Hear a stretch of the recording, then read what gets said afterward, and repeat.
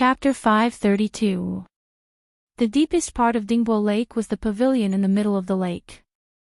The entire pavilion was supported by 3 stone pillars buried deep in the water. The only way to get to the shore was by boat. Yushu was shocked when she saw Shui Rui jump into the water. There were many men who accidentally fell into the water tonight, but none of them jumped into the water on their own like this. The people standing under the bridge were already discussing, was it young Master Shui who jumped into the water? It seems so. What's going on? The pavilion is so deep and I didn't see any lanterns. Why did he jump into the water? Ha, Shui Rui must be crazy. Lu Yi joked. Yushu puckered her lips as she stared fixedly at the place Shui Rui entered the water. On one hand, she was worried, and on the other, she swiftly racked her brain. That lotus lantern with a true gold wick hasn't been found after so long. Looks like this test of Imperial Consort Shui isn't so simple. Could it be that it's hidden at the bottom of the water? The more she thought about it, the more likely it seemed. She could not help but grimace. She did not know if she should admire Shui Rui's intelligence or be angry at him for risking his life. If she had known that he would take the risk, she would not have asked him to snatch the golden jade hibiscus for exchange. When Yushu saw that Shui Rui did not float up after jumping into the water for a while, she was extremely flustered. Just when she was about to call the nearby sailors to go and fish him out, a white flash appeared in her vision, followed by the sound of someone falling into the water from afar. Splash! Ah! Dozy jumped in too. Everyone exclaimed. Yushu was stunned. In the distance, Zhu Qingjue looked at the splashes on the surface of the water and blinked twice. Just now, Jing Chen had landed on his wooden raft and asked him what had happened. Because he was unhappy with Shui Rui's slightly disdainful words before he went into the water, he did not hide anything when he saw that Jing Chen had come. He told Jing Chen the truth that the lamp might be at the bottom of the lake. He even wanted to ask Jing Chen to accompany him and mock Shui Rui's recklessness so as to prove that it was not him, Zhu, who did not have the guts. Who would have thought that as soon as he finished speaking, there would be no one in front of him? What are all of you up to? Bullying him for not daring to jump down. The veins on Zhu Qingjue's forehead bulged. He looked at the pitch-black lake water, took a deep breath, and plunged his head into it. Plop! Cries of surprise rang out on the bridge again. The people who arrived at the pavilion in the middle of the lake looked at each other in dismay. They could roughly guess what was under the water, but they hesitated. No one dared to jump down. When Yushu saw the 3 men entering the water one after another, she calmed down after a moment of surprise. She felt a little relieved when she saw someone accompanying Shui Rui. Could it be that the hibiscus lantern that Imperial Consort wants people to find is in the lake? Young Miss Ning guessed. She was not the only one. Many people present had the same thought. Otherwise, why would Shui Rui, Jing Chen, and the others jump into the lake? At the bottom of the lake. Then how do we find it? Xian Lu let out a strange cry. Looking at the faint light of the lake under the curtain of night, he shrunk his neck and muttered, "If it were me, I wouldn't go into the water even if you beat me to death." Everyone says that there's a man-eating fish hidden in the lake of Dingbo Pavilion. Every year, there are servants who lose their lives because of it. Normally, Yushu would not believe half a word of this kind of rumor, but at this time, she couldn't help but ask Xian Lu, "Is it true?" "It's the heir who said it. He also said that he saw that big fish with his own eyes. It had a mouth full of sharp teeth and could jump 10 feet in one leap." Xian Lu heartlessly gestured. Young Miss Ning was more perceptive than her. Seeing that Yushu's expression was not good, she hurriedly pulled on Xian Lu's hand and said, "The heir must be joking with you. If there really was such a fierce big fish, it would have been caught and killed long ago. How could it be allowed to do evil here?" Yushu's eyelids twitched. Looking at the water under the pavilion in the center of the lake, she felt that after a long time, Shui Rui still hadn't come up. Her worry turned into anxiety. Lu Yi still had to make sarcastic remarks. Shui Rui's swimming ability is average. 1 year, he followed Imperial Father out of the palace to observe the people. Feng Xiaomiao, that non-swimmer, fell into Jade Lion Lake. He was the first to jump in, but in the end, he was pulled ashore by the Imperial bodyguards. He hasn't come up for so long. Could it be that he didn't find the lantern and lost his life? Hearing this, Yushu wanted to kick him into the water. At this time, there was finally some movement on the surface of the lake. Crash! Someone broke through the water. Yushu's eyes widened as she tried to discern who it was. However, someone had sharper eyes than her and called out first. It's second young master Zhu. Zhu Qingjue was imitating Wei Shi tonight. His clothes were loose and his hair was disheveled as he climbed onto the wooden raft. He looked like a duckweed in the rain. Even if it was wet, it was still easy to recognize. Quickly look and see if he has a lantern in his hands. Someone shouted. I don't see him. He's empty-handed. Yushu had already completely tossed the matter about the lamp to the back of her mind. She held on to the railing as she looked towards the distance with fear, and she only hoped that Shui Rui would come out of the water safely. Miss Ning quietly looked at Yushu's nervous expression. Then, she looked at the lake again. Her heart was filled with a layer of hesitation. Crash! There was another sound of water breaking. A second person's head emerged from the water. Someone on the shore shouted, It's Daozi. Quickly look. Daozi seems to be holding something in his hand. Did he find the lantern? Mr. Shui hasn't come up yet. Could something have happened? Shoo, don't talk nonsense. They were too far away. No one could clearly see what Jing Qin was holding in his hand. Yushu didn't care who had snatched the lantern. However, Shui Rui, who had entered the water first, still hadn't come out. This caused her heart to sink. Several sailors nearby were gathering at the pavilion in the middle of the lake. They created ripples on the surface of the lake. Even the nobles at the waterside pavilion were alarmed. Ha! It looks like Daozi has snatched the lantern. You're going to lose. Lu Yi rubbed his chin and revealed a malicious smile. Yushu finally couldn't hold it in anymore. She turned her gaze and saw the empty wooden raft pushed up by the sailors. She stuffed the sandalwood box with the golden jade hibiscus in her hand into Axian Lu's arms. She turned around and walked towards the other side of the bridge. Her steps were so fast that Axian Lu couldn't stop her. The long bridge led to the other side. As Yushu walked, she began to jog. The wind blew across the bridge and blew her light skirt. The crystal beads on her head swayed and made a messy sound. Ding-lang! Ding-lang! In that instant, her heart surged. She turned her head as if she sensed something and looked at the center of the lake. At the foot of the white pavilion, circles of ripples swayed. She slowed down her footsteps, her eyes unblinking. Hua la la! The surface of the water broke and a dazzling white light floated to the surface. It illuminated the wet side of that person's face. She could even hear his violent panting. For a moment, she couldn't control herself. She stopped and stood still. She held the railing with both hands and shouted towards the center of the lake, Big Brother. A familiar voice entered Shui Rui's ears as he climbed onto the raft and took a deep breath of fresh air. He swiftly turned around and wiped his face before narrowing his eyes that were covered in mist, and he was slightly dazzled as he searched for the figure of his beloved on the brightly lit corridor. The corners of his mouth couldn't help but curl up high as he raised his left arm up high, and he revealed a warm light. Ah, Shu, I didn't fail you. Jing Chen looked away from the bridge and looked down at Shui Rui who was floating on the water. He felt lost.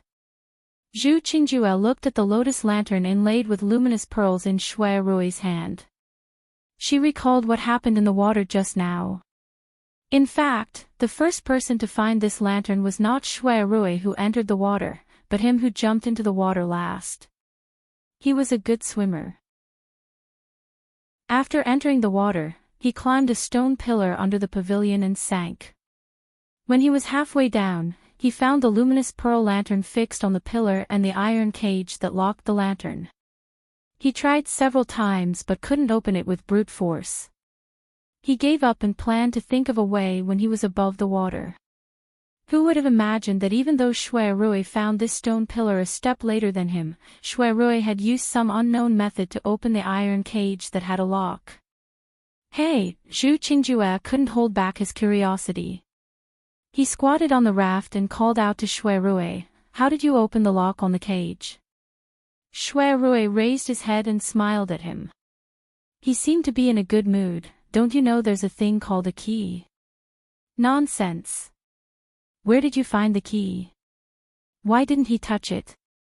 Shui Rui squinted his eyes slightly. "I'm probably lucky. I got lost when I went into the water, and there was a string of things hanging on the pillar that I found first. I picked it up casually, but I didn't expect it to be a key." There were 3 stone pillars under the water. Zhu Qingjue found the one with the lantern hidden. Shui Rui found the one with the key. As for the 3rd pillar, Zhu Qingjue turned his head and looked at the dim lantern in Jing Chen's hand. He immediately felt better. A few wooden rafts were docked at the center of the lake. When the few men who didn't dare enter the water saw Shui Rui obtaining the lantern, some of them were disappointed and some of them were regretful, and they congratulated him before pushing their rafts up the shore dejectedly. "Brother Shui, I'll pull you up." The man who held the raft for Shui Rui for the whole night smiled and reached out to Shui Rui. A trace of calculation flashed in his eyes. Shui Rui moved and held his hand. The man was delighted. He planned to pretend to slip and fall into the water so that he could squeeze the luminous pearl in Shui Rui's hand into the water. When that happened, it would be difficult for them to fish it out. However, before he could move his feet, a strong force came from his arm and dragged him forward. Ah! Splash! The water splashed high and splashed on Zhu Qingjue's face. Shui Rui waved his hand and supported himself with the raft as he flipped over nimbly. He placed the luminous pearl in his bosom before he turned around to look at the struggling man who had fallen into the water. He apologized helplessly, "I'm sorry, my hand slipped." The man drank a few mouthfuls of water and struggled with his hands and feet. He wanted to cry but had no tears. Shui Rui showed a grateful look. "Brother, thank you for your help tonight. I'll treat you to a drink some other day. You must do me the honor." After that, regardless of whether that person was crying or laughing, Shui Rui straightened his open lapel and stood up with his entire body drenched. Facing the refreshing breeze on the lake, he looked at the 2 men who were similarly in disheveled clothes who were standing on the wooden raft on the opposite side. He held up the genuine gold lamp wick hibiscus flower that was surrounded by night pearls in his hand and grinned. His brows and eyes were filled with indescribable joy. "This is mine." The lantern was his. Chapter 533. Shui Rui, Zhu Qingjue, and Jing Chen went ashore. A servant was already waiting for them on the shore. He took them to a room at the back of the garden to change their soaked clothes so that they wouldn't embarrass themselves in front of the nobles. The few people who went ashore earlier had already spread the news that Shui Rui had found the gold core night luminescent pearl lamp. The girls who were watching from the bridge's veranda sighed. No one had expected that the lamp would be hidden under the water at the center of the lake. Hearing this news, the one with the worst expression was Lu Yi. Xan Lu was standing close to him and heard him curse, "Useless thing." He didn't know who he was talking about. Yushu saw that Shui Rui had come ashore safely and turned back. She was in a good mood and wanted to find Lu Yi to settle the score. But when she reached the place where he had been standing, she found that he had disappeared. "Where's the 11th prince?" she asked Lu. "He went that way." Lu pointed to the direction under the bridge. Shu looked at the end of the bridge. "Let's go down and wait." The group of girls walked back and forth, down the bridge, and came to the waterside pavilion again. Shu looked around but didn't see Lu Yi. She knew that he was afraid of being taken advantage of and had slipped away. She laughed. He ran fast. If he stayed, she would make him jump into the lake to take a bath and practice dog paddling. A palace servant came to report that the nobles in the waterside pavilion had different expressions when they heard about the 3 men jumping into the water to find the lamp. Concubine Shu smiled faintly and said to Imperial Concubine Shui, "Sister is so clever. I admit that I am inferior to you." It's hard for the Shui family's eldest son to understand. People often say that your nephew is Aunt Xiao. It seems that there is some truth to it. Imperial Concubine Shui frowned and said helplessly, "Chengbai has been smart since he was young. To be honest, I knew that he wasn't a good swimmer. That's why I thought of hiding the luminous pearl lamp under the water to give others more opportunities. Who would have thought that he would still find it?" Her words were clearly distressed, but there was also a bit of pride. The Shui family didn't have many children, but they had one young master. There were many handsome men in the capital, but no one could compare. Empress Shu encountered a soft rebuff, and her expression became colder and colder. Duchess Furen teased, "Tonight, the 2 golden and jade hibiscus both have owners. First, I must congratulate Guifei Nyang for hastening the 2 marriages. I just don't know who those 2 children have their eyes on." The bystanders were also curious, but no one pointed out their names and made wild guesses. After all, it was a matter between a man and a woman. Tongue misunderstanding. Thinking about it, it has already been 3 years. Empress Shu took advantage of their discussion and muttered to herself, "Even His Majesty values a young man like Shui Rui who is both brave and intelligent. It's a pity that our 10th princess doesn't have that fortune."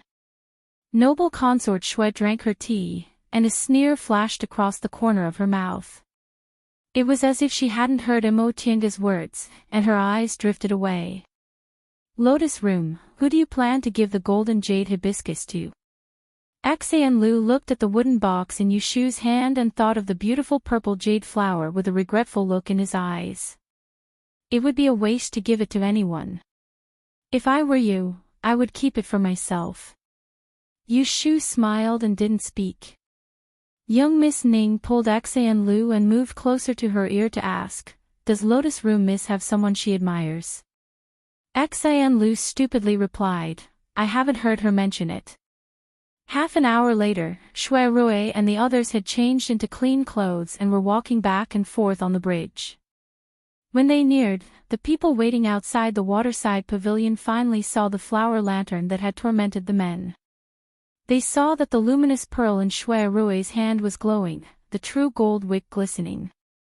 It really was different from the masses, and one look was enough to tell whether it was real or fake. "They're coming, they're coming. Look, it's the lantern in Sir Shui's hand. That's a luminous pearl on top. No wonder it can shine even when hidden underwater. TSK, it's really beautiful." Shui Rui saw Shu's figure in the crowd. Not bothering the others, he generously gave her a bright smile, causing the young girls behind her to blush. Shu had originally been a bit angry at him for seeking victory in the face of danger, but seeing him return in one piece, she couldn't help but feel happy. She was also worried that it would fall into the eyes of others, so she could only bitterly purse her lips. Jing Chen indifferently walked at the back. He also saw Shu, but seeing that she didn't even glance at him, he lowered his eyes in disappointment. Noble consort Shui saw the people standing outside the waterside pavilion, then opened her mouth to ask, "Who found the lantern?"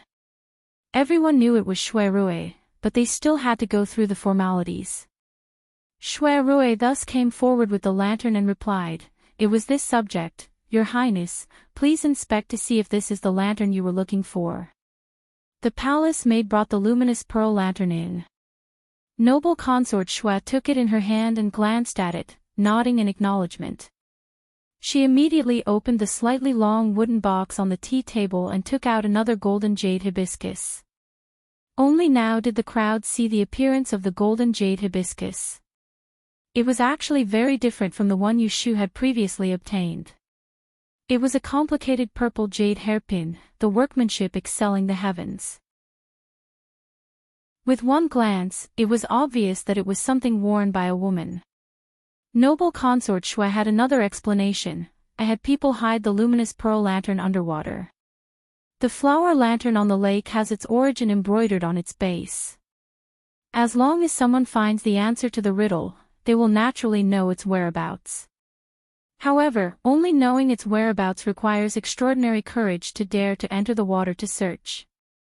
In addition, one must find a key at the bottom of the water in order to retrieve the lantern. There is another fake lantern at the bottom of the water as a diversion. Only luck can one obtain the lantern." Hearing her explanation, the crowd was shocked at the difficulty of finding the lantern. They also sighed in admiration at Shui Rui, the victor who possessed both courage, strategy, and luck. "Qing Bai, this golden jade hibiscus should be yours." Shui Rui accepted it. Then, he saw noble consort Shui wave her hand and say, "Since the two of you have obtained the golden jade hibiscus, you should know that this is a heaven-sent marriage. His Majesty has ordered that tonight, you can take the token in your hands and express your feelings to the person you like. If the other party agrees, then you can find an auspicious day to get married. No one will dare to obstruct you." Hearing this, Shui Rui's expression changed. He had come in joy, but he didn't know who among the female guests had obtained the golden jade hibiscus. If it was Shi Wen, then he would have to deal with her later. As he was thinking, a person walked up from behind and stood beside him. It was clearly the woman who had obtained the golden jade hibiscus. Shui Rui's gaze shifted and his heart suddenly jumped. He never would have thought that it would be her. Seeing the surprise in Shui Rui's eyes, Yushu proudly raised the corner of her mouth. She thought to herself, "Who asked you to scare me just now? Now you've been scared by me." The two of them stood side by side. Others didn't know what they were thinking. They only saw that the man was handsome and charming, while the woman was aloof and elegant. One was intelligent and brave, exploring the lake to retrieve the lantern, while the other was loyal and filial, and was good at deciding life and death. They were the most outstanding couple at the banquet, attracting much envy and jealousy. Who didn't want to hear what would happen next? Who was the person they liked that made them give the golden jade hibiscus? How about it? Do the two of you have someone in mind? There's no harm in saying it. Perhaps that person is here and can fulfill your wish, or perhaps he's somewhere else. I will send someone to find him and help you decide." As noble consort Shui spoke, her gaze slowly moved between the two of them. Yushu and Shui Rui briefly looked at each other. The former stepped forward first, bowed and said, "Thank you for your concern, Your Highness." However, Yushu's victory tonight wasn't for the sake of marriage. Not for the sake of marriage, but for the man she liked and not to let others covet him. Everyone was speechless. Thinking about how she had been reprimanded by the three women before, they all revealed a look of understanding. If it wasn't for the sake of marriage, then it must be for the sake of pride. Noble consort Shui raised her eyebrows slightly. Her expression unexpectedly became somewhat cheerful. She turned to ask Shui Rui, "What about you?" Shui Rui also took half a step forward, once again standing shoulder to shoulder with Yushu. He held up the purple jade hairpin in his hand and said in a clear voice, "I was fortunate enough to win tonight, but I don't want to give this golden jade hibiscus to anyone." He didn't want to give it to anyone, but wanted to exchange it with the woman he liked as a sign of love. Everyone looked at each other, then at Zhu Qingjue, who had an expression of "I'm not happy" on his face. They immediately understood, he didn't want to give it to anyone because of the bet with second young Master Zhu. Noble consort Shui laughed this time. She leaned back on the soft pillow, feeling very amused. Hee, you two are really interesting. This is an opportunity that others yearn for but can't get, yet you two are throwing it away. What a waste, what a waste. She laughed and scolded them for being wasteful, but those with eyes could see that noble consort Shui wasn't angry because of this. Instead, for some reason, she seemed very happy. Consort Shu, who was at the side, frowned. Looking at the man and woman below, she said, "Have you two thought it through? There's no need for it now. After tonight, you won't be able to regret it." Yu Shu and Shui Rui said in unison, "I've made up my mind. I've made up my mind." There was no need to look back. The two's minds were connected. They knew that this wasn't in response to Consort Shu's question, but for the sake of this relationship. In the crowd, Feng Zhaomiao looked at the two's backs with a perplexed expression. He thought to himself, aren't the two of them a couple? Why don't they look so good? Could it be that he was wrong?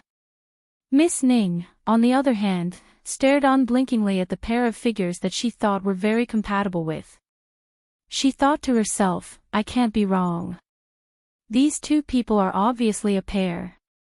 The two golden jade hibiscus flowers had found a home. It was already late at night. Consort Shu covered her mouth and yawned, reminding noble consort Shui that it was getting late and that it was time for the two to return to the palace.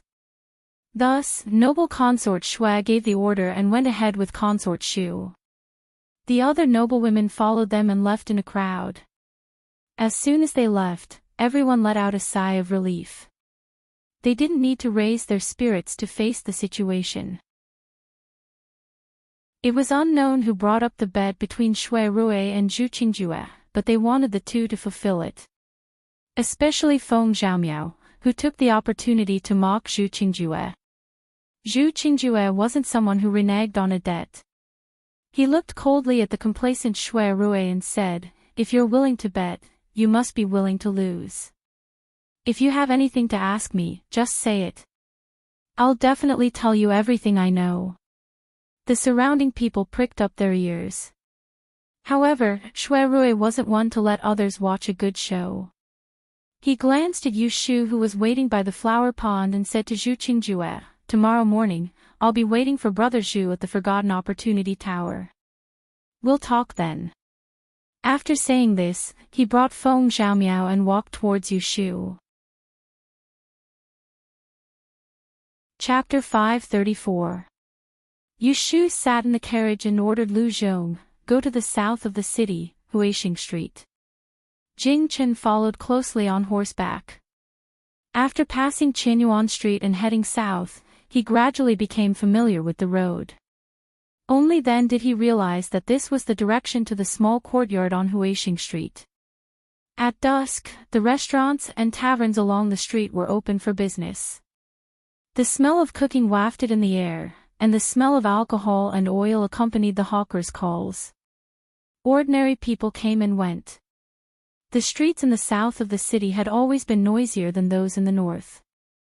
The carriage came to a residential area. Because the road was narrow, they stopped at the intersection. Yu Shu left Yundo in the carriage and got off alone. Seeing this, Jing Chen also tied the horse and quickly followed behind her. Yu Shu did not look back at him. She walked into the alley and arrived at her first place in the capital. The door of the small courtyard was tightly locked. There was a layer of dust on the lock and there were some scratches. It had been unguarded for a long time and had been targeted by thieves. Yu Shu tiptoed and found a key in the corner of the door. She opened the door, patted the dust on her hands, and lifted her foot to push open the door. The two entered the small courtyard.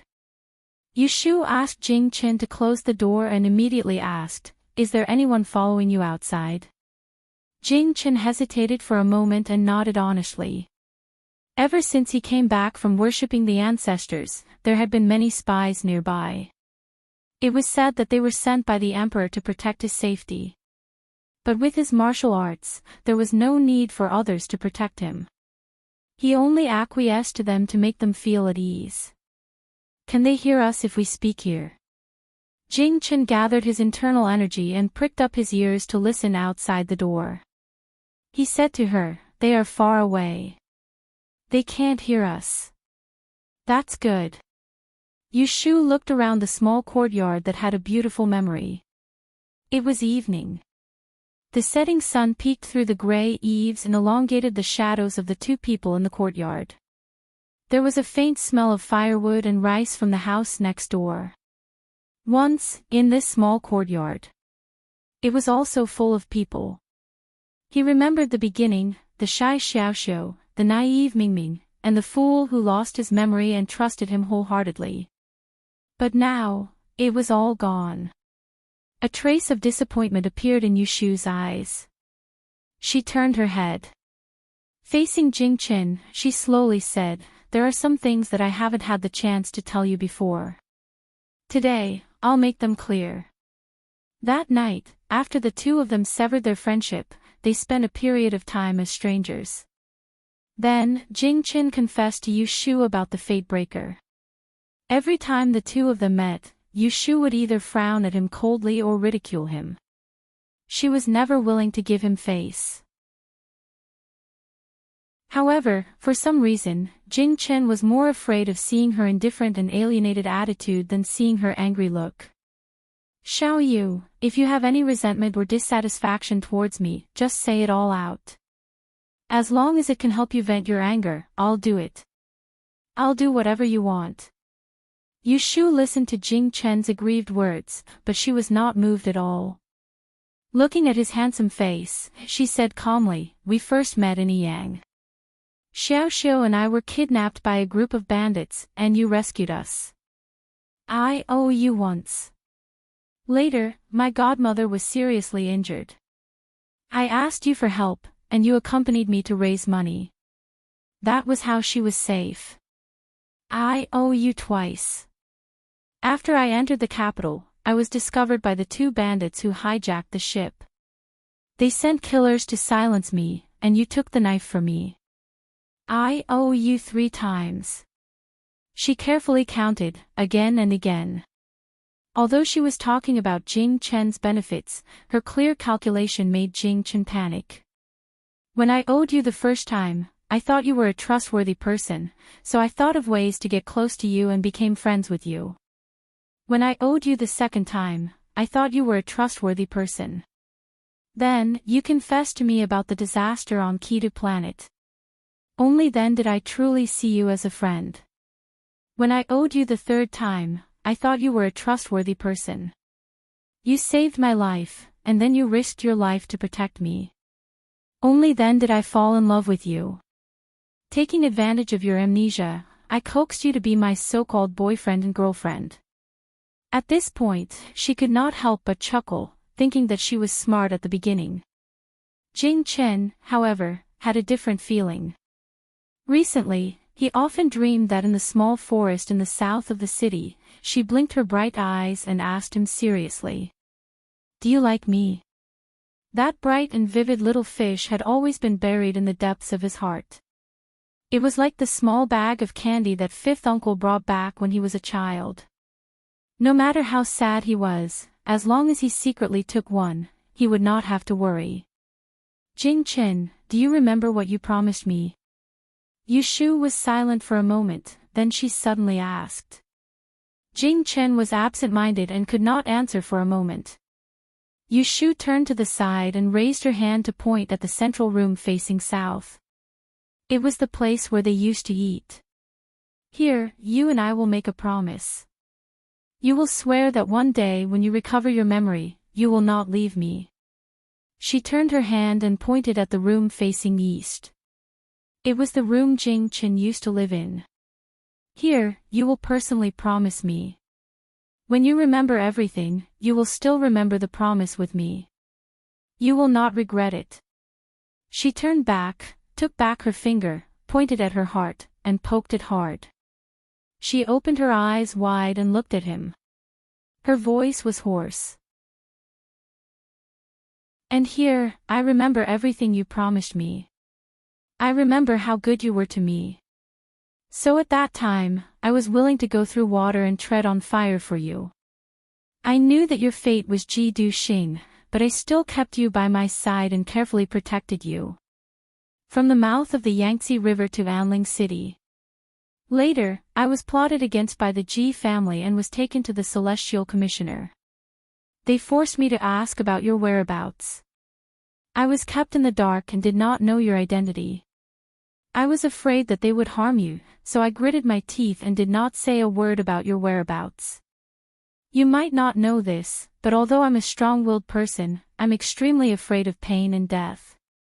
But as long as I feel that you're worth it, I won't do anything to harm you even if they put a knife to my neck, let alone break one of my fingers. But what about you?" Yu Shu roared involuntarily. Her heart was cold because of the sincerity she had wrongly given. "As soon as you recovered your memory, you left without saying a word. I could take it that you did not want to implicate me. But you did not even leave a word. Were you not afraid of making me anxious? Did you have feelings for me or not? Do you know that I braved the heavy snow to look for you in half of the city? Because of this, I became seriously ill and even missed the exam. I almost missed you. Later, you became a Taoist and recovered your identity. Then, you gradually drifted away from me. Even when I was in danger and asked you for the Yellow Frost Stone, you refused me. At first, you gave me the Yellow Frost Stone, and I exchanged it with the ancient sword. Selfishly, I regarded it as a token of love between us. But you changed your hand and gave it to your junior sister.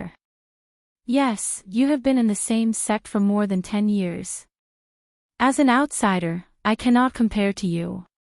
But are you going to treat our agreement as bullshit?" Being questioned and accused by her like this, Jing Qin did not know why. But when he saw the disappointment and resentment reflected in her black and white eyes, it stung his eyes. So it turned out that he had already started to hurt her without her knowing. He had never thought about these things. "You clearly knew that Shui Yun was sinister and plotted to kill me, but you still protected her." "Yes, I was fine, but she became a cripple. The world sympathizes with the weak. I know you are in a difficult situation, but where did the fool who claimed to protect me go?" Yu Shu had long given up on Jing Qin. Her heart was cold. But now that she was talking about the past, she could not help but feel sad. She was not reconciled. She really was not reconciled. "In the end, you and I parted ways. If you had simply said goodbye and never contacted each other, it would have been fine. But you just had to involve me in a big dispute and violate the agreement with me again." She took a deep breath and clenched her fists in her sleeves. Once again, she made up her mind. Then she looked up at Jing Qin, who was full of guilt. She did not soften her heart at all and firmly said, "The first time, I saved your life on the river. The second time, I took care of your patient. The third time, I broke your finger for you. These 3 times, I've paid you back 3 times. We don't owe each other anymore." After that, without looking at Jing Chen's expression, she turned her head and went into the main room. After searching for a while in the simple bedroom, she came out with a folded square note in her hand. Jing Chen looked at the paper in her hand. A bad feeling spread from his brows to his chest. "This is the promissory note you wrote to me last year. You have already violated your promise. This piece of waste paper is useless." Jing Chen watched as Yu Shu opened the well-preserved promissory note, tore it in half from the middle, crumpled it into a ball, and threw it at his feet. "Remember, I'm even with you." At this moment, as if someone had dug a corner of his heart, he almost suffocated from the pain. He wanted to bend down to pick up the ball of paper. He wanted to say sorry to her and tell her that he had already realized his mistake. He would definitely abide by the agreement with her in the future, protect her well, and not let her be sad again. But he could not move. So he could only look at her ice-cold eyes and listen to her ice-cold words. Jing-Chen, I don't owe you anything. If you want to be a big disaster, that's the fate you were born to carry. If you don't want to give it up, that's your choice. I don't want to help you break your life, that's my choice. I know you can't give up, but you might as well ask yourself, why do you want me to entrust my life to you and share this huge responsibility? When you've thought this through, come and beg me again. Yushu spat out all the bitterness she had accumulated in the past. She looked up at the sunset in the sky, and even her vision became clear. She was a cruel person, but she was also a person who valued relationships and righteousness.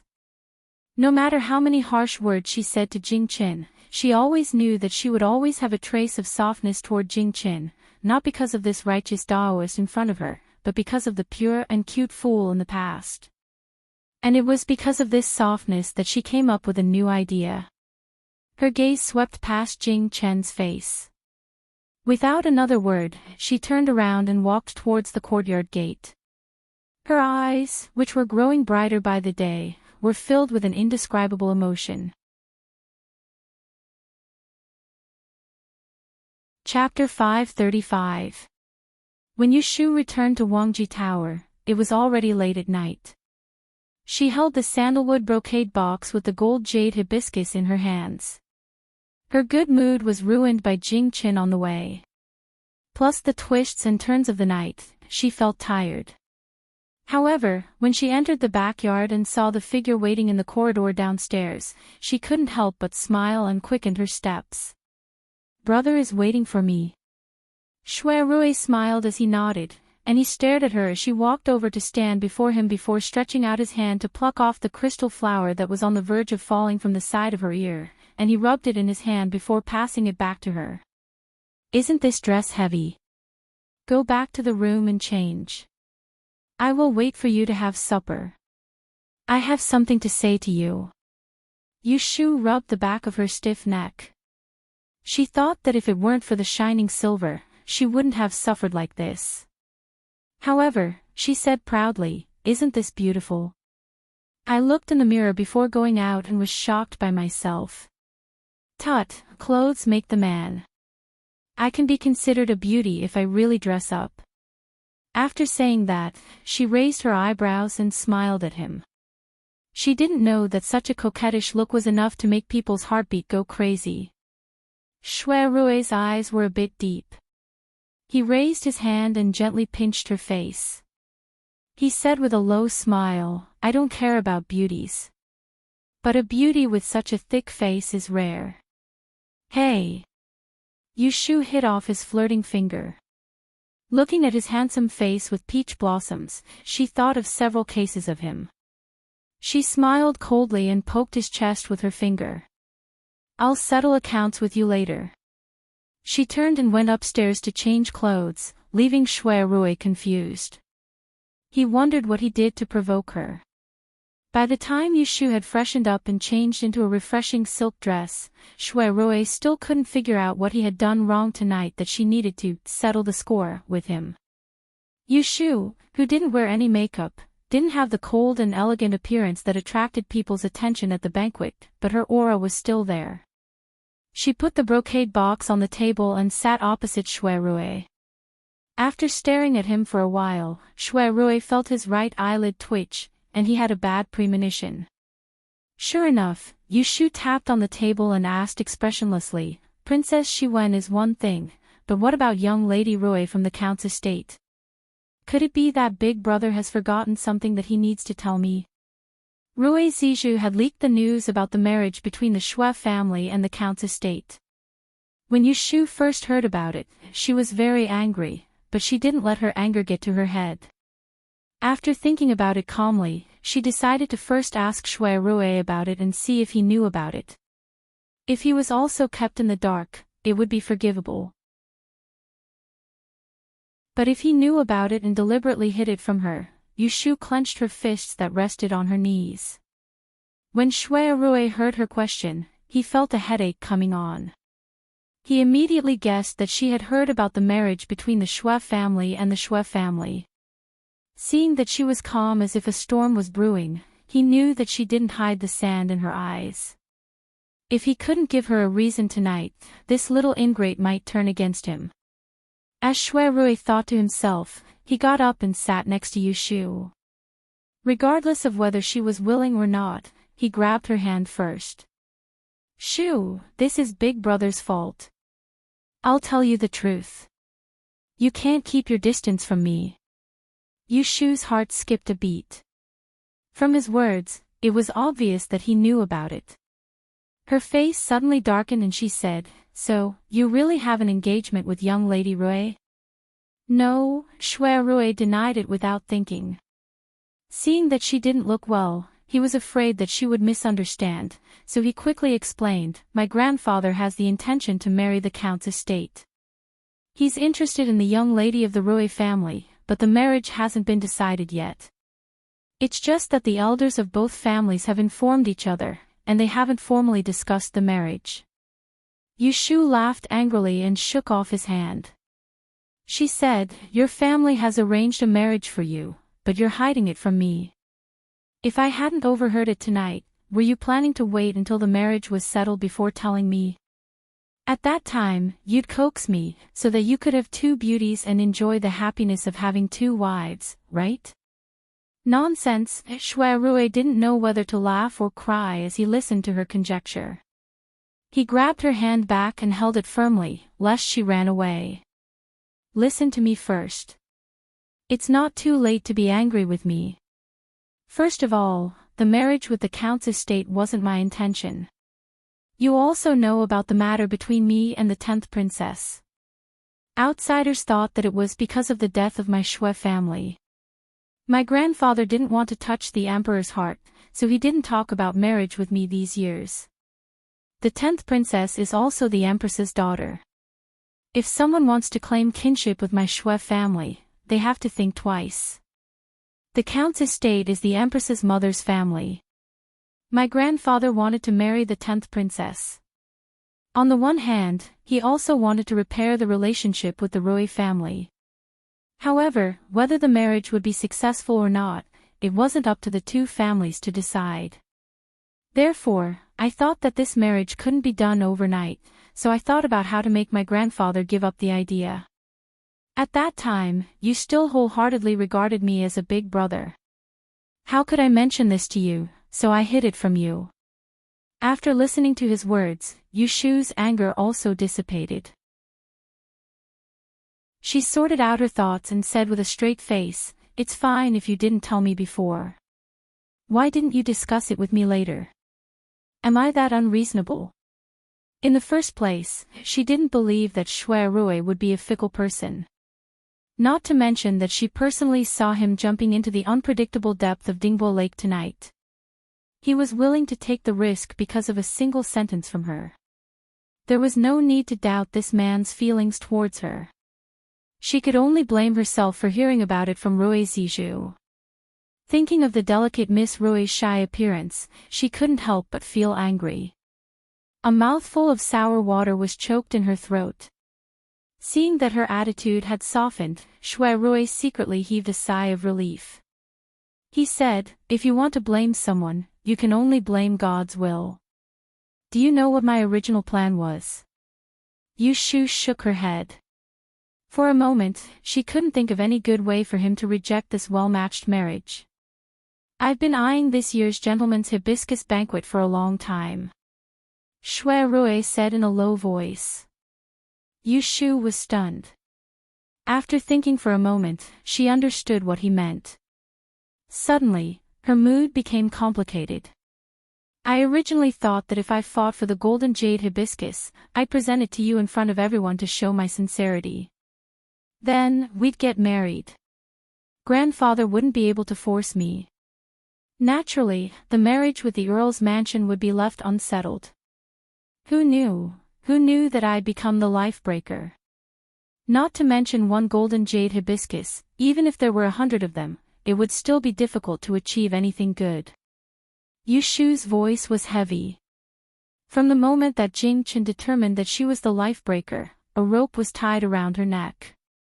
The other end of the rope was held in the hands of the emperor of the Dan dynasty. Wherever he led her, she had to go. If she ran in the opposite direction, the rope would take her life. She was such a big trouble. It was hard for Shui Rui to have the courage to accept her. Shui Rui saw her changing expression and guessed why she was worried. He sighed and pulled her hand to his chest. He rubbed her slender and cold fingers and slowly said, "When the boat reaches the bridgehead, it'll straighten out. You don't have to worry too much. With the two of us working together, we'll definitely find a perfect plan." Yushu didn't want Shui Rui to worry. She restrained her negative emotions. She frowned and said, "Then what about your marriage with the Rui family?" Miss Rui of the Rui family can be provoked by a few words from Shiwen to deal with me. It seems that she has set her mind on you. If this marriage doesn't go through, will it backfire and make the misunderstanding on the Empress side deeper? The Empress had no children. If the Shui family intended to support Lu Tan to ascend the throne, it would be best to get the support of the Rui family. Otherwise, it would not be good for the future if the two families became enemies. Yushu's consideration was not wrong. However, when Shui Rui heard this, his eyes flickered. He smiled slightly and said, "There have been conflicts since a long time ago. It is not necessarily a bad thing to not do this." He was vague and evasive. It seemed that he didn't care about the enmity with the Earl's mansion. Yushu couldn't help but be curious. "What do you mean?" Shui Rui didn't answer. He pulled her curled fingers in front of his face and kissed it. He avoided the important point and said, "I have another way to cancel this marriage. You don't have to worry about it. But where is the other half of the gift you said you would give me? I have worked hard to get the golden jade hibiscus. I am waiting to exchange it with you as a token of love." Yushu couldn't stand his intimate behavior. She pulled her hand back and glared at him. "You have the nerve to mention it to me. I asked you to exchange the golden jade hibiscus, but I didn't ask you to exchange it with your life. You are not good at swimming, but you dared to jump into the middle of the lake. If something bad happened, where should I go to cry?" Shui Rui laughed. He didn't care about her cold face. He raised his hand and pinched her soft chin.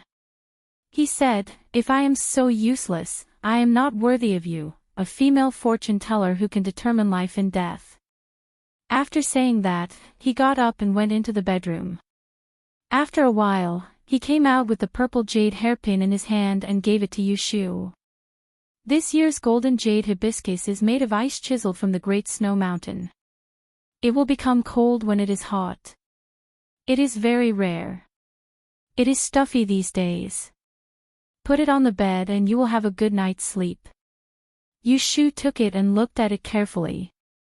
It was indeed an exquisite item. The hairpin carved from purple jade was only 1/3 the size of a real hibiscus flower, but inside and outside it were stacked with hundreds of layers of petals. The petals were as thin as ice gauze and as transparent as silk clothing. When they were in full bloom, the faint purple light was very moving. She played with it for a while. Then she looked up at Shui Rui and said, "Did you open the other half of the gift I gave you last night?" Before Shui Rui went into the lake to look for the lamp, Yushu gave him a brocade bag. Inside it was a purple crystal fan pendant that had been nourished in the wind pond. "I didn't have time to open it." Shui Rui took out the brocade pouch from his clothes. Just as he was about to open it to take a look, without paying attention, Yushu reached out and snatched it away, stuffing it into her sleeve. "Hey! What are you doing? I promised to give you the other half. It will take a few days to finish. I will keep this half for you and give it to you later. Brother, wait for me. I am sure you will like my gift." If he saw the fan pendant, he would definitely guess that she was going to give him a fan. Then there would be no surprise. Shui looked at her shameless behavior. He squinted his eyes and bent down with his hands behind his back. His handsome face approached her. I have been busy all night, but in the end, I got nothing. If it were you, would you be happy? Shu admitted that she was in the wrong. She gave a hollow laugh and subconsciously shrank her neck. She rolled her eyes and tried to fool him. It's just a few days later. I didn't say that I won't give it to you. Why are you in such a hurry? Chapter 536. Shui stole a kiss from Shu's lips. While she was still dizzy, he grabbed her by the waist and pulled her over. He spun around and sat on the chair. He pulled her into his embrace and buried his head in her hair. He took a deep breath of her fragrance and laughed softly. I've accepted your benefits. Let's wait a few more days. Shu sat on his lap and didn't push him away. She just pursed her lips, went around his back, and pinched his waist with one hand. Shui didn't care about this little bit of pain. He hugged her who was light and delicate, yet he felt incomparably at ease in his heart. He grabbed a strand of her hair and fiddled with it while whispering in a gentle and soft voice. You must be angry that they slandered you at the banquet tonight. Fortunately, you refuted them one by one and didn't let anyone hold anything against you. I'm afraid there will be gossip in the future. Shiwen has always been proud and arrogant. Others can only flatter her. You didn't give her face several times. Naturally, she won't tolerate you. But she made such a scene at the hibiscus banquet. The two ants must have seen through her tricks and will control her well. She will be well behaved for a while. You should also calm down. If she doesn't provoke me, I won't do anything. Oh right, you said she's going to marry to the northeast. How long will she wait? Shu leaned on his shoulder and closed her eyes. Next month at the latest, there will be a decree from the palace. She will prepare another dowry. After 2 or 3 months, she will be on her way. Rumor has it that Prince of Dongjing is good at war. He commands 200,000 troops to guard the northern frontier. He is a brave man and has a bad temper. Shiwen is such an unruly woman. If she goes to him, she will suffer. Thinking about it, I feel better. Oh, Shu sat in Shui arms and didn't see the strange expression on his face when she mentioned Prince of Dongjing. The two snuggled for a while and didn't separate until they heard the maid's voice outside the door. After supper, Shui walked the yawning Shu to the door of the second floor. He watched her enter the house before turning around and going downstairs. Back in his room, Shui did not rest. Instead, he asked Gue Qi to light the lamp in the study room. He sealed a letter with half of the code words in a toothpick tube, applied silver and red wax, and asked Gue Qi to secretly send it to the Nanlan lumber shop in the north of the city. In the dead of night, Shui sat at the head of the bed, rubbing an inconspicuous bronze button in his hand. His face was shrouded by the swaying light and shadow, looking deep and unfamiliar. The next day, Shu woke up in the middle of the night. She was sleeping soundly on this side, but she did not know that the city of Enling was in an uproar overnight because of the exquisite death spell that she showed in public. Yesterday at the Hibiscus Gentlemen's Banquet, more than 70 male and female guests, half of them saw Shu's death spell with their own eyes. Among them, there were many descendants of the Yi school. When they went back that night, they reported this matter to their elders, causing a great uproar. Knowing fortune and misfortune, determining life and death, these 6 words reached the heavens and divined people's fate. Even the mighty Yi school did not use such means. In the 300 years since the establishment of the Duran dynasty, there was only one record of such an immortal in history. It was the founding Empress Ningjin, the founder of the Celestial Commissioner. But now, a female fortune teller like Shu, who had no family, actually appeared and could determine death. Fortune, misfortune, life, and death were all people's fates. Fortune, what people looked for; misfortune, what people avoided; life, what people expected; death, what people feared. Mortals were most afraid of the word death. Because they were afraid of death, they were eager to know. However, today, the whole capital had changed masters, 12 families, and even the celestial commissioner could not determine life and death. From this, it could be seen how tempting Yushu's death spell was. More importantly, such a character was actually a woman who came out of nowhere. That night, all the families had their own ideas.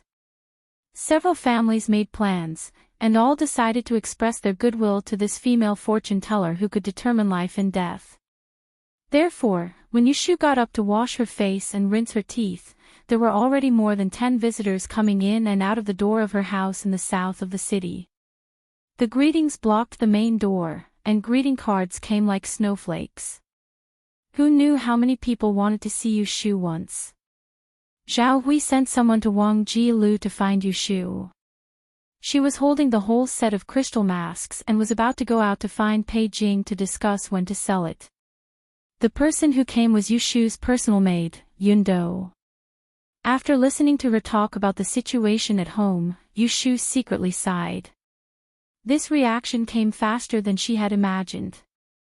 Go back now and tell my mother to open the door. She doesn't need to see any guests. Just do what you need to do. Invite whoever comes to the front hall to drink tea. Accept all the gifts. Take the name card and wait for me to go back. If someone asks about me, just say that I went to visit a friend. I don't know anything else. Did you write it down? Yushu gave Yundo some instructions before letting her go back. She hesitated for a while, then went back to her room with the box of crystals. She asked Xiao Dai to call Guiba up and wrote a short note, asking him to go to the Taihing Chamber of Commerce to invite Pei Jing over for a chat. In less than half an hour, Pei Jing rushed over. Yushu was waiting for him in the tea room on the second floor. Pei Jing entered the door with a gust of wind. He stared at Yushu for a while and asked, I've heard about what happened last night. It's rumored that you can determine life and death.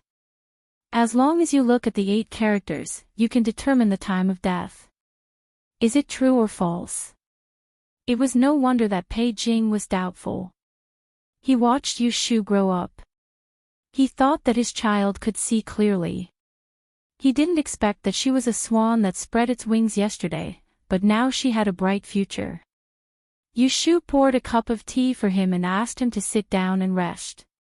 Then she told him unhurriedly, it's true, but it's inevitable that others will exaggerate it. I can only use this strange art of determining death after 30 days. Once it's divined, it will reveal the secret of heaven. It will greatly damage my own fortune. Pei Jing was already prepared. When he heard her confirmation, he was still surprised. His heart suddenly felt like it was being scratched by a cat's paw. He couldn't help but feel his heart palpitate. He wanted to say something but stopped. Seeing his expression, Yushu guessed something. She smiled and said, Uncle, you look open-minded.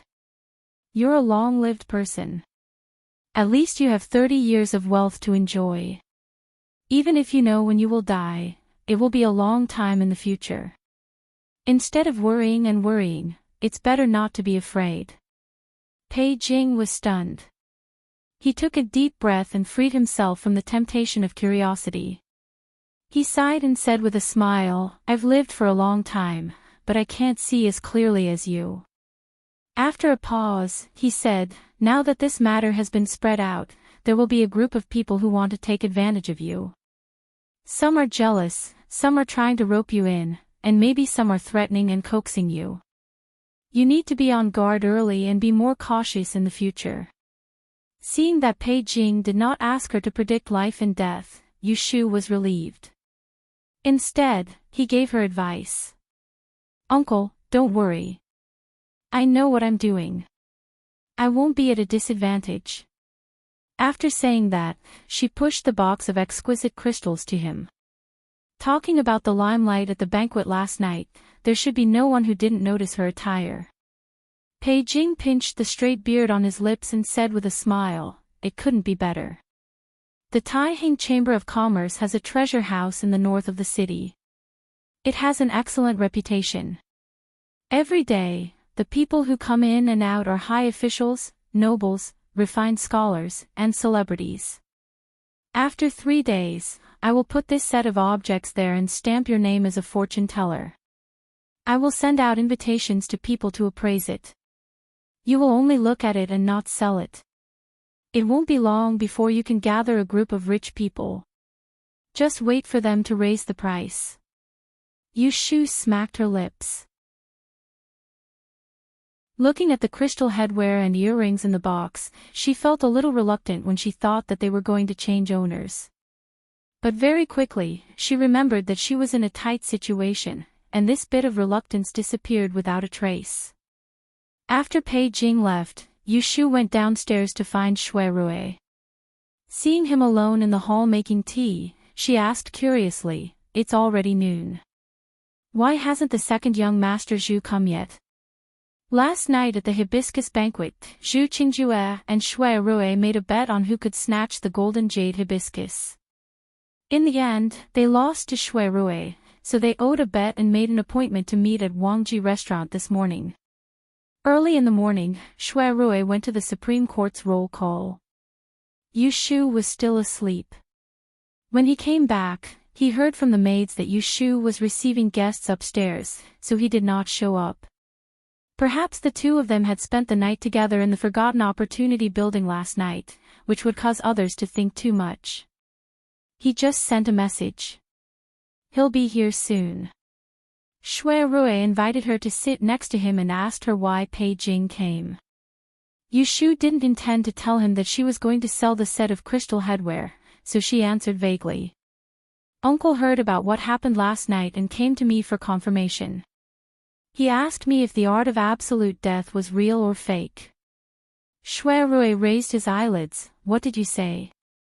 "Of course it's real." Yu Shu curled her lips. "You're the only one who knows my background. I'm not afraid that someone will leak it out." Listening to her words inadvertently reveal her trust in him, Shui Rui was very satisfied. Yu Shu told him about the blockage at the house in the south of the city. Finally, she sneered, "It's bustling with activity. Prophets come and go. These people are really fast. What happened last night, they've already rushed to the door today." Shui Rui said, "You can stay in Wangji Tower for a few days. A tall tree attracts the wind. You should stay away from the limelight. Don't rush to show up. Wait for them to cool down." Yu Shu nodded. "That's the only way. I have a class in Taisher Shuyuan in the afternoon. I'll pretend to be sick and escape. We'll talk about it in 2 days." While they were talking, Guichi sent a message outside that second child Zhu had come. Shui Rui and Yu Shu looked at each other. The latter was about to get up. "I'll go upstairs first. Call me when you're done talking." Shui Rui stopped her and shook his head. "Don't bother. Go to my study. Don't make a sound and just listen." At this point, there was nothing to hide from her about the 10th princess. Yu Shu hesitated for a moment, but she couldn't resist her curiosity. She agreed and turned into the study next door. As soon as she closed the door of the study, she heard a clear voice outside the door. "Lord Shui, I came as promised." Yu Shu pricked up her ears. "Brother Zhu, please come in." Shui Rui's attitude was much gentler than last night. Zhu Qingju entered the door without delay. As soon as he sat down, he went straight to the point. "You got the golden jade hibiscus last night. I promised to answer a few questions from you. What do you want to ask? Let me hear it." Shui Rui was not in a hurry. He poured the brewed tea into the pot. Suddenly, the fragrance of tea filled the air. Zhu Qingjue was also a tea lover. He sniffed and was intoxicated for a moment. His eyes lit up and he couldn't help but praise, good craftsmanship. Shui Rui closed the lid of the teacup with a flip of his hand, and then he grinned lightly at him and said. Chapter 537. 3 years ago, when Shui Rui was young and ambitious, it was when Zhu Qingjue returned to the capital to study and was in high spirits. That year, at the gentleman's hibiscus banquet, the 10th princess, who was an outstanding beauty, had charmed many young men. Unfortunately, no one was able to obtain the 2 golden jade hibiscus flowers at the banquet. Shui Rui's first question made Zhu Qingjue's face turn cold. What do you mean? Shui Rui's expression did not change as he slowly said, rumor has it that when the 10th princess was born, there was a strange phenomenon of sunset. The celestial commissioner divined that her 8 characters were extremely strange, so she died too early. She was only recorded in the Imperial Jade Archive when she was 3 years old.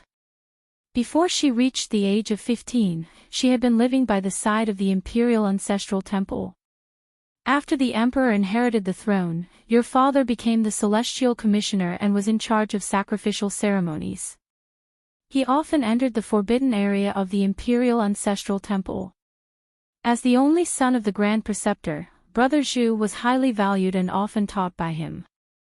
Also, I heard that Brother Zhu loved tea as much as his life.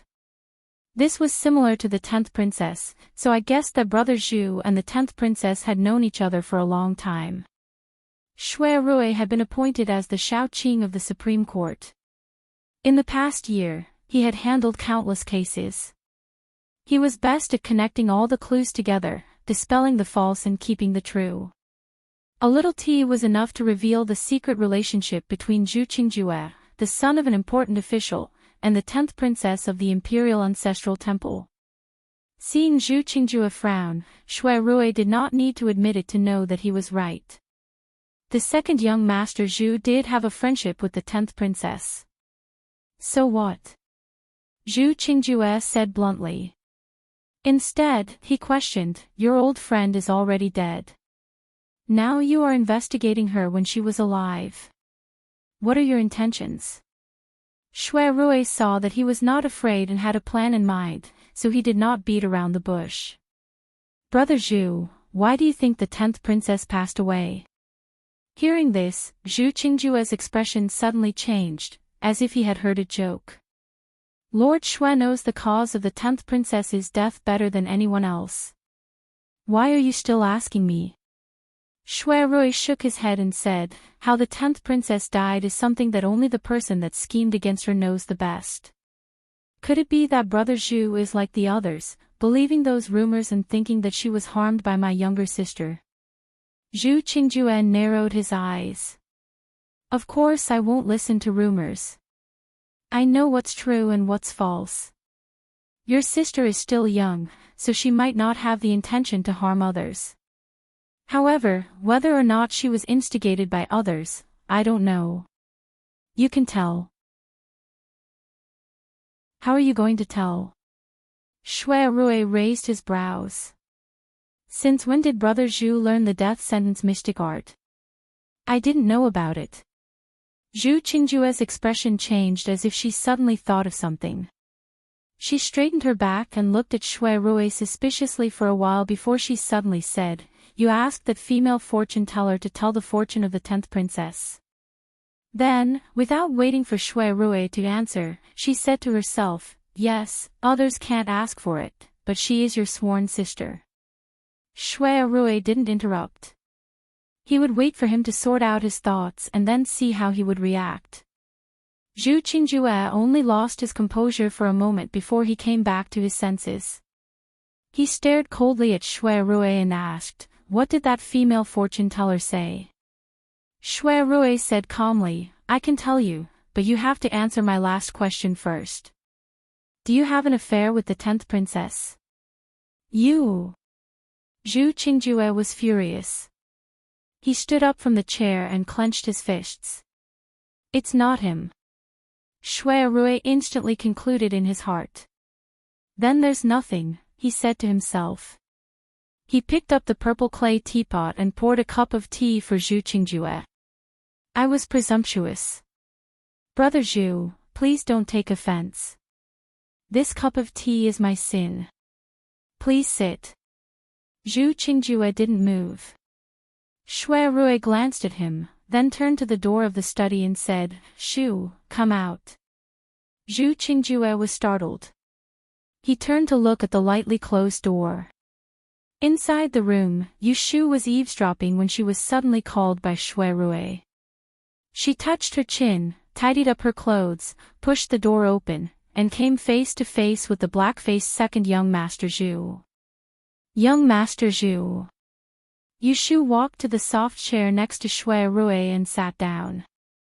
She raised her head and looked at Zhu Qingjue. Just now, she was inside and carefully listened to the conversation between the two people. She could roughly guess Shui Rui's intention. Ah Shu, tell Brother Zhu what you divined from the 10th princess birth date and 8 characters. Yu Shu nodded and told Zhu Qingjue the truth. The 10th princess lost her footing in the Seaview Tower. It was her own doing. No one harmed her. And in her life, there was a peach blossom tribulation, which provoked the star of misfortune before the accident. That peach blossom tribulation happened to be on the body of a man called Xiao Ji. I deduced from the appearance of misfortune that the 10th princess's death tribulation was caused by this Xiao Ji, but my big brother is a dog. She didn't speculate any further, and her words stopped there, yet she hit the nail on the head. The 10th princess' death was her own doing, and it had nothing to do with Shui Rui. At the end of her words, Shui Rui continued, I don't know what misunderstanding Brother Zhu had about me before. But if the 10th princess really died because of me, I don't have to go through so much trouble to find you to find the truth. After all, 3 years have passed. How many people still remember that incident? The annoyance on Zhu Qingjue's face was replaced by surprise. He slowly sat back, frowning and thinking. Yu Shu winked at Shui Rui. Could it be him? Shui Rui shook his head gently. It's not him. You came to find me today, because you suspect me? Zhu Qingjue asked in a deep voice. Shui Rui and Yu Shu's words were watertight. He didn't completely believe them, but at least half of his doubts were dispelled. And he was a person from the Xiao family. Thinking about it, he knew why Shui Rui would target him. Shui Rui said honestly, I suspected you before, but when I talked to you just now, I realized that Brother Zhu doesn't look like a shameless person. Zhu Qingjue looked at him deeply and said, You guessed correctly.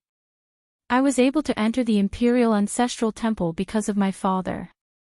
When I was young, I knew the 10th princess. I was 2 years older than her. When we met, we became playmates. When we grew up, we treated each other like siblings. At this point, he paused, looked at Yu Shu, and said, just like you and the fortune teller. Shui Rui didn't say anything, but Yu Shu couldn't help but twitch the corner of her eyes. The two of them were selling dog meat. If Shu Er and the 10th princess wanted to deceive them, then it was the truth. As soon as Zhu Qingjue started talking, he said, I left the capital to study. When I came back, the 10th princess had reached the age of marriage. After the hibiscus gentleman's banquet that year, she moved back to the palace from the Imperial Ancestral Temple.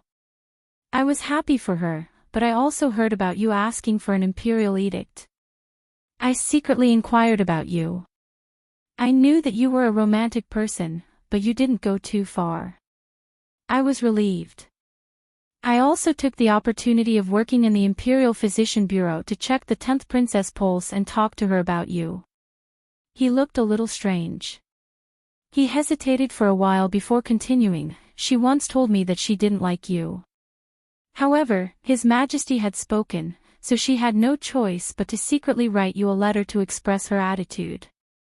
She wanted to see if you could break off this engagement, but you didn't reply. I wanted to think of a plan that would satisfy both sides, but before I could think of a plan, she got into trouble. After that, He quietly watched Shui Rui's expression, trying to find some flaws from his face. So, you think that I received a private letter from the 10th princess rejecting the marriage and knew that she didn't like me, so I became angry and instigated my sister to go to the palace to bring the message, causing her to lose her footing and fall into the lake from the sea view tower, and finally die. Shui Rui calmly tried to figure it out. Zhu Qingjue coughed lightly and said confidently, I thought so before, but after fighting with you at the banquet last night, I don't think you are a narrow-minded person. These words actually returned Shui Rui's previous doubts about him. Whether you believe it or not, Shui Rui said faintly, I have never received a private letter from the 10th princess. Before she died, I didn't know that she didn't like me at all. From the divination of my sworn sister, I think that the 10th princess was manipulated by a scoundrel, who instigated her to take risks and frame my third sister, thus destroying the marriage arranged by His Majesty. I didn't expect that she would die overnight because of her beauty. A topic that touched on a person's scar like this would inevitably cause the person involved to feel embarrassed, but after Yushu's explanation, Shui Rui had already let go of the guilt he felt towards the 10th princess, and even the infatuation he had when he was young had completely vanished. Now, he only wanted to find out the person who plotted against him behind the scenes. So, you didn't know about it? Zhu Qingjue was suspicious. His gaze fell on a set of old cooking utensils on the tea table, and he couldn't help but think, if Shui Rui didn't know that the 10th princess was resisting the marriage, then he had no reason to harm her. The 10th princess falling from the sea view tower was a bit strange no matter what. The young lady of the Shui family was still young, so she wouldn't have any intention of harming others. Could it be that she really jumped from the building to avoid the marriage? Once this thought came, it couldn't be taken back. Chapter 538. On the second day after the hibiscus banquet, Yushu's house in the south of the city welcomed her first visitor. She didn't want to return home, so she stayed at Wangjilu. She wanted to hide in peace, but someone found her the next day. In a private room on the second floor, Yushu was leaning against a rattan chair with one leg curled up.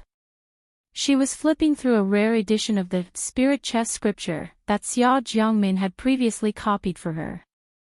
There was a small square table next to her, with half a plate of green grapes and a plate full of grape skins.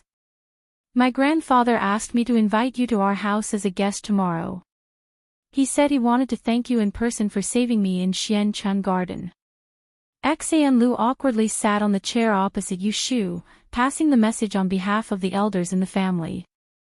Yushu looked up at her with a smile on her face. When I saved you, didn't your ancestor give me a copy of Qiao Qiao and rare objects? How long has it been? Do you still want to thank me again?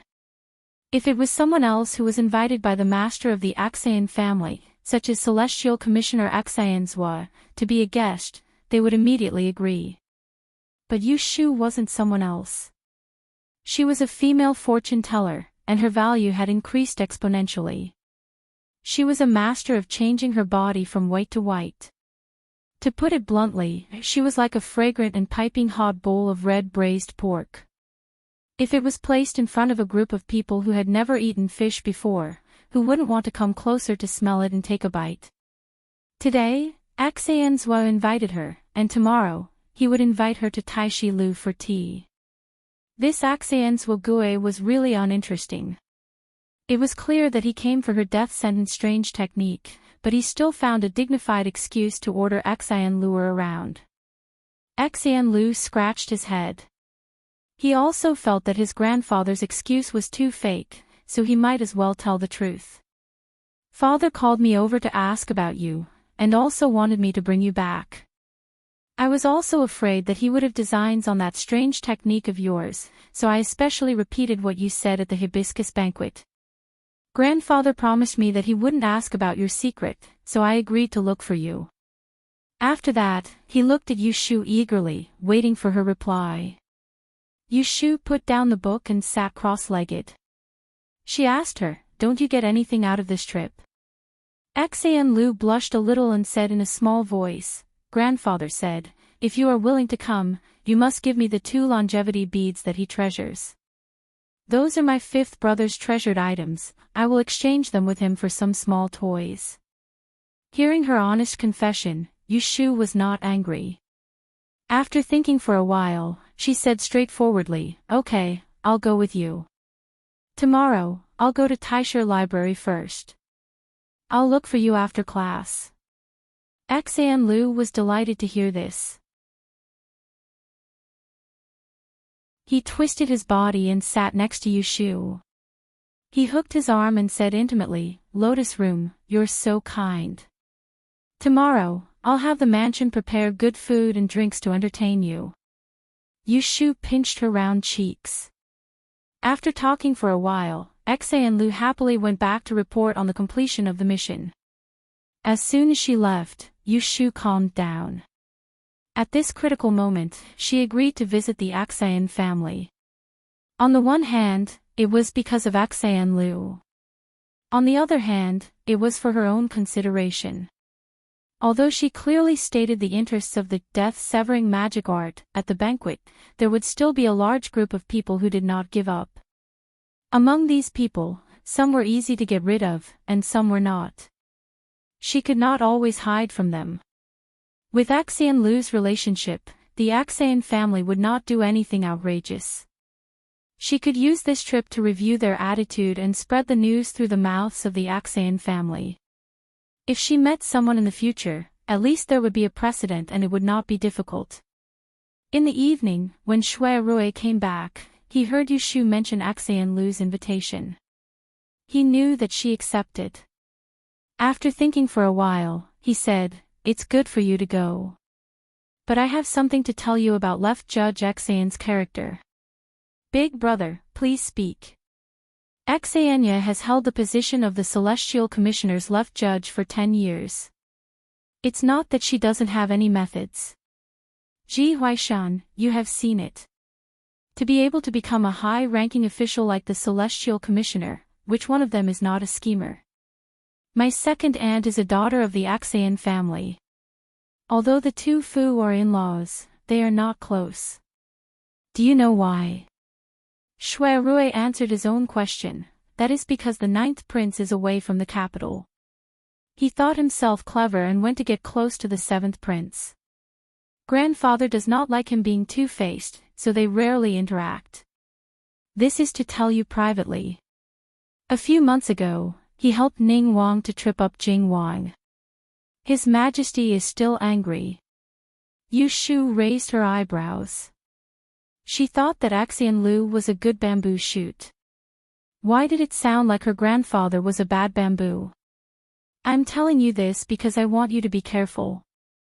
When you see him tomorrow, don't be fooled by his kind face. Shui Rui patted Yushu's shoulder and went into the inner room to change. Yushu remembered his reminder. At first, she didn't really think much of it. She wasn't a real little girl. How could she not distinguish between good and bad? But when she saw Xania the next day, she realized that Shui Rui's reminder at this time was very necessary.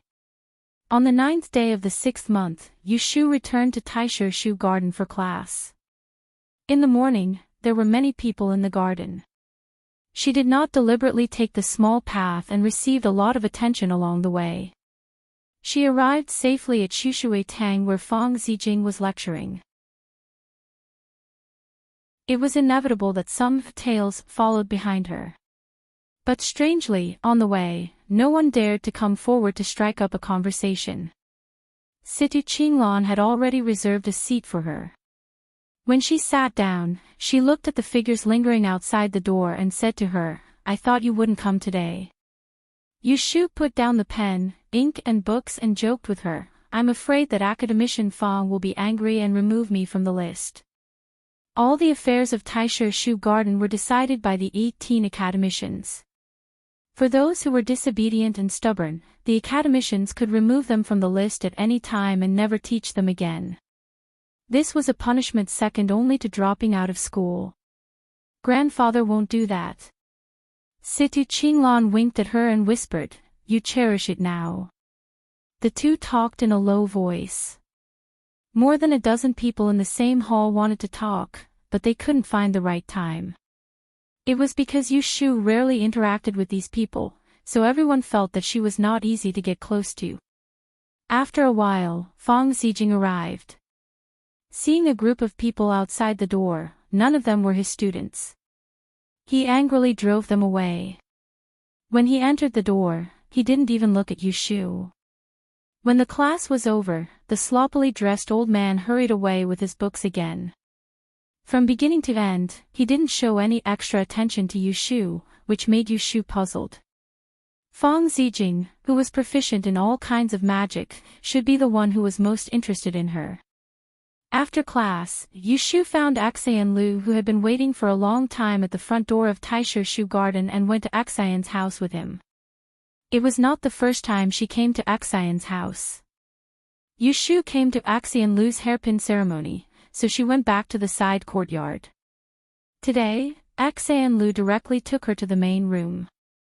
Yushu met the current old master of Axayan's family in the tea room of the main room of Axayan's house, Axayanya, a left judge of the 4th rank. Before coming, she had imagined what Axayanya looked like.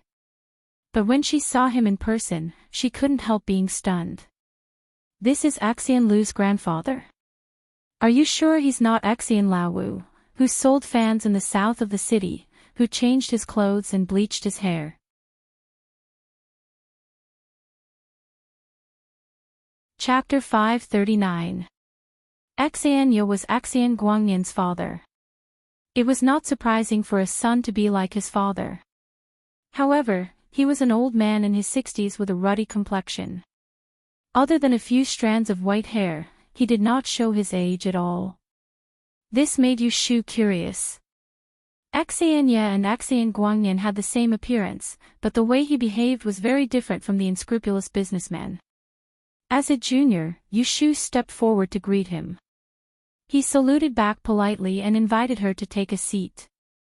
He played with a pair of tiger head walnuts in his palm. He asked the servant to serve tea and spoke kindly to her. I invited you to my house today to thank you for saving Feifei last time. The other reason is that I was curious and wanted to meet the rumored female fortune teller for a long time. I want to see what kind of person she is. Now that I have met her, she is indeed worthy of her name. His words were nice, but it sounded like an exaggeration. Yushu also knew how to say cheap words. Left judge, you flatter me. I have been rude. I should have come earlier to visit you several times. I beg for forgiveness. Axayanya would not blame her. He said that Yushu did not come to visit him, but even if she did, he would still have the time to see her. Today, both of them were well aware of each other's intentions. After a few words, they even changed the way they addressed each other. Axayanya called her Miss Lianfang, and Yushu called him Master Axayan. After a while, Axayanya found an excuse to send Axayan Lu out. I heard that you have been preparing the dishes since early in the morning. Go to the backyard and have a look. Someone will stay for lunch later. Don't be slow. Axayan Lu did not think much and went out. Only Axayanya and Yushu were left in the tea house. The servant changed the tea and fruits and quietly retreated to the door. Yushu saw the situation and knew that it was time for serious business. Sure enough, Axayanya looked at her with a smile and said, I heard from Feifei that you have been in the capital for less than a year.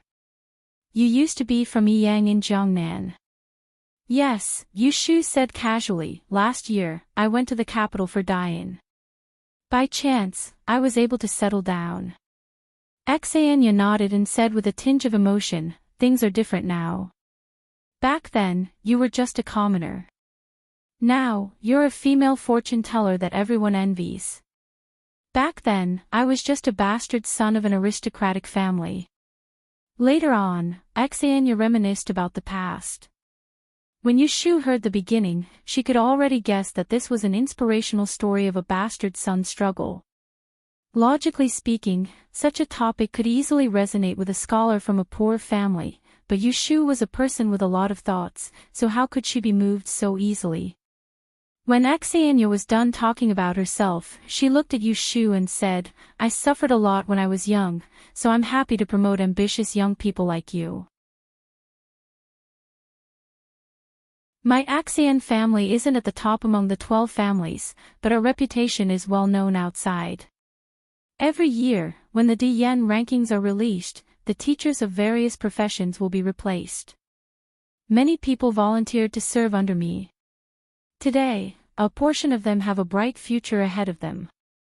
Xenia smiled and said proudly, our Axian family's Great Change shop has the most customers in Anling. From the nobility to the martial arts scholars, the number of divinations we receive every day can fill up an entire book. There are 3 experienced Great Change masters overseeing the shop. Those inexperienced Great Change masters who serve in our Great Change shop for a month will learn as much as what they learn in the Great Change shop. On the contrary, it will be more convenient and the rewards will be more generous. When Yushu heard this, she roughly understood the reason why Xenia asked her to come today. It was to invite her to serve in Xian Ri's Great Change Hall. Even though she had already planned to reject the offer, she could not help but be tempted now.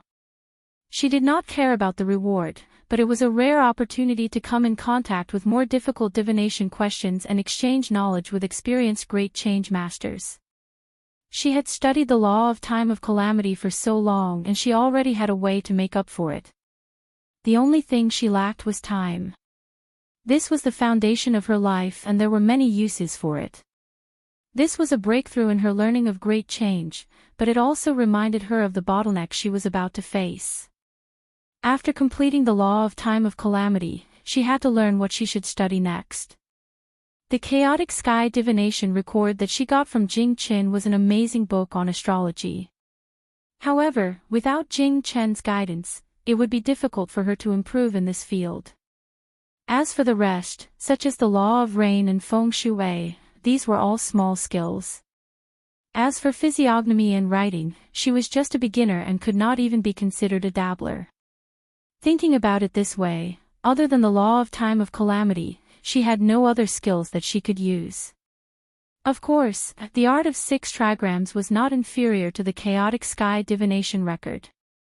However, her innate talent was extremely poor, so she could not comprehend it deeply. At that time, Daoist Qingjing taught her the art of 6 trigrams only so that she could perform divination herself and make up for her 8 characters. Otherwise, it would definitely be a powerful weapon. The principles of the 6 lines and 6 lines could predict natural disasters and ask about national affairs. Even if it was only 50% accurate, it would be enough to make her wake up laughing even in her dreams.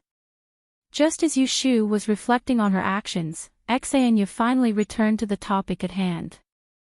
I know that you have not been on good terms with any mansion or aristocratic family in the capital.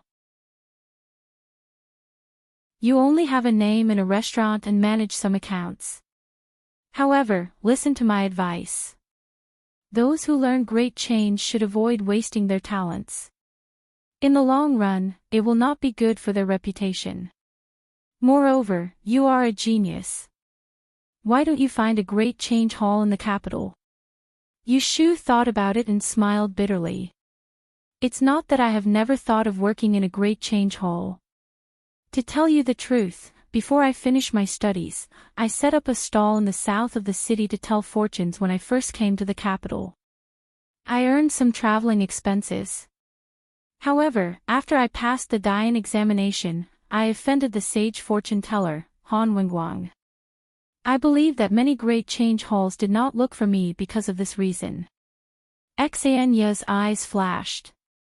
Naturally, she brought up the topic. I have also heard about this. Previously, I was busy with work and did not manage to invite you. If Miss Lianfang is willing, you can come to our Great Change Hall. We will definitely guarantee you a place. Xenia's plan was well thought out. Yushu was a master of disguise, and the moment she entered the Axian family's Great Disguise Hall, in the eyes of outsiders, she would become a member of the Axian family.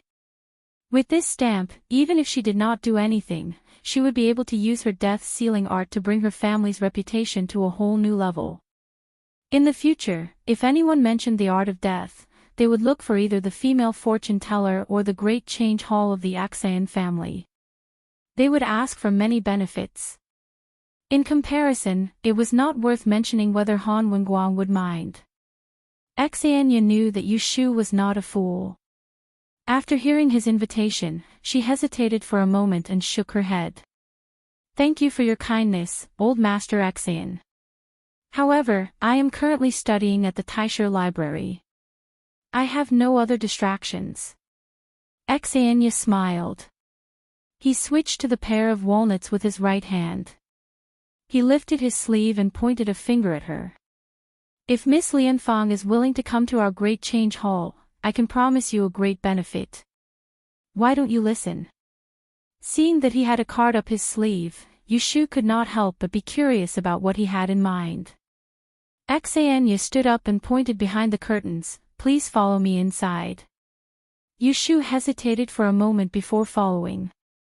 This was a side room of the tea hall. It was not as bright as the outside. The windows on both sides were tightly shut and only light shone through the curtains. In the room, there was a round table and 2 armchairs. However, the first thing that Yu Shu saw was something on the table that was covered with a white animal skin. She did not know what it was, but it must be the benefit that Xianya promised. Please sit. Xianya walked to the table and waited for Yu Shu to sit down on one of the armchairs. Only then did he remove the white animal skin, revealing a small and exquisite bronze incense burner. This incense burner was the size of a hand and was 7 inches tall. It had 3 legs and 2 handles. It had 2 layers and a round mouth and a fat belly. It looked adorable and had a bright green luster. It did not look like an incense burner, but a collector's item. Xianya was not in a hurry to reveal it. She placed the tiger head walnut in her hand aside and untied the sachet that she carried with her. She opened the sachet and poured the sachet into the small green burner. A hollow golden ball the size of a coin rolled out and landed at the bottom of the burner. Yu Shu looked at it carefully. There was something in the ball. She suspected it to be some kind of spice. Xianya took out a match and lit the bottom layer of the small green burner. When she saw the sparks, Yu Shu discovered that there were 2 thin pieces of green charcoal at the bottom layer. After doing this, Xianya sat down on another chair and let the small green burner burn. She picked up the walnut and turned it around twice. She said, "This old man is bold enough to ask if Miss Lianfang has learned the true 6-line scripture other than the death-sealing technique." Yu Shu's expression changed and she looked up at him. She had never publicly announced that she knew the 6-line scripture. Even Axian Lu did not know that she had this skill. How did this Xianya find out about it? You don't have to look at me. This old man and the former Celestial Commissioner, Right Judge Ji Huaishan, were colleagues. After he was imprisoned, his family came to me to plead for him. I heard from his son that you and the Hyde One Miss from the Ji family had the same master. The master taught you the true 6-line scripture. It was only because Miss Ji went to the capital to study that half of the process was delayed. But you managed to learn everything. Xianya explained this part of the past and hid the name of the Ji family. She promised him that as long as Ji Huaishan was safe, she would exchange the true 6-line scripture for that place. Yu Shu did not know whether to laugh or cry when she heard this. Daoist Qingjing only had 2 disciples in total. One was her, who had a dog sh*t life, and the other was the talented Yunhua Ez. The Ji family threatened and bribed her to get the 6-line scripture. After Ji Xingxuan learned it, she dared to tell others about it. It was really shameless. That is what the Ji family said. I did have a master as my master, but my master has only accepted 2 disciples so far. Not including me, who is useless. The last time was 20 years ago. As for where Miss G became his disciple, I am not sure. Yu Shu did not explain in detail. She only let Xania know that she and Ji Xingxuan were not from the same sect. Xania nodded. It seemed that he was more willing to believe in Yu Shu. He did not pursue the matter further. Instead, he changed the topic and returned to Yu Shu. I am proficient in the art of physiognomy. I am used to judging people. Miss Lianfang, please do not mind me. In my eyes, you are smart, but your talent is naturally lacking. If you were not diligent, you would not be where you are today. However, the true 6-line scripture is recorded in the books. It is a unique skill. If you do not have the best talent, it will be difficult for you to make a divination. If I am not wrong, although you have learned the 6-line scripture, you cannot predict other people's affairs. At most, you can predict yourself. Yu Shu was speechless when he hit the nail on the head. This was one of her regrets in life and she could not refute him. Xania observed her expression and smiled. She pinched the toy in her hand.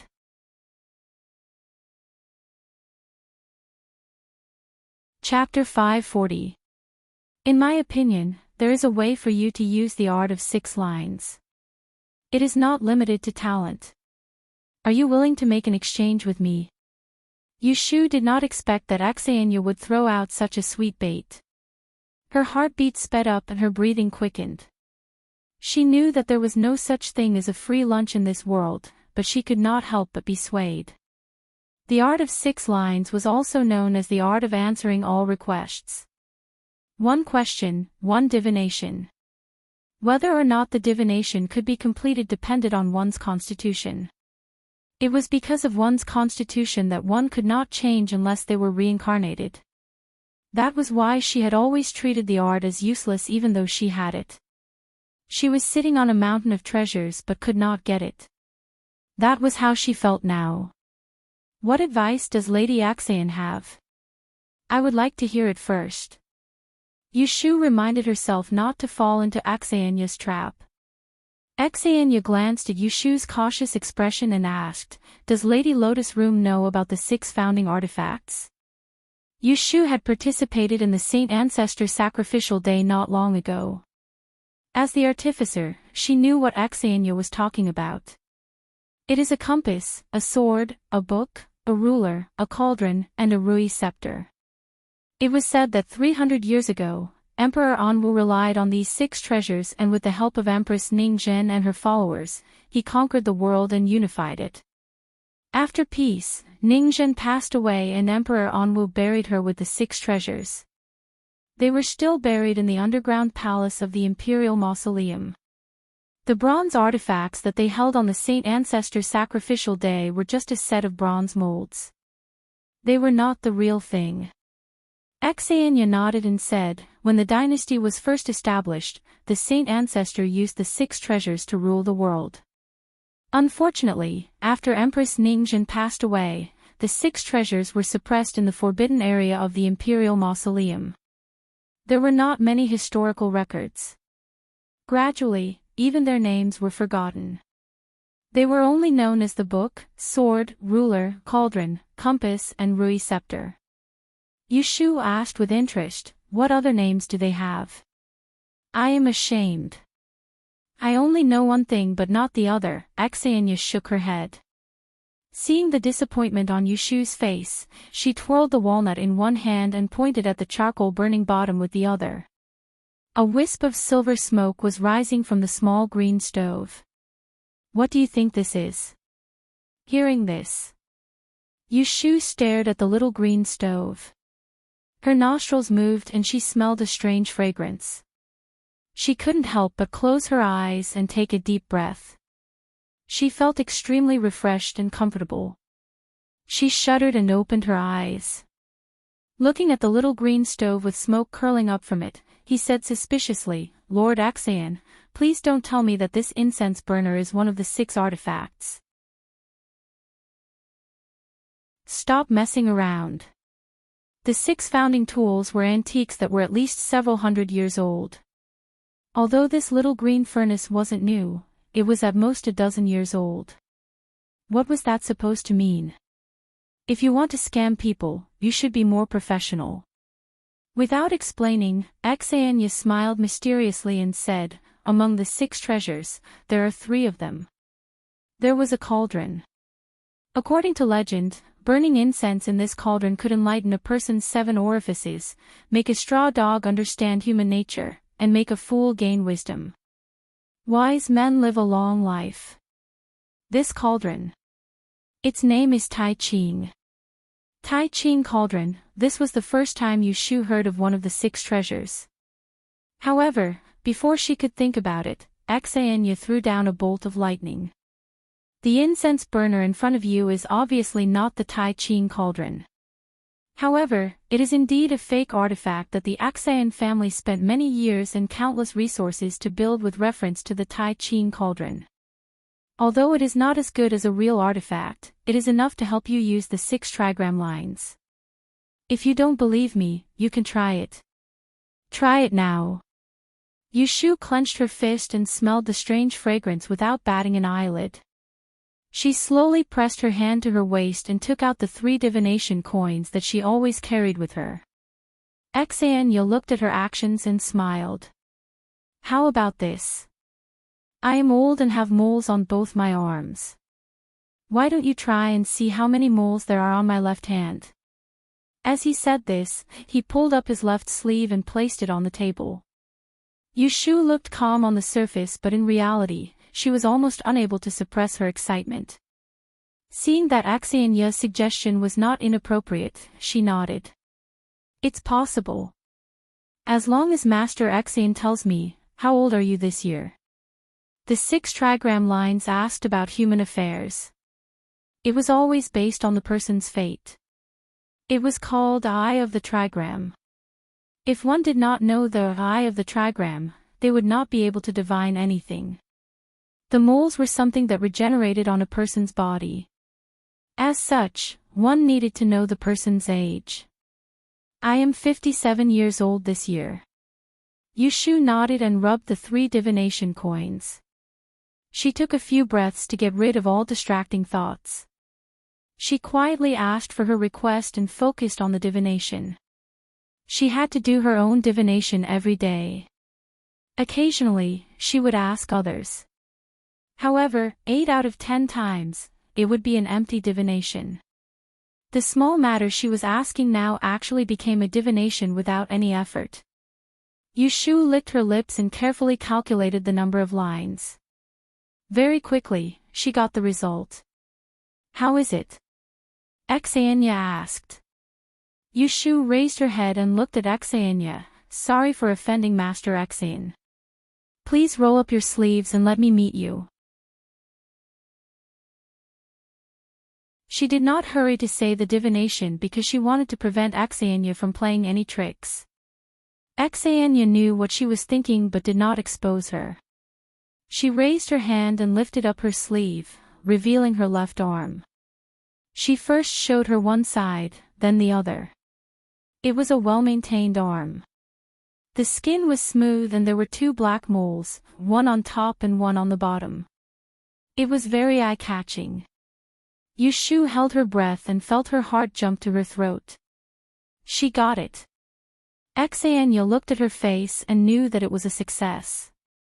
She smiled proudly and looked at Yu Shu with an even more amiable gaze. There is still half an hour left. Why don't you try again? I had a joyous occasion the other day. My youngest daughter is pregnant. Can you tell if it is a boy or a girl? What is the birthday of this aunt? When was she pregnant? Yu Shu asked the Eye of the Trigram. Xenia told her the truth. Yu Shu steadied her mind and took a few deep breaths of the aroma emitted by the small green stove. She didn't know if it was a psychological effect, but she felt that her mind was much calmer in an instant, and the distracting thoughts in her mind were easily swept away. This time, the divination was successful. She found out that Xenia had a granddaughter. Yushu had a hunch that it could not be wrong. Sure enough, when she looked at Axianya, the latter gave her the answer. It is a girl. Phew. Yushu exhaled slowly. Her hands were trembling as she held the 3 copper coins. Hee, you should believe me now. How about it? Do you want to make an exchange with me? Axianya had put enough bait and finally started to reel in. Yushu's gaze lingered on the small green stove for a while before she shifted her gaze away. She gave Axianya a helpless smile and said, I'm sorry. Master Axian, please tell me. I am listening. If she did not know that there was a way to use the 6 recombinant trigram lines, it would be fine. But now that such a great opportunity was placed in front of her, how could she bear to reject it? Axianya put away her smile and slowly raised her request. I would like to invite you to the Axian Relight Great Exchange Shop. You are not allowed to leave for 10 years. This fake Tai Ching cauldron is yours. Yushu frowned and shook her head without hesitation. If it was a year or so, she might consider it. 10 years was too long. Seeing that she did not agree, Axianya spoke again. If you are not willing to come to the Axian family's great exchange shop, that is fine. Then let's change. I want you to teach the 6 recombinant trigram line technique to the 6 recombinant trigram line. How about that? Yushu was stunned. She thought that Axianya was thinking about the death sealing technique. Why was he thinking about the 6 recombinant trigram line? Her time of calamity law could not be taught to outsiders. In comparison, the 6 recombinant trigram line was less important to her. Moreover, she was going to teach it to her close friend. It did not sound too hard to accept. She thought for a while and looked at Axianya's calm face. She struggled. Forgive me, but I cannot agree to that. Axian Lu was a simple-minded person. Teaching her was equivalent to giving the 6 recombinant trigram line technique to the Axian family. Today, Axian Lu learned it. Tomorrow, he might pass it on to Axian Chi, Axian Ba and Axian Zhou. A few years later, they would become a family like the Axian family. Axianya really had a good plan. Only now did Yushu feel that he and Axian Lishan were indeed father and son. They were both cunning. If they could not keep their composure, they would only end up being blackmailed. Axianya's face finally turned cold after being rejected by her. He frowned and said unhappily, Miss Lianfeng, what do you think I am giving you in exchange? This imitation of the Tai Ching cauldron is unique to the Axian family. It took 7 years of painstaking effort to build it. There are 3 of them in the residence. In the whole world, there is no 4th one. In terms of value, it is comparable to a special technique. Now that you have a request, are you not willing to pay the price? Seeing that he had turned hostile, Yushu did not feel guilty. Instead, she became sober. She looked at the cauldron that was no longer emitting smoke. She calmly kept the divination money on the table and said to Axianya, It is not that I am unwilling to pay the price, but your request is too harsh. To tell you the truth, I am interested in an official career. In the future, I will need to go to the Celestial Commissioner office. I will not be confined to the Great Exchange Shop. When I came to be apprenticed to my master, I swore that I would not teach the special techniques of the Celestial Commissioner office to outsiders. Otherwise, I will be struck by lightning. How can I agree? If it is really impossible, I will give up this cauldron. I am not afraid that you will like to hear this. I did not use the 6 recombinant trigram line in the past, but I still became a female fortune teller in 2 rankings. In the future, even if I do not use the 6 recombinant trigram line, I will not suffocate to death. At most, I will regret that I will not be able to sleep. She added silently in her heart. After saying that, Yushu pushed the chair and stood up while her mind was still clear. She cupped her hands towards Axayanya and said, I have learned a lot from Lord Axayan today. This cauldron is a rare treasure. It is my fault for not being able to use it. Please take it back. Axayanya looked at Yushu, who looked like a bachelor. She could not help but feel a little aggrieved. How could such a big child be so difficult to deal with? This room is stuffy. I will go sit outside. You. Stop. Yushu was stopped. She turned her head to look at Axayanya. Since you are not willing to accept the first two conditions, let us talk about the last one. I know that you are proficient in the art of death. I want you to read the names of a few people. Do you have any difficulties? Yushu showed a troubled expression. In her heart, she raised 2 fingers, oh yes. She walked back hesitantly and sat opposite Axayanya.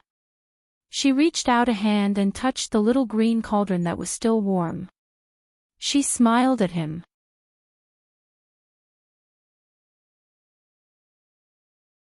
Chapter 541. That night, after dinner, Shuerui and Yushu were enjoying the cool air on the patio, listening to her talk about her trip to the Axayan mansion during the day. Big brother is right. That left Judge Axayan is really cunning. He used such a fake Tai Ching cauldron to tempt me and then tried to bargain with me. In the end, I thought I didn't lose anything, but who knew he still had a trick up his sleeve. Yushu stared at the small green cauldron between the two of them, and the golden red incense bag beside it, which contained the incense balls that Axayanya placed in the cauldron during the day. Only this kind of secret Tihu incense can be used when burned in the cauldron. A small pill is only enough for me to divine 2 or 3 small things. Today, he gave me 3 pills, saying it was a deposit, and even tricked me into signing a contract. In the future, if I borrow his death-sealing art, he will give me 10 pills for every person he divined. Shuerui picked up the incense bag, took out a golden ball, put it under his nose, sniffed it for a while, and said, "This fragrance is very special. Although it is called Tihu incense, it doesn't have much of the smell of Tihu. Camphor ice, white orchid, dragon's brain, and something else. It's most likely drugged. Why don't you take it home and ask Dr. He to take a look? Don't burn it for now, in case there's something hidden here that shouldn't be there. Be careful."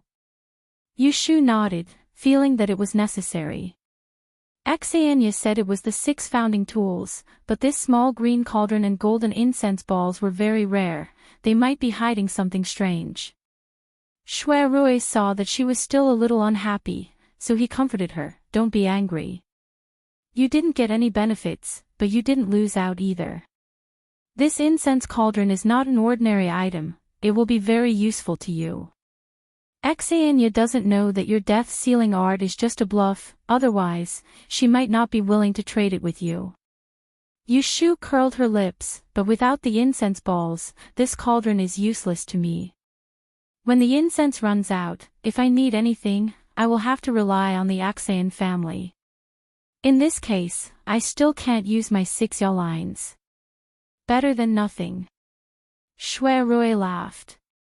Then, he thought of something and asked her, "Axayanya said that she wants you to divine someone's life and death. How are you going to deal with it?"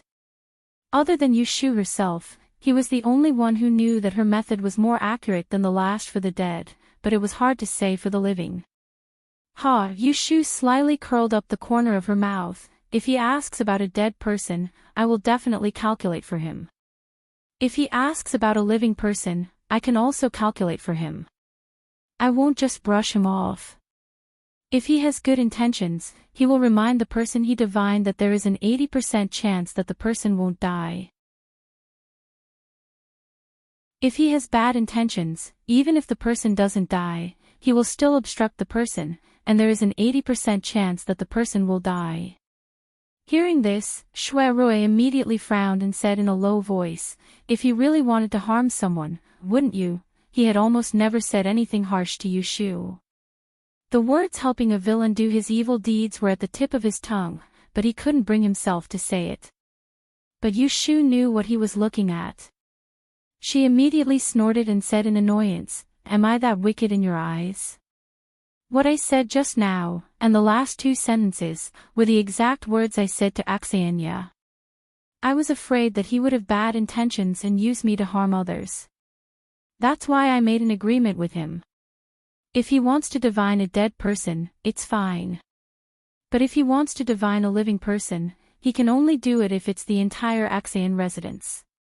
Aksayanya was the head of a residence, and she was getting on in years. The only thing she could think of was the safety of her family. He must have been out of his mind to want to harm his own flesh and blood. She had considered all aspects of her plan. She had to make sure that Aksayanya wouldn't find any flaws. The death-severing wondrous art was her trump card in the outside world. She had done too many wicked things in her previous life, which was why she died early. Now that she was reborn, she had to pay attention to her conscience. How could she go back to her old ways? Mei Shu is still the smartest.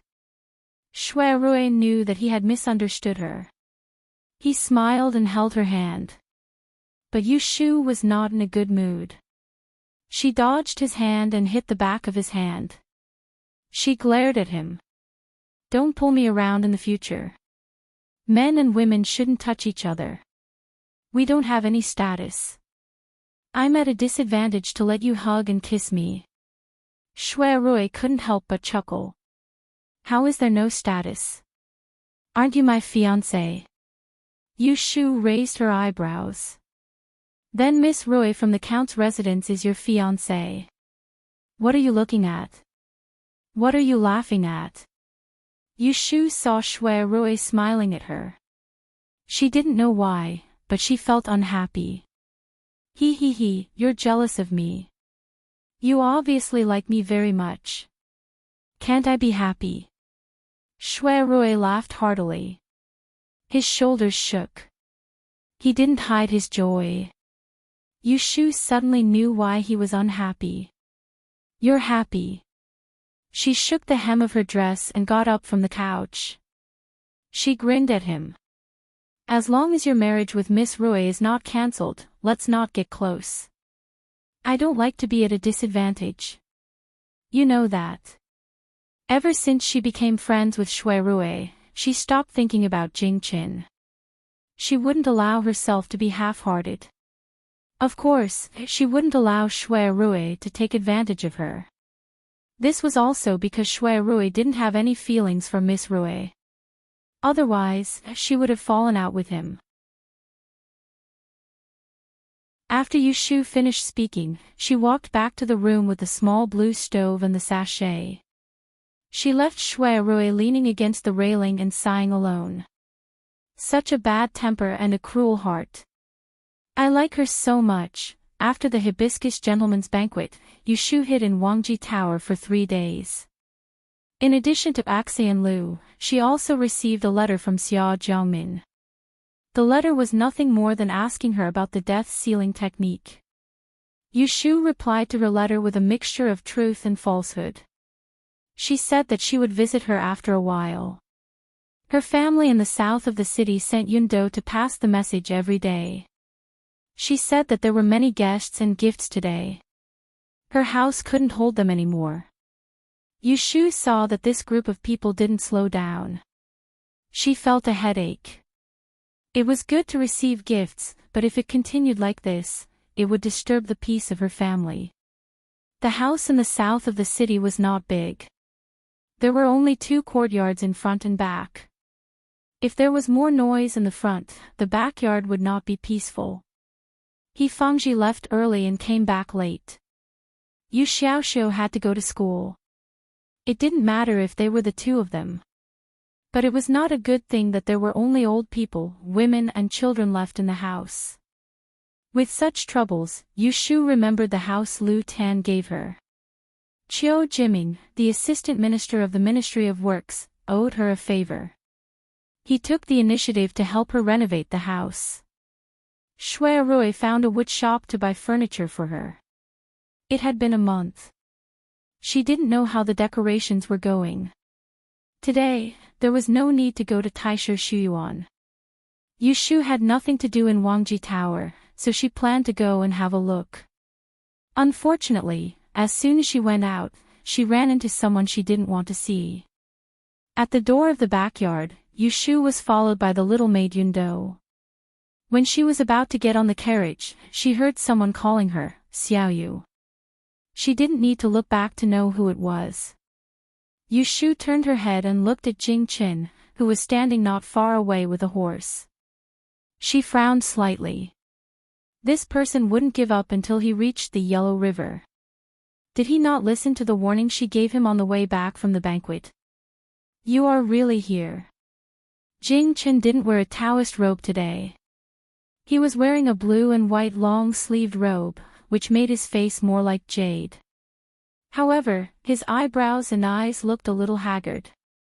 Why are you looking for me? Yushu didn't know if there were spies around, so she didn't dare to speak too casually. Jing Qin shook his head. Nothing. I just want to see you. Yushu directly ignored the second half of his sentence and said, if there's nothing, go back. I still have something to do. After saying that, she ignored him, lifted the curtain, and sat in the carriage. Yundo, on the other hand, glanced at Jing Qin a few more times before following her in. Lu Zhong, who was driving the carriage, didn't ask anything when he saw the situation. He directly avoided Jing Qin and went to the main road. The car was not far away. He turned his head and saw that Jing Qin was following them not too far away, so he told Yushu in the car, Miss, young Master Jing is following us. Don't worry about him. Yundo held back her words for a while and looked at Yushu hesitantly. Yushu couldn't stand her secretly looking at her, so she said, if you have something to say, say it. Don't waste time. Yundo carefully said, did young Master Jing offend you? He used to live in our small courtyard. Weren't you friends with him? When Zhao Hui and her husband first came to the capital, Jing Qin hadn't recovered his memory. Yushu arranged for him to live in the side courtyard. Yundo was originally a maidservant brought by Zhao Hui from Yang, so she naturally knew about these things. But as for why Yushu and Jing Qin broke off their friendship and turned against each other, apart from the two of them, very few people knew. Yushu raised her eyelids and said, the past is the past. Now is the present. He lived in our house when he was in dire straits. Now he is a relative of the emperor. His status is different, so he is different. These words were for the maidservant to hear and also for herself. Seeing her cold expression, Yundo didn't dare to say anything more. The house given by Lu Tan was on Baochong Street in the north of the city. It was in a good location. It was the residence of a scholar in the Wenhua Pavilion. The first house on the street was the family of Assistant Minister Li of the Ministry of Justice. Not to mention other things, the security around this house must be excellent. When Yushu got off the carriage, she saw that the door facing south was open. On the left and right side of the door was a pair of swanni. The carvings were powerful and valiant. There were 3 steps in front of the door and it was neatly paved. The door was newly painted with red paint and each of the 2 doors was embedded with 12 fortune nails. They were all according to Yushu's requirements. The front door was very stylish and matched Yushu's status as a 4th grade E-master. It was just right and didn't overstep the boundaries. Yushu stood in front of the door for a while. The old gatekeeper recognized her. When he saw her, he quickly picked up the corner of his robe and ran out to welcome her. His legs were very agile. This old servant was bought by Yushu from the supply house. Originally, she wouldn't use a servant of this age to guard the door. But after hearing from Song Dali and Zhou Hu that this old man used to be a military instructor in the army and traveled to Jianghu when he was young, she thought about it and bought his contract to temporarily make him a gatekeeper. Miss, you're back. Yes, I came to take a look. Where's Zhou Hu? Yushu appointed Zhou Hu, the martial artist, as a steward. She saw that he was strong and not stupid. Steward Zhou is inside supervising the work.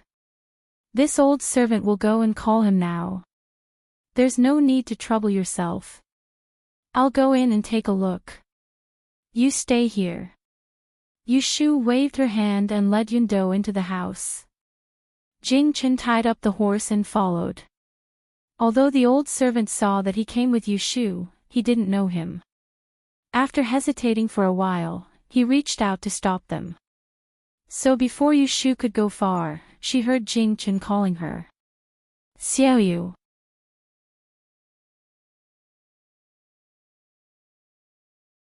Chapter 542. In the afternoon, Junior Eunuch Ren stood on the 9 turns bamboo bridge in front of Taishi Tower.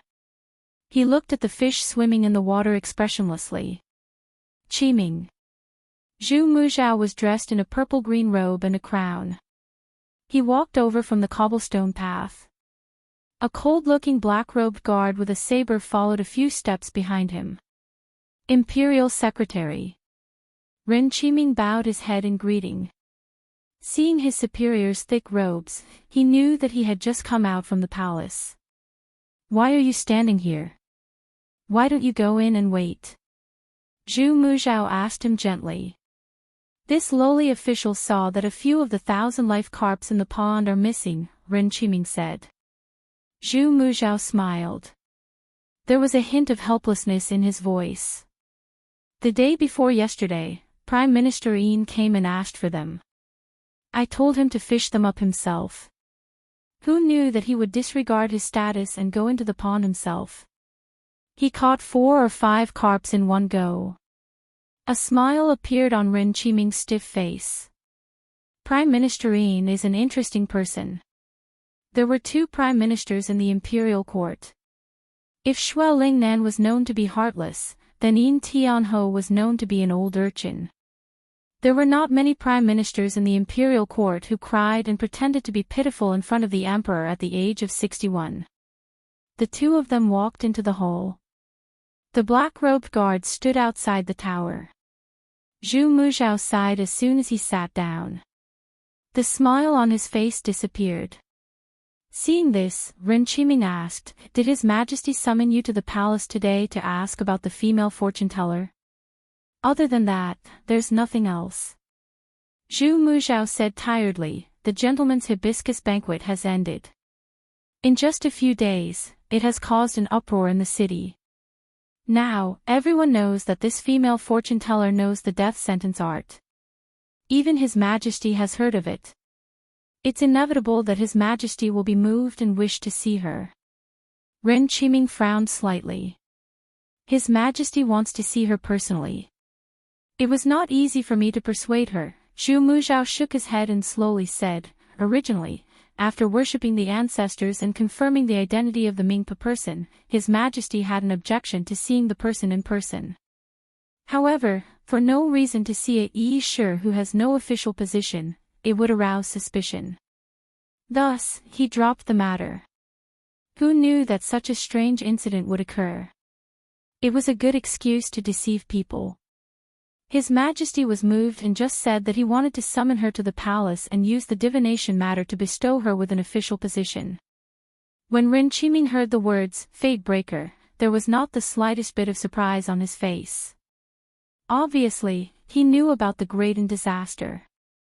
Didn't you leave a position for this female fortune-teller long ago? Isn't it just right?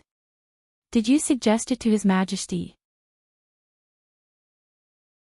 Zhu Muzhao nodded. I was worried that there wouldn't be a chance to appoint her. Even though she's the 3rd rank of the 2 rankings, her qualifications are still shallow. If the appointment was given, I'm afraid it would arouse suspicion. She herself knew that she had to stand up and show her ability in front of everyone. In the future, when she is promoted to an official, there won't be too much criticism. After all, who wouldn't be convinced by the death sentence art? Ren Qiming thought for a moment and then asked, Should I tell Dozi about this? No need for now, Zhu Muzhao frowned. The emperor had personally promised Jing Chen that before that group of traitors was found, he wouldn't force him to marry the Mingpa person. However, from the reports he'd heard in the past 2 days, the gap between Yu Shu and Jing Chen hadn't been mended yet. Based on this situation, if he really didn't care, they would be in love with each other and success would come naturally. It seemed to be a long way off. The Mingpa person has been found. Jing Chen doesn't need to stay in Taisha Shuyuan anymore. I'll suggest to His Majesty to transfer him to the Celestial Commissioner office and take over Lady Lu's position. Then, we'll issue a letter of appointment to Yu Shu. In the future, they'll both be in the Kunling Bureau. They'll be superiors and subordinates. They'll see each other every day. It's hard not to have feelings for each other. Back then, when Jing Chen appeared out of nowhere in the LoveLore Library, it was Zhu Muzhao who had used a secret divination technique to divine the predestined fate from his body. He guessed that the Life Destroyer was in the LoveLore Library and sent him there. Taishu is thoughtful. Ren Qiming expressed his agreement. Zhu Muzhao looked at the seal on the jade green table and was lost in thought for a while. Then, he turned his head and said, "The day before yesterday, Prime Minister Yin came to discuss the war in the north with me." "Ha! A few months ago, you and I observed the stars and divined that there would be a change in the north. The star of battle swallowed the void, the star of calamity moved and peace was coming to an end. 2 months ago, the 6 Jurchen tribes in the northeast invaded. Prince of Dongjing, Jiang Huaying, used the excuse of recruiting troops. In half a month, he cleared the border trouble.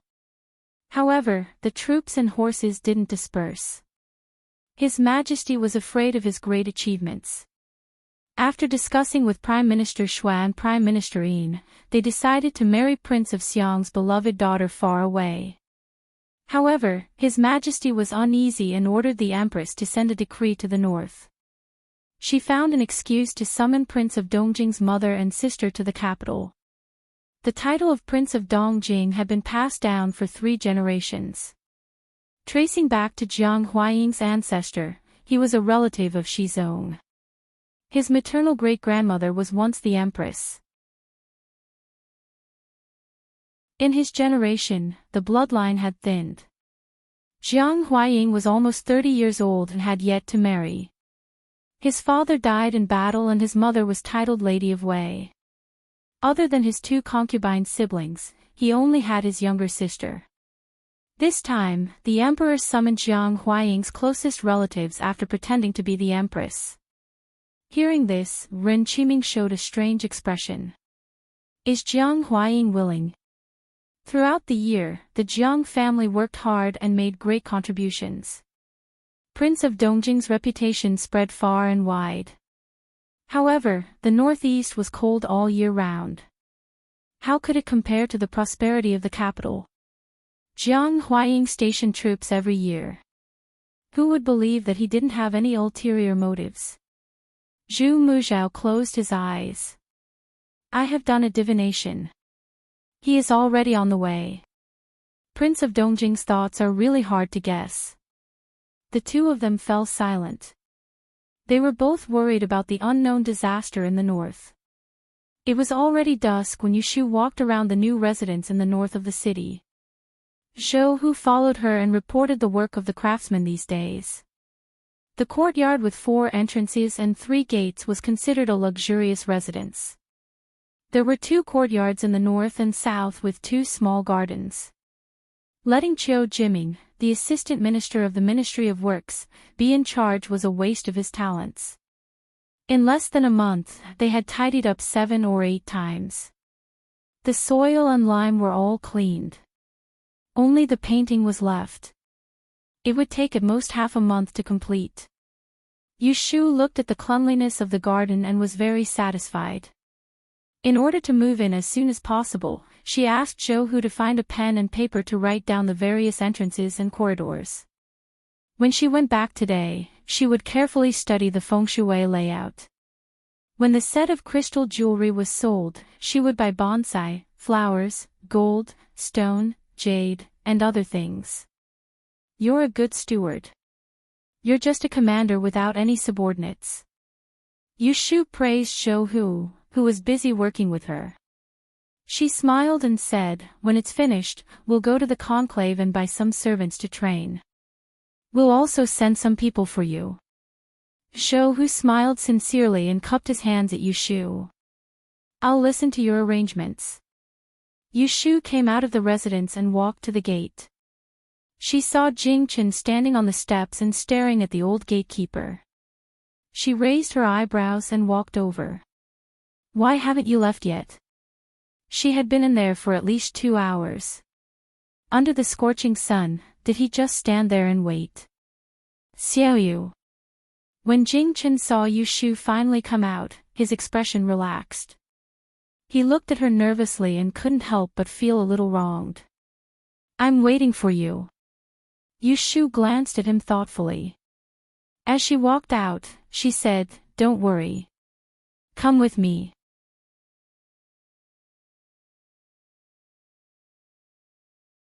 Chapter 543. Yu Shu sat in the carriage and ordered Lu Zhong, go to the south of the city, Huixing Street.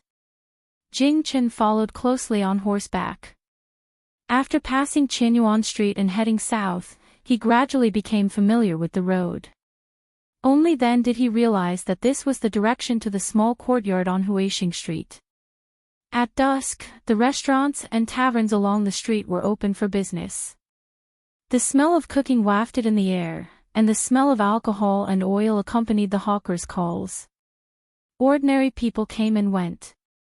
The streets in the south of the city had always been noisier than those in the north. The carriage came to a residential area. Because the road was narrow, they stopped at the intersection. Yu Shu left Yundo in the carriage and got off alone. Seeing this, Jing Chen also tied the horse and quickly followed behind her. Yu Shu did not look back at him. She walked into the alley and arrived at her first place in the capital. The door of the small courtyard was tightly locked. There was a layer of dust on the lock and there were some scratches. It had been unguarded for a long time and had been targeted by thieves. Yu Shu tiptoed and found a key in the corner of the door. She opened the door, patted the dust on her hands, and lifted her foot to push open the door. The two entered the small courtyard. Yu Shu asked Jing Chen to close the door and immediately asked, Is there anyone following you outside? Jing Chen hesitated for a moment and nodded honestly. Ever since he came back from worshipping the ancestors, there had been many spies nearby. It was said that they were sent by the emperor to protect his safety. But with his martial arts, there was no need for others to protect him. He only acquiesced to them to make them feel at ease. Can they hear us if we speak here? Jing Chen gathered his internal energy and pricked up his ears to listen outside the door. He said to her, They are far away, they can't hear us. That's good. Yu Shu looked around the small courtyard that had a beautiful memory. The sun was setting, and the setting sun peeked through the gray eaves, elongating the shadows of the two people in the courtyard. There was a faint smell of firewood and rice coming from the house next door. Once, in this small courtyard. It was also filled with people. He remembered the beginning, the shy Xiaoxiu, the innocent Mingming, and the idiot who had lost his memory and trusted him wholeheartedly. But now, it was all gone. Yu Shu's eyes were filled with disappointment as she turned around. He faced Jing Chen and said slowly, There are some things that I haven't had the chance to tell you before. Today, I'll tell you all at once. That night, after the two of them broke off their friendship, they spent a period of time as strangers. Then, Jing Chen confessed to Yu Shu about the fate breaker. Every time the two of them met, Yu Shu would either frown at him coldly or ridicule him. She was never willing to give him face. However, for some reason, compared to her angry look, Jing Chen was more afraid to see her cold and distant attitude. Xiao Yu, if you have any resentment or dissatisfaction towards me, just say it all out. As long as you can vent your anger, I'll do anything. Yu Shu listened to Jing Chen's aggrieved words, but her heart was not moved at all. She looked at his handsome face and said calmly, "You and I first met in Yang. You and I first met in Yang. Little Xiao and I were kidnapped by a group of thieves, and you rescued us. I owe you one. Later, my godmother was seriously injured. I asked you for help, and you accompanied me to raise money. That was how she was safe. I owe you twice. After I entered the capital, I was discovered by the 2 bandit leaders who hijacked the ship. They sent killers to silence me, and you took the knife from me. I owe you 3 times." She carefully counted, again and again. Although she was talking about Jing Chen's benefits, her clear calculation made Jing Chen subconsciously panic. "When I owed you the first time, I thought you were a trustworthy person, so I thought of ways to get close to you and became friends with you. When I owed you the second time, I thought you were a trustworthy person. Then, you confessed to me about the disaster on planet Kidu. Only then did I truly see you as a friend. When I owed you the third time, I thought you were a trustworthy person. You first saved my life, and then you risked your life to protect me. Only then did I fall in love with you. Taking advantage of your amnesia, I coaxed you to be my so-called boyfriend and girlfriend." At this point, she could not help but chuckle, thinking that she was smart at the beginning. Jing Chen, however, had a different feeling. Recently, he often dreamed that in the small forest in the south of the city, she blinked her bright eyes and asked him seriously, "Do you like me?" Such a bright and vivid little fish had always been buried in the depths of his heart. It was like the small bag of candy that fifth uncle brought back when he was a child. No matter how sad he was, as long as he secretly held one in his mouth, he would not have to worry. "Jing Chen, do you still remember the things you promised me?" Yu Shu was silent for a moment and suddenly asked. Jing Chen was absent-minded and could not answer for a moment. Yu Shu turned sideways and raised her hand to point at the central room facing south. That was the place where they used to eat. "Here, you and I will make a promise. You will swear that one day when you recover your memory, you will not leave me." She turned her hand and pointed at the room facing east. That was the room Jing Chen used to live in. "Here, you will personally promise me. When you remember everything, you will still remember the promise with me. You will not regret it." She turned her head and took back her finger. She pointed at her heart and poked it hard. She opened her eyes wide and looked at him. Her voice was hoarse. "And here, I remember everything you promised me. I remember how good you were to me. So at that time, I was willing to go through water and tread on fire for you. I knew that your fate was Ji Du Xing, but I still kept you by my side and carefully protected you. From the mouth of the Yangtze River to Anling City. Later, I was plotted against by the Ji family and was taken into the Celestial Commissioner's office. They forced me to tell them your whereabouts. I was kept in the dark and did not know your identity. I was afraid that they would harm you, so I gritted my teeth and did not say a word about your whereabouts. You might not know this, but although I'm a strong-willed person, I'm extremely afraid of pain and death.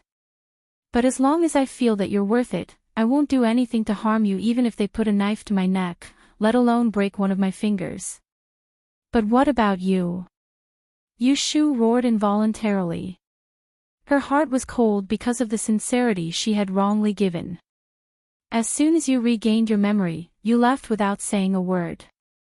I could take it that you did not want to implicate me. But you did not even leave a word. Were you not afraid of making me anxious? Did you have feelings for me or not? Do you know that I braved the heavy snow to look for you in half of the city? Because of this, I became seriously ill and even missed the exam. I almost missed you. Later, you became a Taoist and regained your identity. You gradually drifted away from me. Even when I was in danger and asked you for the yellow frost stone, you refused me. At first, you gave the yellow frost stone to me. I exchanged the ancient sword for it. Selfishly, I regarded it as a token of love between us. But you changed your hand and gave it to your junior sister. Yes, you have been in the same sect for more than 10 years. As an outsider, I cannot compare to you. But are you going to treat our agreement as bullshit? Being questioned and accused by her like this, Jing Qin did not know why. But when he saw the disappointment and resentment reflected in her black and white eyes, it stung his eyes. So it turned out that he had already started to hurt her without her knowing. He had never thought about these things. You clearly knew that Shui Yun was sinister and plotted to kill me, but you still protected her. Yes, I was fine, but she became a cripple. The world sympathizes with the weak. I know you are in a difficult situation, but where did the fool who claimed to protect me go? Yu Shu had long given up on Jing Qin. Her heart was cold. But now that she was talking about the past, she could not help but feel sad. She was not reconciled. She really was not reconciled. In the end, you and I parted ways. If you had simply said goodbye and never contacted each other, it would have been fine. But you just had to involve me in a big dispute and violate the agreement with me again. She took a deep breath and clenched her fists in her sleeves. Once again, she made up her mind. Then she looked up at Jing Qin, who was full of guilt. She did not soften her heart at all. She firmly said, "The first time, I saved your life on the river. The second time, I took care of your patient. The third time, I broke your finger for you. These 3 times, I've paid you back 3 times. We don't owe each other anymore." After that, without looking at Jing Chen's expression, she turned her head and went into the main room. After searching for a while in the simple bedroom, she came out with a folded square note in her hand. Jing Chen looked at the paper in her hand. A bad premonition spread from his brows to his chest. "This is the promissory note you wrote to me last year. You have already violated your promise. This piece of waste paper is useless." Jing Chen watched as Yu Shu opened the well-preserved promissory note, tore it in half from the middle, crumpled it into a ball, and threw it at his feet. "Remember, I'm even with you." At this moment, as if someone had dug a corner of his heart, he almost suffocated from the pain. He wanted to bend down to pick up the ball of paper. He wanted to say sorry to her. He wanted to tell her that he already knew he was wrong. He would definitely abide by the agreement with her in the future, protect her well, and not make her sad again. But he could not move a muscle. So he could only look at her ice-cold eyes and listen to her ice-cold words. "Jing Chen, I don't owe you anything. If you want to be a big disaster, that's the fate you were born to carry. If you don't want to give it up, that's your choice. I don't want to help you break your life, that's my choice. I know you can't give up, but why don't you ask yourself, why do you want me to entrust my life to you and share this huge responsibility? When you've thought this through, come and beg me again." Yu Shu spat out all the bitterness she had accumulated in the past. She looked up at the sunset in the sky, and even her vision became clear. She was a cruel person, but she was also a person who valued relationships and righteousness. No matter how many harsh words she said to Jing Qin, she always knew that she would always have a trace of softness toward Jing Qin, not because of this righteous Taoist in front of her, but because of the naive and cute fool in the past. And it was because of this softness that she came up with a new idea. Her gaze swept past Jing Chen's face. Without saying anything more, she turned around and walked toward the courtyard door. Her pair of eyes that were getting brighter by the day were brewing with an unknown expression.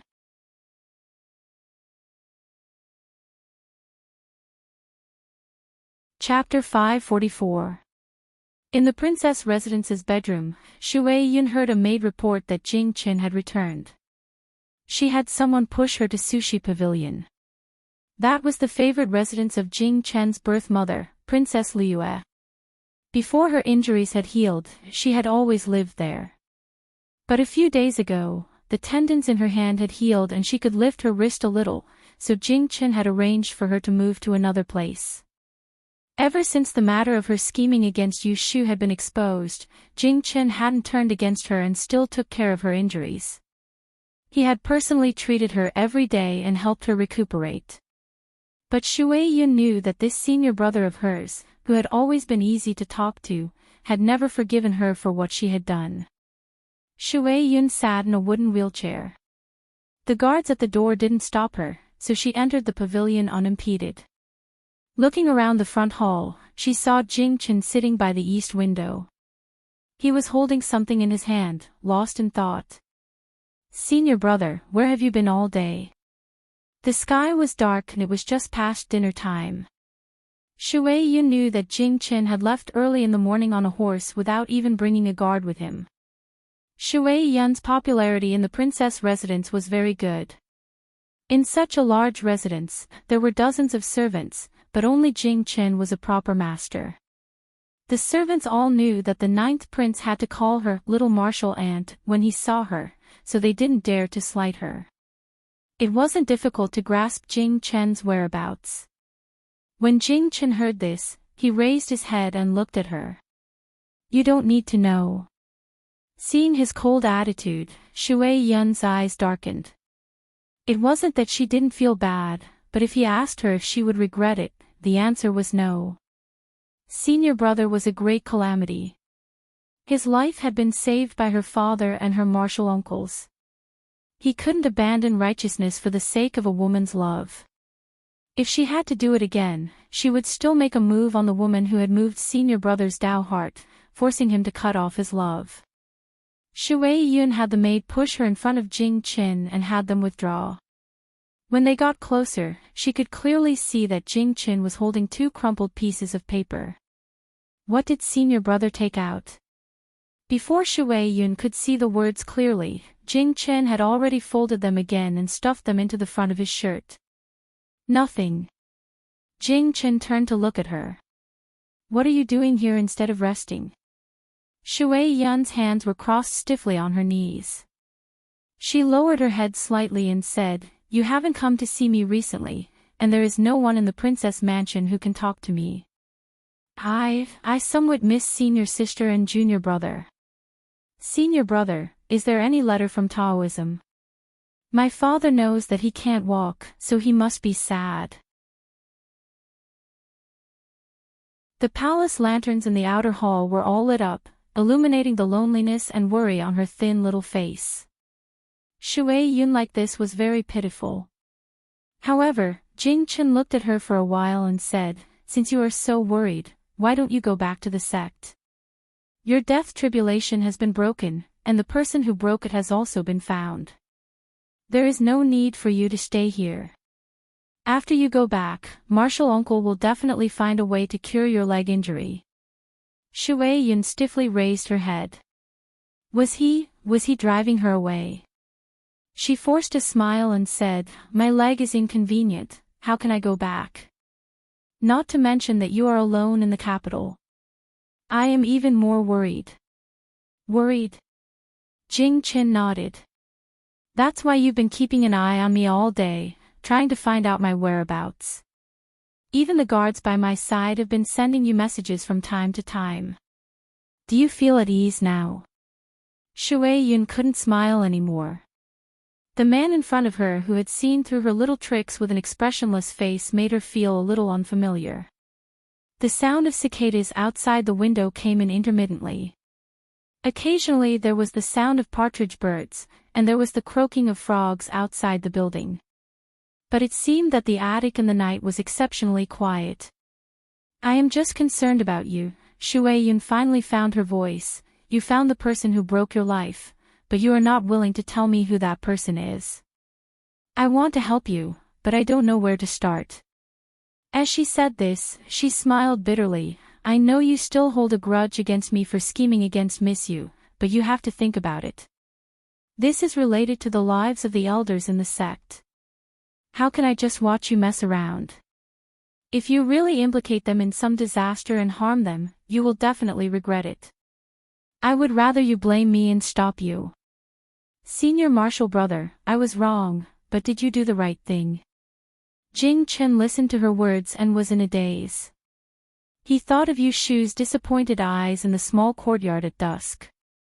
Yes, you were wrong, but I was the one who was wrong the most. Shui Yun thought that he had heard her words, so she quickly softened her voice.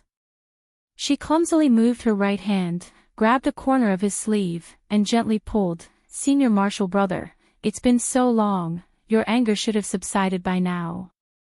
If you really can't, I will go see Miss Yu tomorrow and apologize to her in person. As long as she is willing to forgive me for a moment of foolishness, I will accept it even if she beats me to vent her anger. In any case, the person who broke my life had been found, so that woman was no longer a hindrance. If she could make up with Senior Marshal brother, then there was no harm in her admitting her mistake. Jing Chen came back to his senses and met her pleading eyes. He suddenly chuckled, and there was a trace of ridicule in the corner of his mouth. Am I very easy to deceive? I will believe whatever you say. Senior Marshal brother. Shui Yun didn't know what Jing Chen meant by this. She just felt that he was a little strange tonight, but she couldn't tell what was wrong. Marshal Uncle's sect leader told me that I am destined to bring disaster to the people close to me, so I have to be pure and have few desires. I painstakingly recite Taoist scriptures and stick to my heart of Tao. I can't be easily happy, angry, sad, or happy. Otherwise, I will suffer a great disaster and will implicate the elders. I believed him. Since I was 5 years old, I have been very careful, afraid of causing trouble. I don't dare to cry, laugh, and don't dare to get close to others. I lived like this for more than 10 years. Do you know who I talked to the most in the Jingyi sect on Mount Longhu? It was a mountain monkey. Jing Chen looked ahead with unfocused eyes, not looking at Shui Yun's expression. You told me that you discovered Xiao Yu's secret and said that she shouldn't live and was a lonely soul reincarnated, so you threatened me to break all ties with her and not contact her. I also believed you, so I broke all ties with her, broke my oath, and let her down. Shui Yun couldn't help but interrupt him. Why did you suddenly say this as if someone lied to you? You guys didn't lie to me, did you?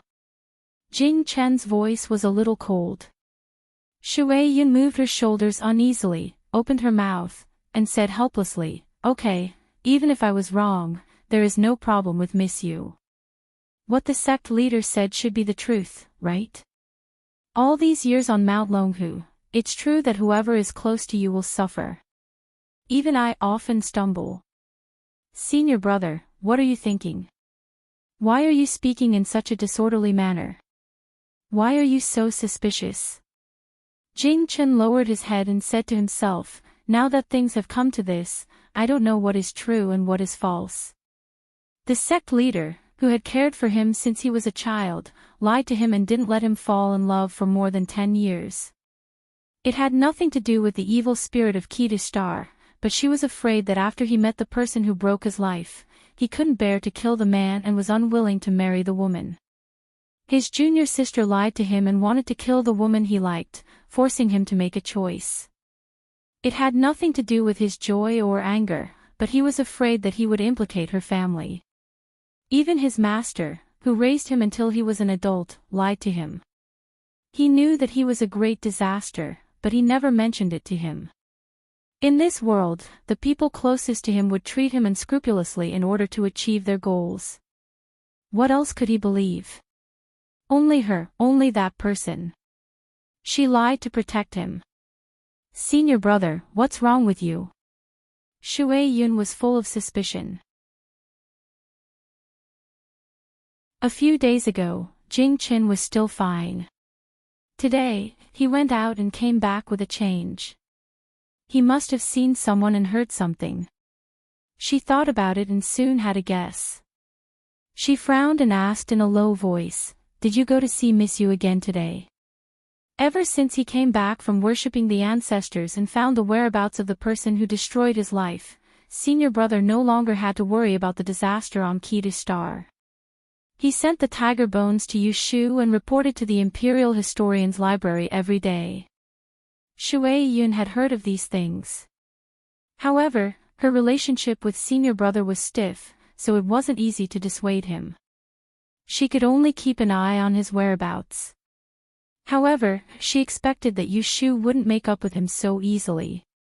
She had seen that woman before. She was powerful and arrogant. She was not easy to talk to. Right now, senior brother's strange appearance must have something to do with Yushu. Did she say something to you? Shui Yun's expression changed. She grabbed the hem of Jing Chen's clothes tightly. She didn't know where she got the strength to reprimand him in a deep voice. Senior brother, you are a great disaster. You carry the righteousness of the country on your shoulders.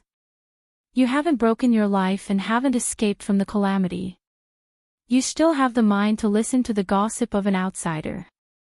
I really don't know what to say to you. Unexpectedly, the next moment, Jing Chen raised his hand and broke free from her. He raised his head and looked at her with a pair of clear eyes. Outsider. The outsider you mentioned saved my life. She wasn't afraid of me, a disaster.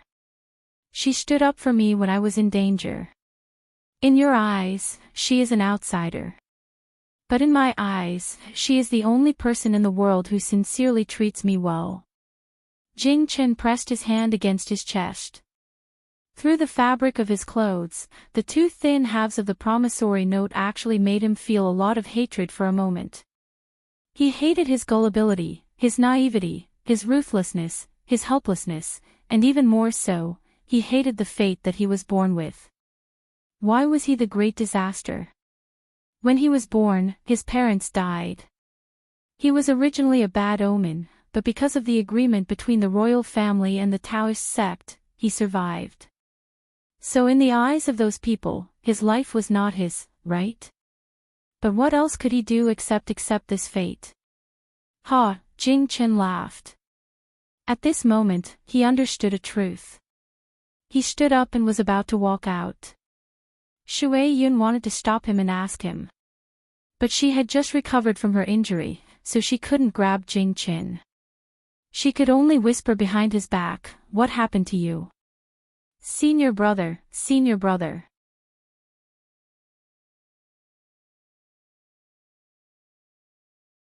Chapter 545. After Yushu saw Jing Chen, she returned to the Forgotten Machine Tower. Before she went to sleep, she did not manage to wait for Shui Rui's return, so she suppressed a load in her heart and secretly made up her mind. The next morning, Gue Chi sends a message outside the door that Shui Rui sent Lao Chue to deliver a message last night, saying that he has taken over a difficult case and has to go out of the city to investigate. He can't come back these days. Yushu is ready to go to the fan shop in the south of the city to find Xian Lishan. She wants to see how her precious fan is made. Unexpectedly, there is a guest in Wangji Tower. In the tea room in the backyard, Zhu Qingjue is standing in front of a pot of canna with his hands behind his back. Hearing the footsteps, he turns around and sees Yushu. Child Zhu. Where is Lord Shui? Zhu Qingjue doesn't come here to see Yushu. My eldest brother is not here. He is on official business. Zhu Qingjue frowns and says to Yushu, "Ask someone to find him. I have something to say." Yushu thinks that there is some progress in the matter of the 10th princess. She smiles at him and sits down. He went out of the city and won't come back in a short time. Child Zhu, you can tell me what you want to say. Anyway, I already know what I should know. Zhu Qingjue tilts his head and looks at her. Yushu usually doesn't wear makeup. She only draws her thin eyebrows before going out. Her fair and delicate face looks more heroic. She doesn't have the pretentiousness of ordinary women. At first glance, Zhu Qingjue can tell that she is a straightforward girl. However, Zhu Qingjue still thinks that the girl he saw at the hibiscus gentleman's banquet that day is more like her nature and more imposing. I remember something about 3 years ago. Zhu Qingjue wasn't a suspicious person. When she heard Yu Shu speak and recalled the relationship between Yu Shu and Shui Rui, she felt that it was all right to tell Yu Shu about it. Child Zhu, please go ahead. Zhu Qingjue turned around and faced Yu Shu. She did not sit down. Before the 10th princess had the accident, I went to the palace to write a prescription for her. Once, she asked me to help her collect a set of a Xianing House journal. Speaking of this matter, his face was obviously a little confused. Yu Shu, however, did not detect anything unusual. She asked hesitantly, "What is this Xianing House literature journal? Poetry collection? Banned books? Or those essays describing love and romance?" Many guesses popped up in her mind.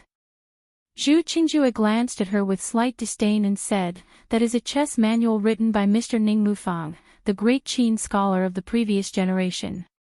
It is very rare and very precious." Yu Shu understood his expression and was not embarrassed. She only knew about the spiritual chess scripture, but she had never heard of Ning Mufang. What's wrong with that? Zhu Qingjue snorted lightly, thinking that if Xue Qingbi was here, he would understand as soon as he heard this. The girl in front of him was so uncultured, it was as if she was playing the lute to a cow. He had run over early in the morning and even told her this in a serious manner. The 10th princess does not like to play chess and has always been indifferent. Isn't it strange that she suddenly wants me to help her find such a precious chess manual? In fact, Zhu Qingjue suspected that the 10th princess wanted this chess manual to give to someone. But in the palace, who was good at chess and needed her to please them? Zhu Qingjue could not think of one. Since it was not from the palace, it must be from outside the palace. You're saying, the 10th princess wants this chess record for someone? I didn't say that. I just found it strange. Zhu Qingjue did not mean what he said. He did not want to believe that the 10th princess had an affair with someone and wanted to give it to him in private. Yu Shu rubbed her chin and thought about it. She asked him, "Then did you help her find it?"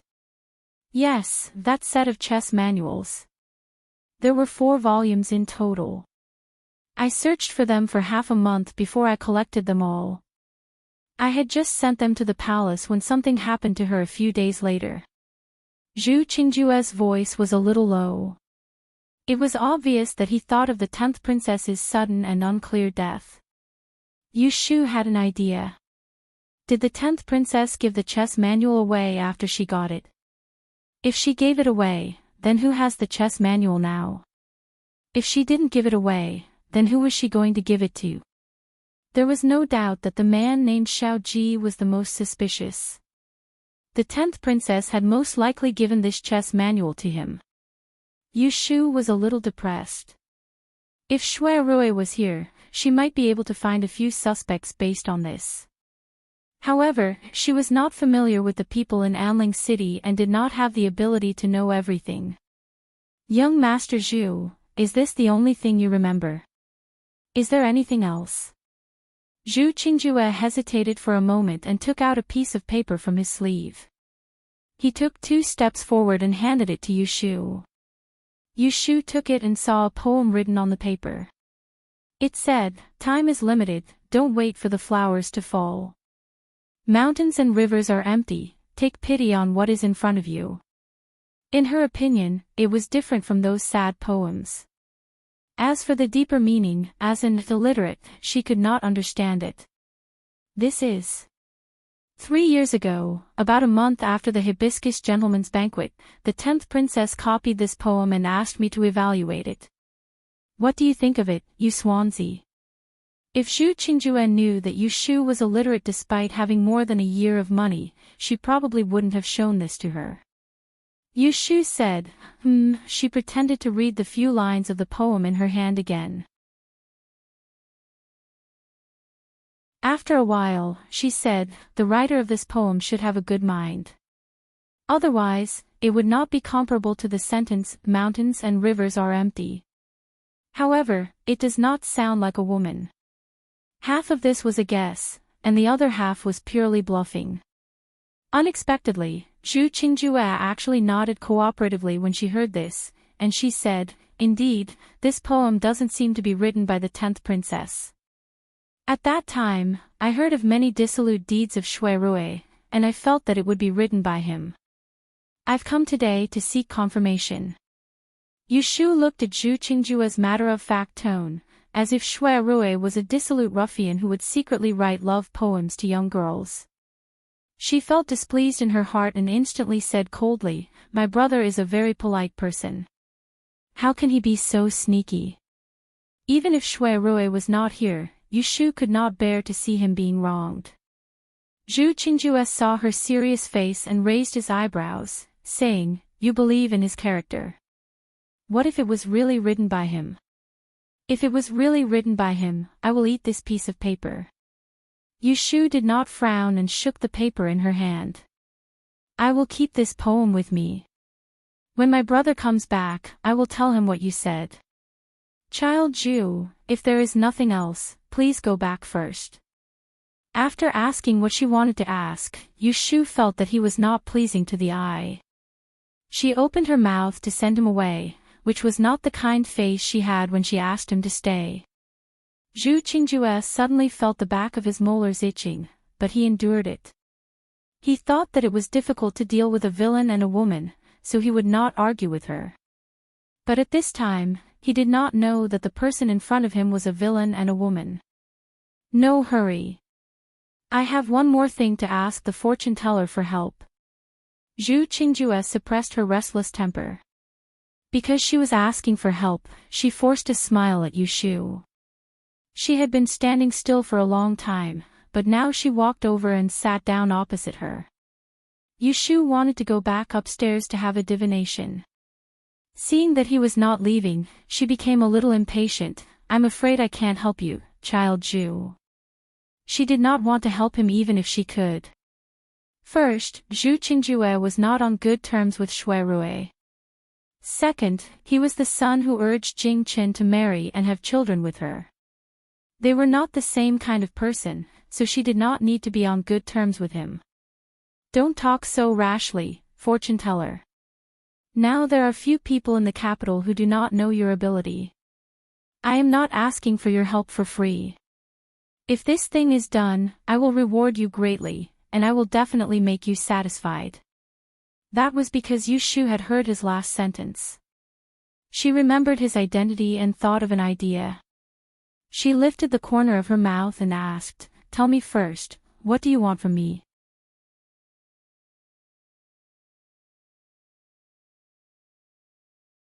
Chapter 546. When Shui Rui saw Yu Shu standing at the door, he thought he was seeing things. "Why is she here?" "Big brother." Yu Shu had been on the road for the whole night, but she was full of energy. She looked at Shui Rui from head to toe as she entered the door. She could tell that he hadn't rested well for the past few days. It was almost dawn, but his clothes were still neat and tidy. She couldn't help but tease him, "You're up early." Shui Rui didn't know whether to laugh or cry. He scolded Hotaku in a low voice, "I told you to go back and deliver the letter, but you brought him here directly." Hotaku felt wronged and helpless. This person insisted on following him. What did it have to do with him? It's not his fault. I insisted on coming. Yu Shu walked to the table and put down the box. She pointed at Hotaku and said to Shui Rui, "This guy is really tight-lipped. No matter how I asked, he refused to tell me. What happened?" Hotaku scratched his head and looked at Shui Rui. "All right, you can go now. Get someone to boil some water and make something to eat." Shui Rui sent his men out and closed the door. He turned to look at Yu Shu, who had rushed to find him overnight. He thought that she was worried about him. The exhaustion from staying up all night disappeared without a trace. The two of them sat at the table. Shui Rui told her about the murder that happened in this restaurant not long ago. Half a month ago, His Majesty sent the imperial censor, Zhou Qing, to investigate the two provinces secretly. A group of people passed by here and stayed in this restaurant for the night. The next day, the guards found Zhou Qing dead in his room. His head was separated from his body and was missing. Yu Shu was shocked. No wonder Shui Rui rushed to Pei County. The person who died was actually an imperial envoy. The horoscope that Big Brother gave me belongs to the deceased magistrate Zhou, right? Yes. Shui Rui nodded. I have doubts about the cause of Zhou Qing's death, so I wanted to ask you for help. I want to see if your divination can help me calculate some useful clues. Yushu's time of calamity law could deduce the time of death of a dead person and the cause of death. If the deceased was murdered, she could even deduce the identity of the perpetrator. I've calculated everything on the way here. Yushu reached out to the box, opened it, and rummaged through it for a while. Finally, she took out a few pieces of paper. When they were in the carriage, even though it was bumpy, she still calculated the 8 characters of the deceased to save time. She lowered her head and looked at the scribbled words. She told Shui Rui the information that she found useful from her calculations. I've calculated the disasters that happened to Lord Zhou in the past month when he was still alive. On the 8th day of this month, this man offended a villain, and the root of the disaster was Xiao Ho. On the 9th day, he touched the spirit of Nan, so he shouldn't go south. On the 10th day, there was a bloodbath. She looked up at Shui Rui. Magistrate Zhou was murdered on the 10th day of this month, right? Yes. Shui Rui clasped his hands together and twirled his thumbs. His eyes were deep in thought. Zhou Qing received the imperial edict on the 8th day of this month. Not many people knew about it. He left on the 9th day. On the 10th day, he died. He reached out for the pieces of paper that Yushu had given him. Let me see. My calculations are too messy. Look here. Yushu pointed at a few dates. As for the dense Arabic numerals and arithmetic symbols on the paper, she was not worried that Shui Rui would be able to understand them at all. Shui Rui pondered for a moment and said, Zhou Qing just happened to have committed a despicable act on the day he received the emperor's decree. This so-called despicable scheme ought to be the person behind the scenes of this murder. The person that the other party planned to kill wasn't Zhou Qing, but this imperial envoy that was heading to the Liang and Guang provinces. It looks like someone in the capital doesn't want Zhou Qing to go to the 2 provinces. Does that mean that the mastermind is this Xiao Ho? Yu Shu asked. Using the law of the time of calamity to predict people's misfortunes had a very subtle aspect to it. If it was a bloodbath or a quarrel, then the culprit would be the one who had direct contact with the victim. For example, in Zhou Qing's case, the pig that Yu Shu had predicted was definitely the murderer.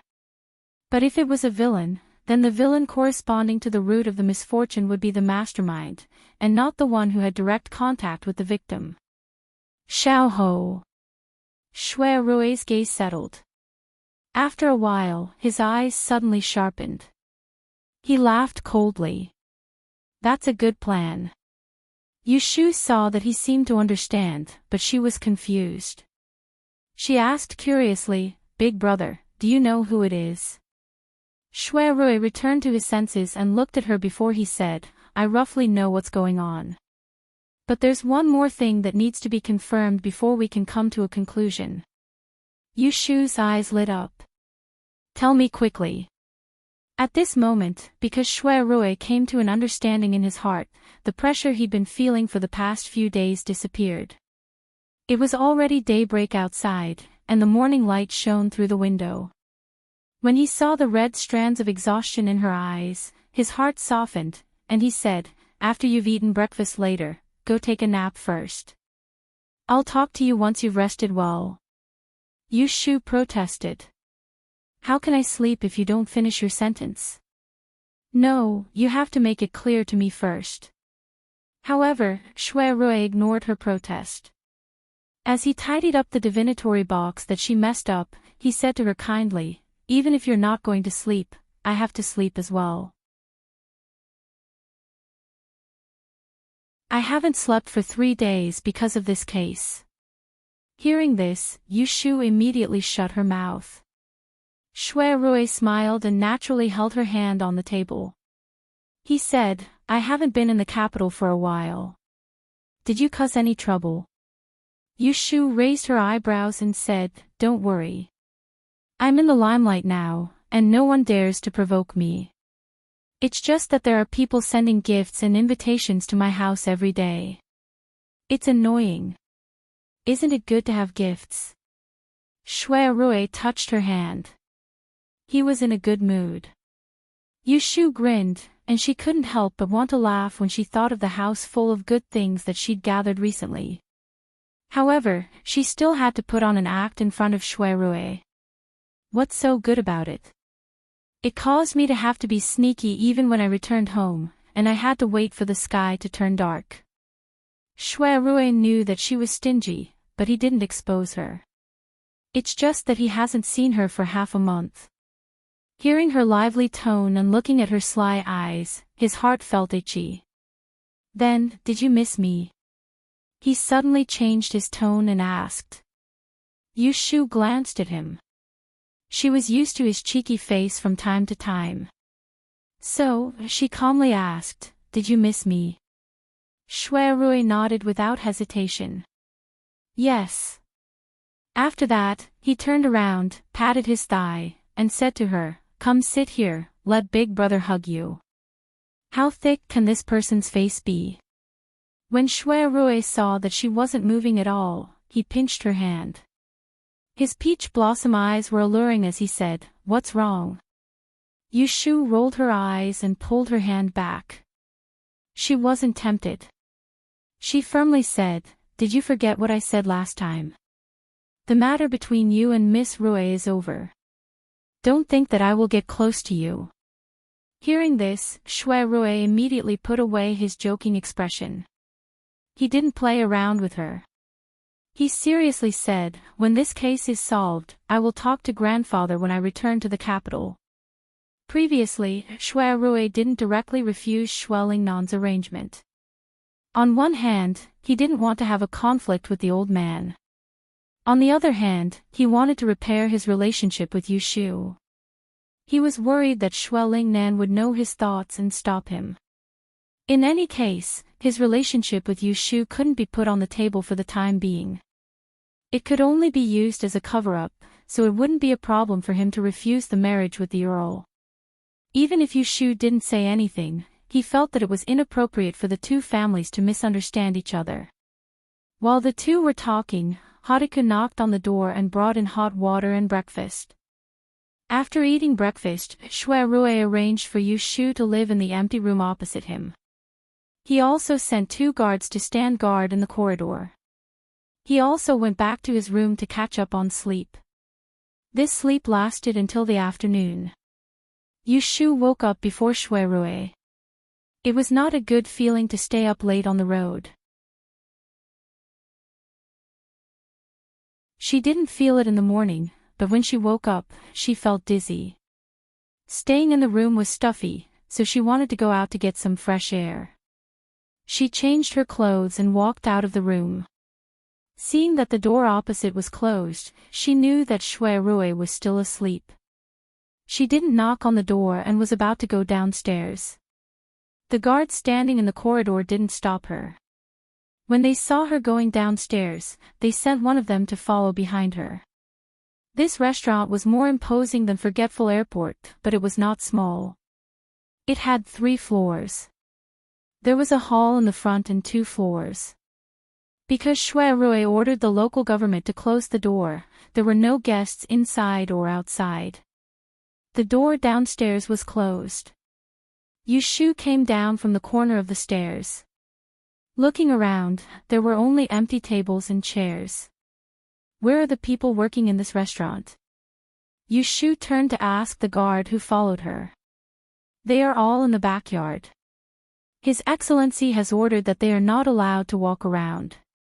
Yushu nodded. She picked a seat by the window and sat down. Pointing to the closed window, she asked, "Can you open it? Let me look at the street." It was dark when she came. She had to sit in a carriage to cross the street in the city, so she didn't know what Pei County looked like. The guard didn't hesitate and went forward to open the window for her. This was because Lord Shui had instructed him in the morning to make things easier for this young lady. As soon as the window was opened, her eyes lit up. The noise of people talking on the street rushed into her face. The afternoon sun was especially bright. Yushu squinted her eyes for a while before she could see the lively scene on the street downstairs. Smelling the fragrance of food drifting upstairs, Yushu's stomach growled. "Young lady, are you hungry?" The guard was smart. "Sit here and wait. I'll go get you some food from the back." Yushu nodded and thanked him. After the guard left, Yushu waited for a while, but he didn't come back. She was so hungry that she got up and went downstairs.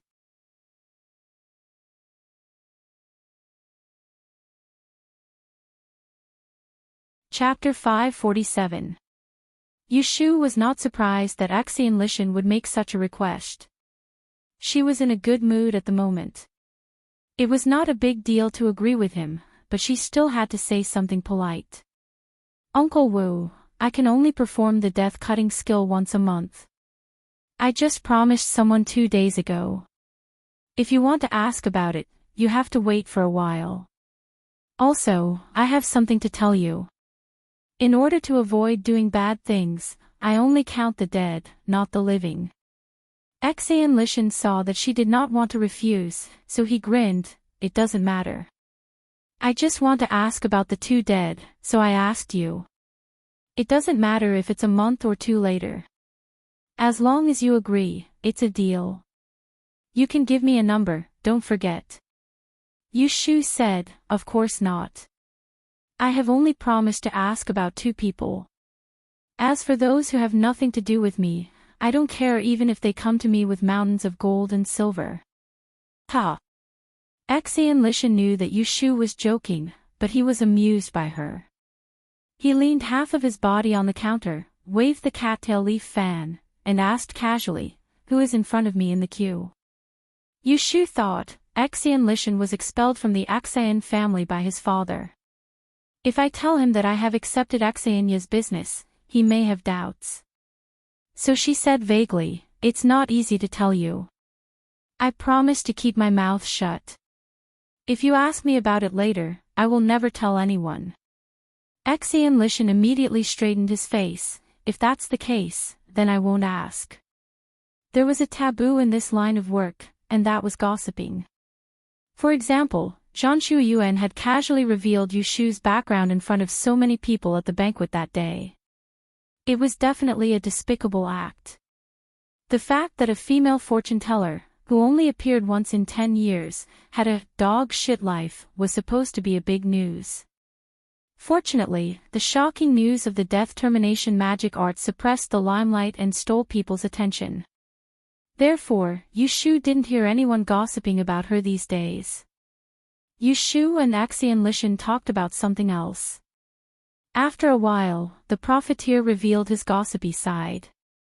"I heard that you snatched a golden jade hibiscus at the gentleman's hibiscus banquet and didn't give it away. Keep it for yourself." The purple jade hibiscus sculpture was very exquisite. She originally wanted to give it to Shui Rui, but after thinking about it, she kept it for herself. She didn't want anyone to see it at Shui Rui's place and guess what had happened between them. "Then who are you going to give the fan to? Isn't it your sweetheart?" Axian Lishan winked at her. Yushu saw him making such a weird expression with a face that looked exactly like Axian Ya's, and the corner of her mouth twitched. "What are you guessing?" "I'm giving it to my big brother. It's his birthday next month." "Oh, is it a big brother or a lover brother?" "This old man." Axian Lishan looked at the black gold fan in Yushu's hand and showed a little reluctance. He said, I've made fans for more than 10 years, and this is the best one. It's such a unique treasure fan. I don't know who will get it in the end. When you give it to him, you can tell him to cherish it. He added, why don't I give it a nice name?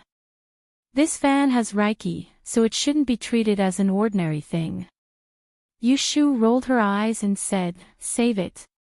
If you want to give it a name, let the owner do it. What are you doing? Xian Lishan patted his head. You're right. He reminded Yushu again and again not to let her forget to give the fan a name. Okay, I got it. Yushu didn't like being nagged. She stopped him, put the fan back into the box, and said, I'm leaving now.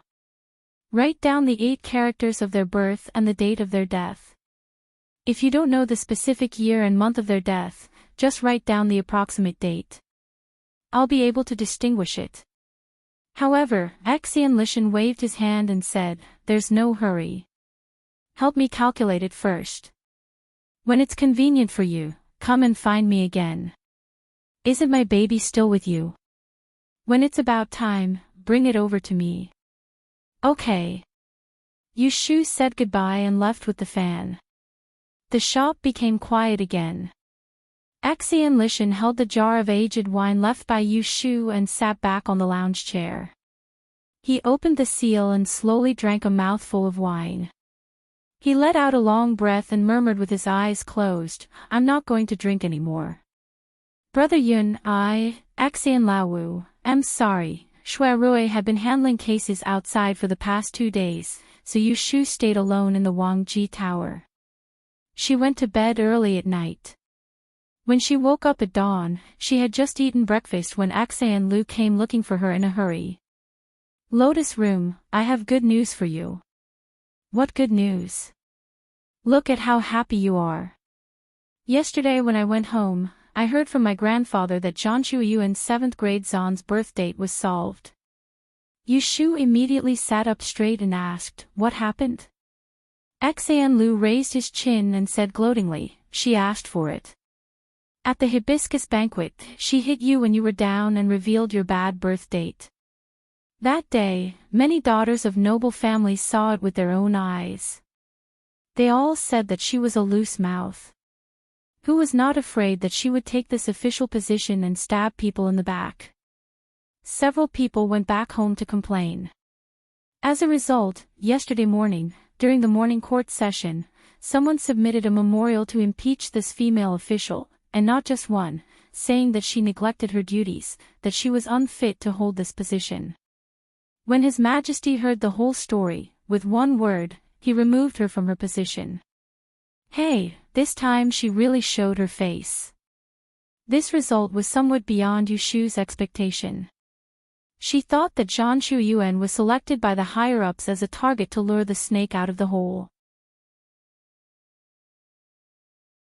For this sake, she would not lose her official position for a while. What was the emperor thinking? Xian Lu did not notice that Yushu was absent-minded. He said in the dungeon, normally, this vacancy should not be filled by her. She has only been in the capital for a few days and is only a 9th grade female disguise master. There are a lot of them in the Taisher library. Even if there was a queue, it would not be her turn. At that time, I thought that you would take the position, but she took advantage of it. All day long, she swaggered around and liked to stir up trouble. She really is not pleasing to the eye. Yushu smiled faintly and said, what is the saying? If you don't have the diamond, don't think about taking this porcelain job. There are so many people eyeing the position of Celestial Commissioner. Can anyone just sit there if they want? That's the logic. Xian Lu touched his nose. Just like me, I never thought that one day I would be able to become a Celestial Commissioner. I know that I am not that material. At the beginning, when the position of Celestial Commissioner became vacant, Xianya had talked to Xian Lu. She was interested in helping her to take the position, but Xian Lu flatly refused. She said that she wouldn't do it no matter what, so Xianya could only give up on the idea. Lotus Room. Xian Lu moved closer to Yu Shu and giggled, "You are incredible now. You are a female fortune teller and you know the art of determining death. Right now, everyone outside is talking about you.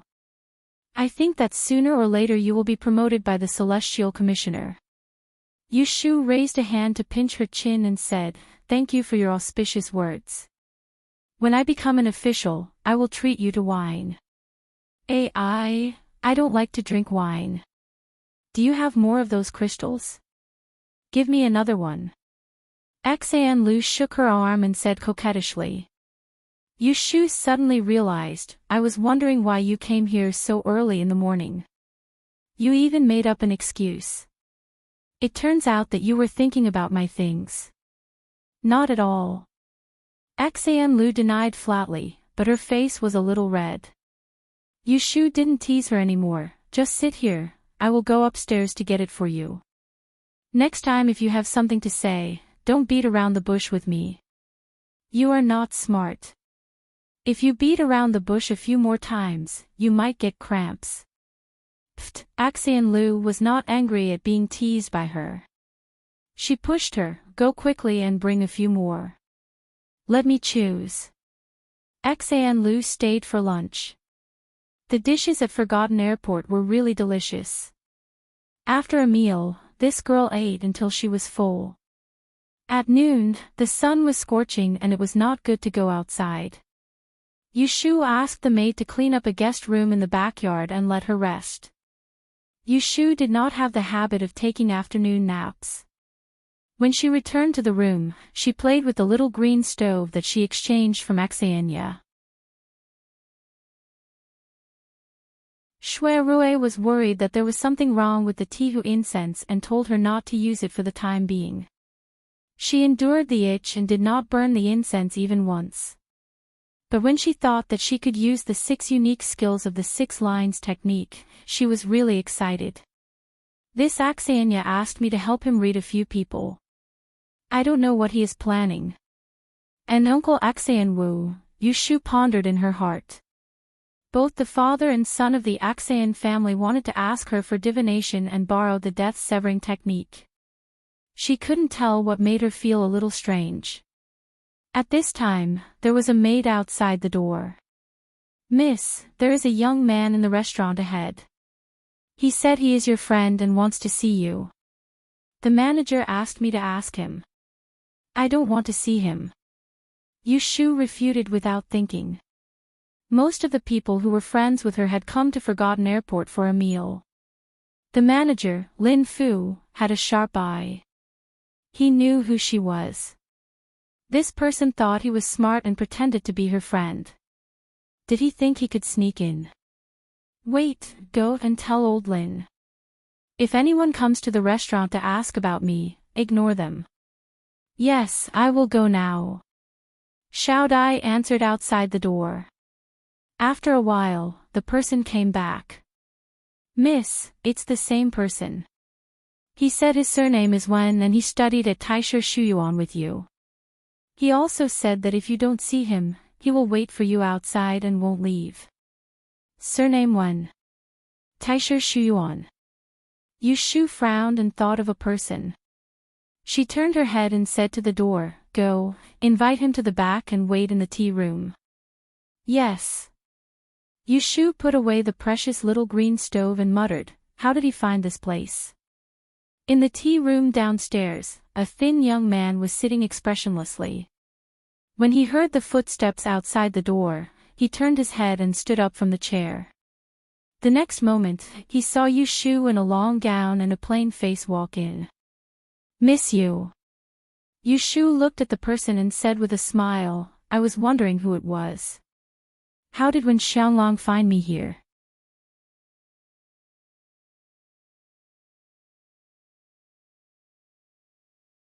Chapter 548. Wen Xiaolong politely cupped his hands in greeting to Yu Shu and then said, "I went to visit your residence and heard that Miss Yu went out to visit friends.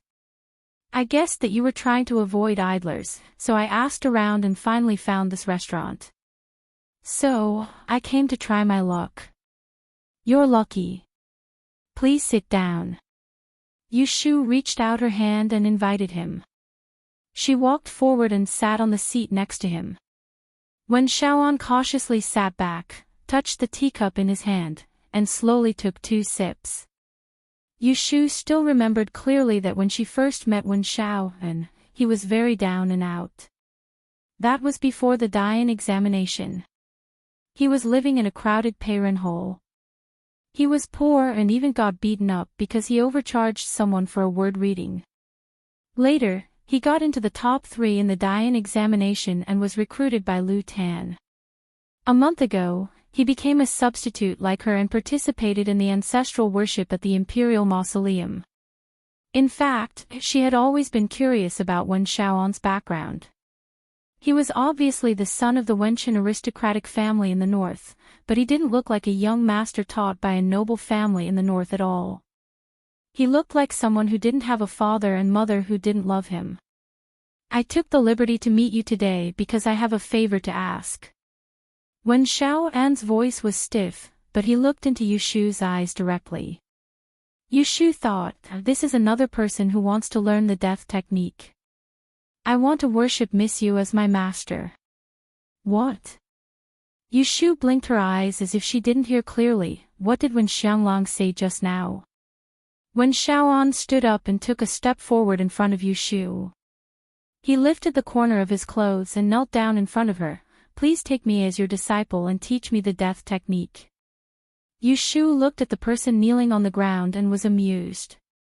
Other people came to her to borrow the death technique. Even if they had ulterior motives, no one dared to say it out loud.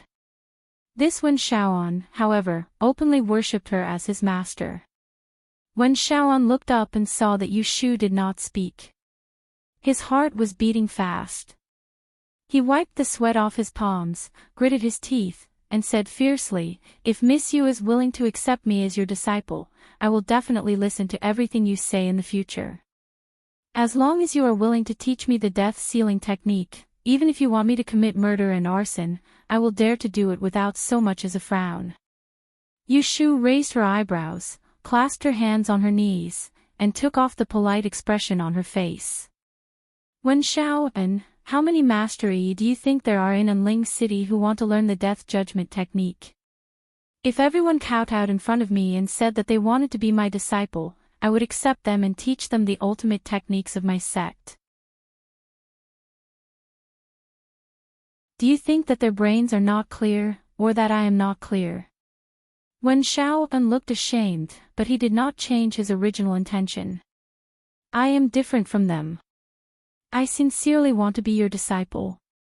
Who is not sincere when praying to Buddha? Yushu sneered and was impatient to reason with him. She raised her hand and asked him to leave. You can go back. My master is far away. I haven't learned well myself, so why should I accept a disciple? You are asking the wrong person. However, Wen Xiaoan refused to get up. He looked at Yushu with his eyes stubbornly. You are more capable than me. We went through the Great Yan dynasty in the same year, and we both had poor lives. However, in just half a year, I was still in the outer court of Prince Jing and couldn't make a name for myself, but you are already a female fortune teller praised by everyone. You have the courage to go against Han Wenguang, and you have the courage to eradicate the Ji family.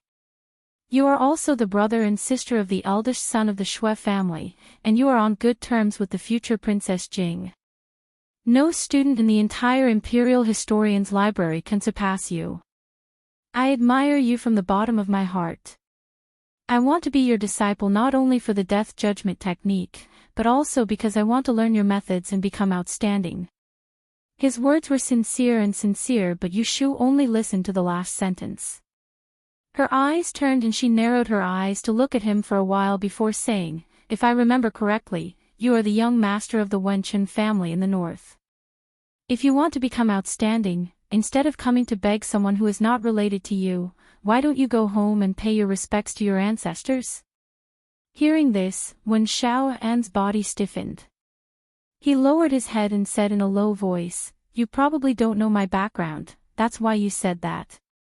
Although my surname is Wen, I have never thought of myself as a member of that family. They also never put me in their eyes. Oh. Yushu was puzzled. She had already guessed that he wasn't doing well in the Wen family. Looking at it now, he was even more miserable than she had imagined. Wen Xiaoan had come with the determination to do so. In the beginning, when he was facing Yushu, he was a bit hesitant. But since he had already knelt, there was nothing he couldn't say. The Wenqin family in the north has been passed down to the 8th generation. Now the master of the family is my biological grandfather, Wenqin Boen. My biological father was the second son of the first wife. When he was young, he was always ill. In order to make up for the bad luck, he married my mother according to the 8 characters of the Wen family. My mother was born in a small local official's family. She was not good enough for the second young master of the Wen family. Since she married into the Wenqin family, she was looked down upon by everyone. But she was kind and never cared about it. She wholeheartedly served my father's decoctions and medicine. Later, my father's health gradually improved and my mother was pregnant with me. Finally, there was some hope in life. Unexpectedly, at this time, a Taoist priest came to the house. He said that he was a master from Mount Longhu and was invited as a guest by the master of the family. When the Taoist priest saw my mother, he pointed at her belly. This is the root of evil and brings bad luck to the father. The rise and fall of the whole family depends on one son. Everyone in the Wen family believed the Taoist priest's words. Wen Xiaoan's mother was not likable to begin with. Now that the second young master had recovered, the daughter of a small official was even more disagreeable to the family. As a result, old Madam Wen opened her mouth and wanted her second son to divorce his wife. Old Madam Wen was weak by nature and could not resist, so he wrote a divorce letter, listing his wife's unvirtuous and unfilial behavior, and secretly drove old Madam Wen out through the small door. Mother Wen had always been weak and easy to bully. No one expected that she would bribe the woman who poisoned her and keep the child in her belly. Mother Wen knew that her maiden family was snobbish. She was afraid that she would harm the child if she went back, so she hid in the countryside outside the city. Half a year later, she gritted her teeth and gave birth to the child. She did not know that after she left the Axayan family, the second young master, who had been in good health, fell ill for no reason. Old Madam Wen was busy marrying a second wife who was of equal status to him. However, in less than 3 years, the second young master passed away due to illness. Since then, he only had 1 wife and 2 concubines. He did not leave any children. Wen Xiaoan sneered, "This is clearly retribution." However, the Wen family did not think so. They heard about my mother and me from somewhere. They knew that my mother gave birth to a child, so they blamed my father's death on me. They believed that I was the one who caused my father's death. The second young master of the Wen family died of illness. There was no one left for the family, which was not good for the prosperity of the family. Out of various considerations, the Wen family forcibly took the mother and son back. However, Father Wen left behind a wife and concubines. Mother Wen, the ex-wife, changed from a legal marriage to living under someone else's roof. She lived a more difficult life with her young son under all kinds of malicious and cold eyes.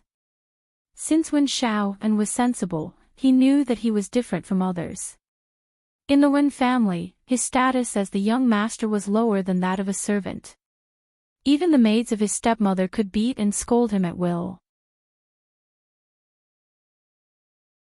All year round, he only wore 2 pieces of clothing. He wore the autumn clothes in the east and the summer clothes in the spring. He squeezed into a corner room with his mother. He could only sneak out to play when it was dark. Mother Wen was really a pitiful person. She had been wronged for half of her life. She watched her son being tortured. Finally, one day, she could not stand it anymore. She took Wen Xiaoan and escaped from the Wen family on a cold night in December. However, her intention was discovered early. As soon as she left the house, she was caught by several evil servants and sent to the upper room. That year, Wen Xiaoan was just 7 years old. It was the second time he saw his grandparents. It was also the first time that old Madam Wen looked at him coldly. Old Master Wen asked for the family law and broke one of his mother's legs. My mother broke one of her legs and was locked in the woodshed for a month.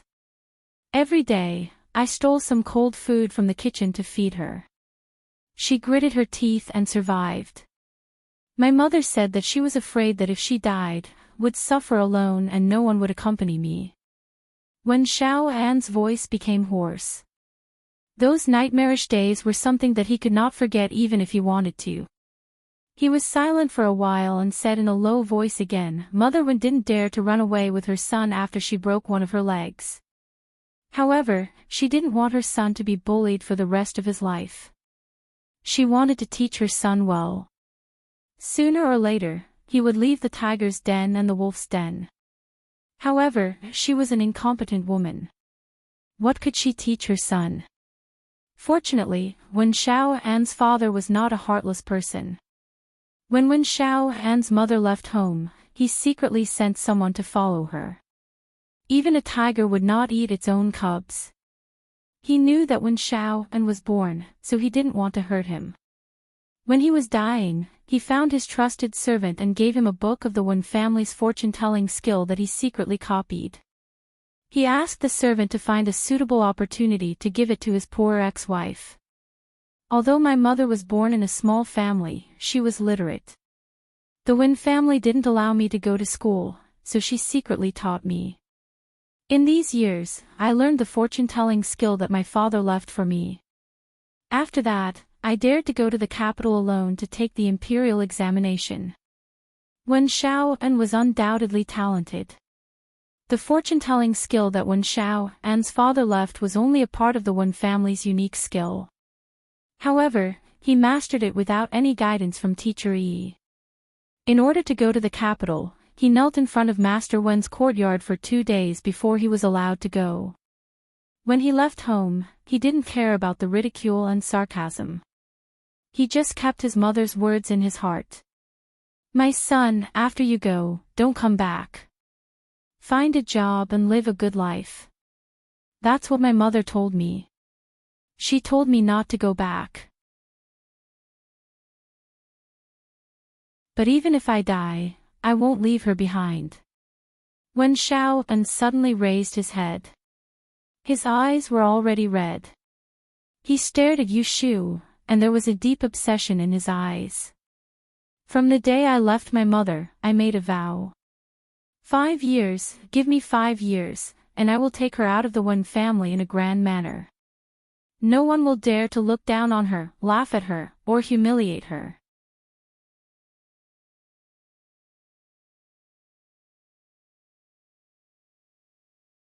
Chapter 549.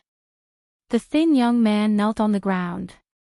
Because he was emotional, his arms, which were hanging on both sides of his body, were trembling slightly. He looked very pitiful.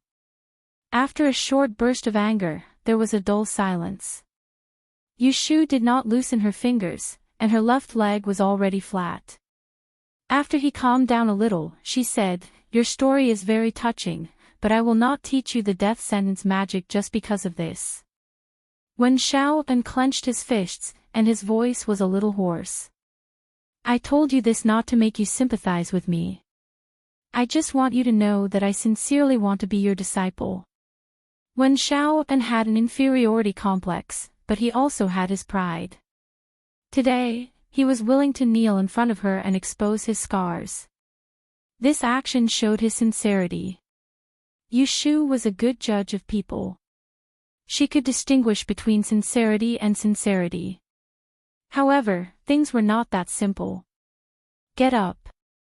I said that I will not accept you as my disciple. No matter how you kneel in front of me, I will not change my mind. She was still in prison and could not get out of it. How could she have the extra energy to help others change their fate? Why? Wen Xiaoan was not depressed. Before he met Yushu, he knew that what he wanted was not easy. Yushu shook her head. You can't learn my skills. The death sentence magic was fake, but the law of disaster was real.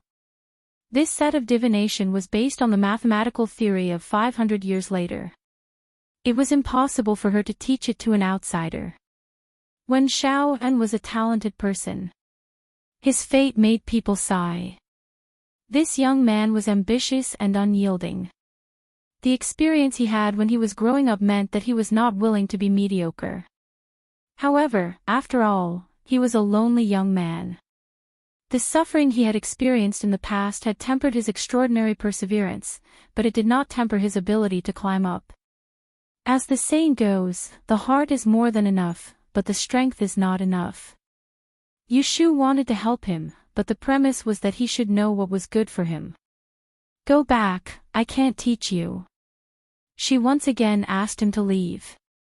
Wen Xiaoan looked a little disappointed.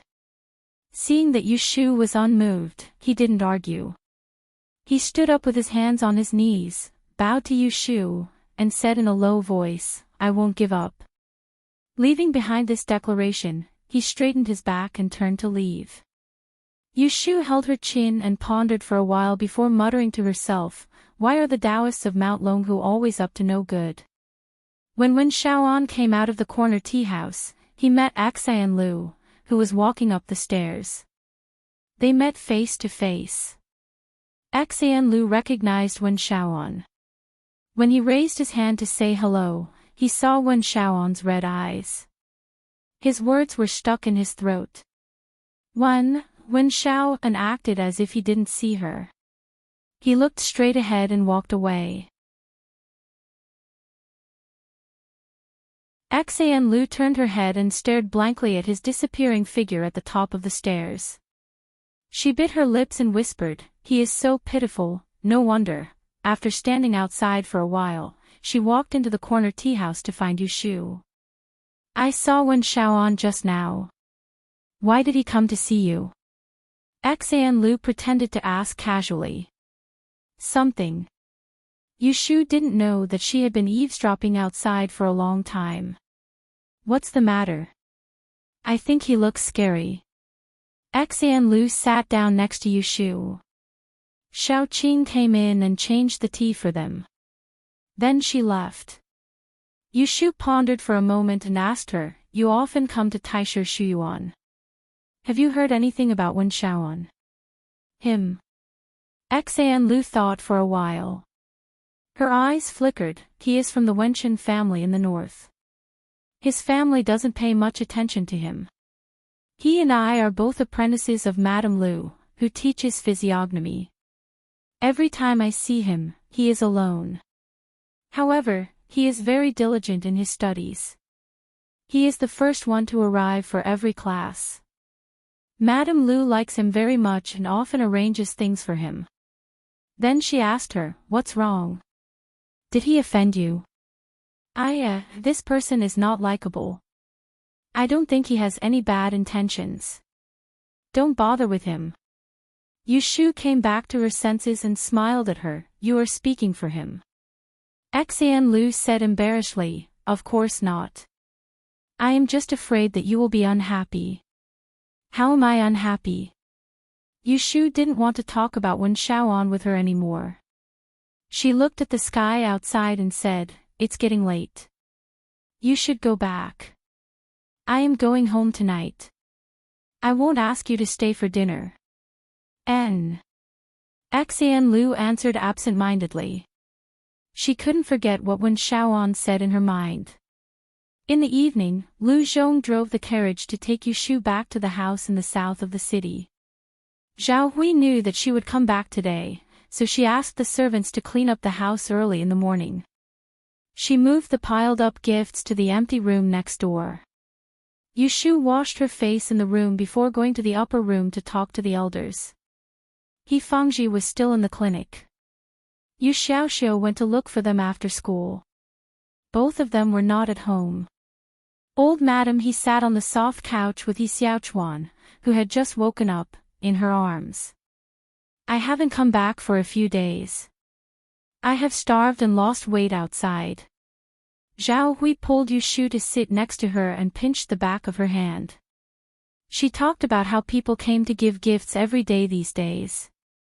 She still didn't know why.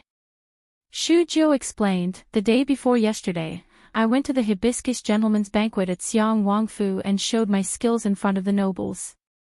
Soon, the news spread out. These people came to find me. They probably wanted me to do divination.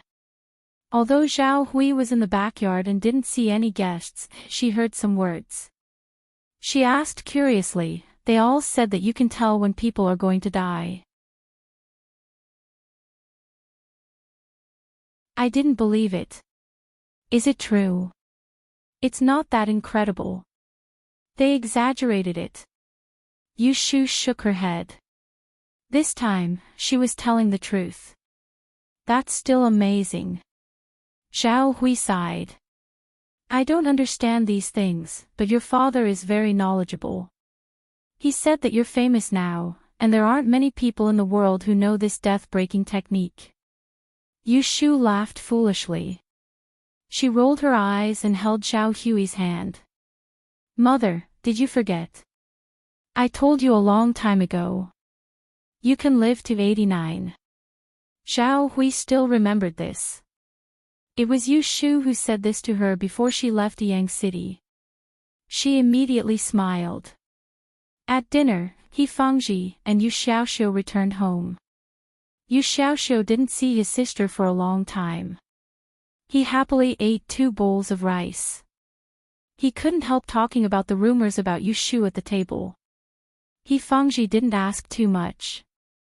He heard everything he needed to know from his brother-in-law, Pei Jing.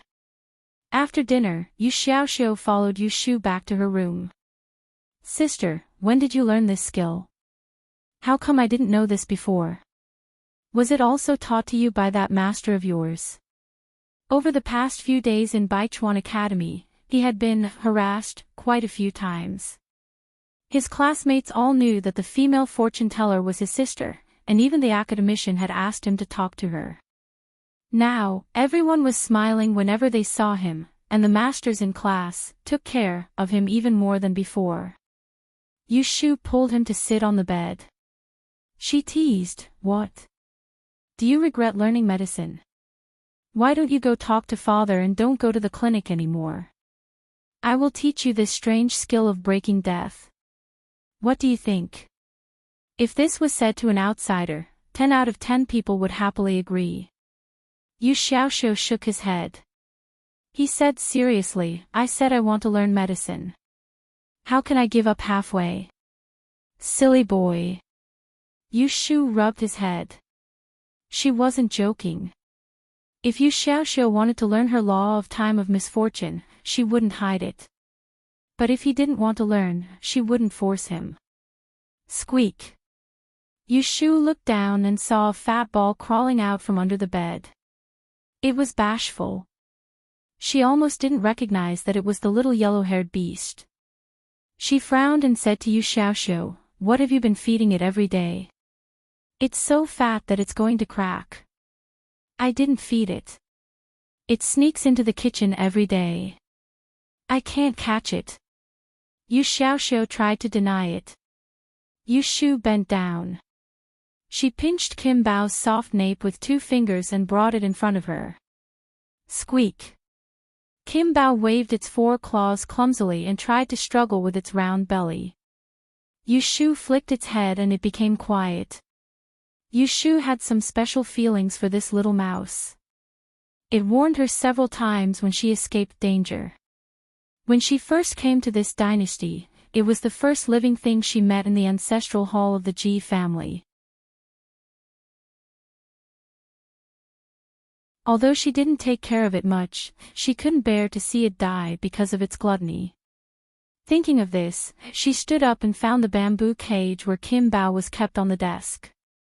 Regardless of whether it was willing or not, she stuffed it into the cage and hung it on the bedside pillar. She thought that she would find a carpenter tomorrow to build a bigger cage for it so that it could eat, drink, and poop in it. It would be best to add a wooden wool so that it could play. Otherwise, it would run around all day and be taken away by wild cats. Squeak. Kim Bao tiptoed on its 2 hind legs and clawed at the cage with its 2 front paws. It looked at her pitifully with its pair of mung bean eyes. Big sister, let me out. I'm very obedient. How could it know that Yushu was planning to confine it? The siblings chatted for less than an hour. Yushu urged Yu Xiaoxiu to go back to his room to review his lessons. She took a sachet and went to find He Fangji. Zhao Hui had coaxed He Xiaochuan to sleep early. He Fangji and Yushu were talking in the central room. What is this? He Fangji took a fragrant pill from Yushu.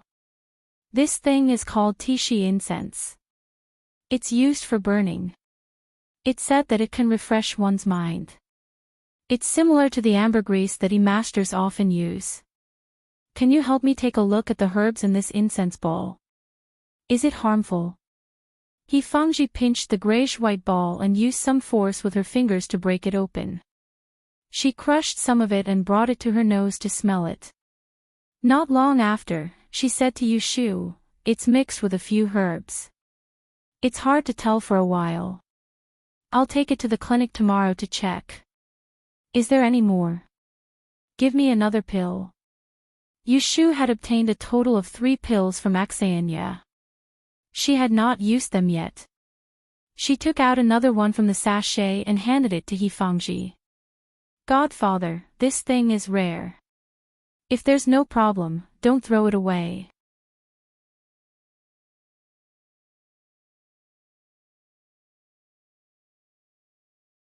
Chapter 550. Yushu had a good sleep at home. When she woke up early in the morning, she first went to the stables to add some fodder for Xiao Hong and exchanged some feelings.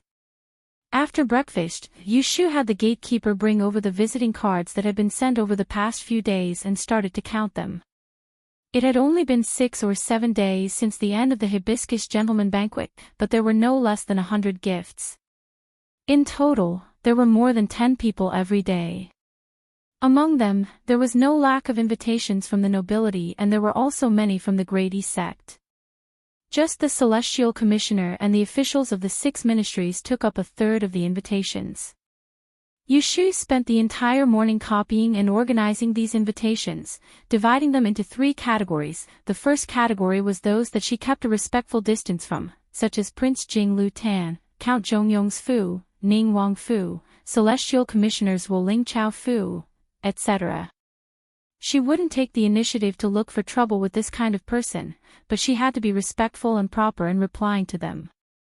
The first category was those that she wanted to interact with, such as the Supreme Court official Guo Huaiyan Fu, the Ministry of Justice Assistant Minister Li Fu, the State Great General Feng Fu, etc.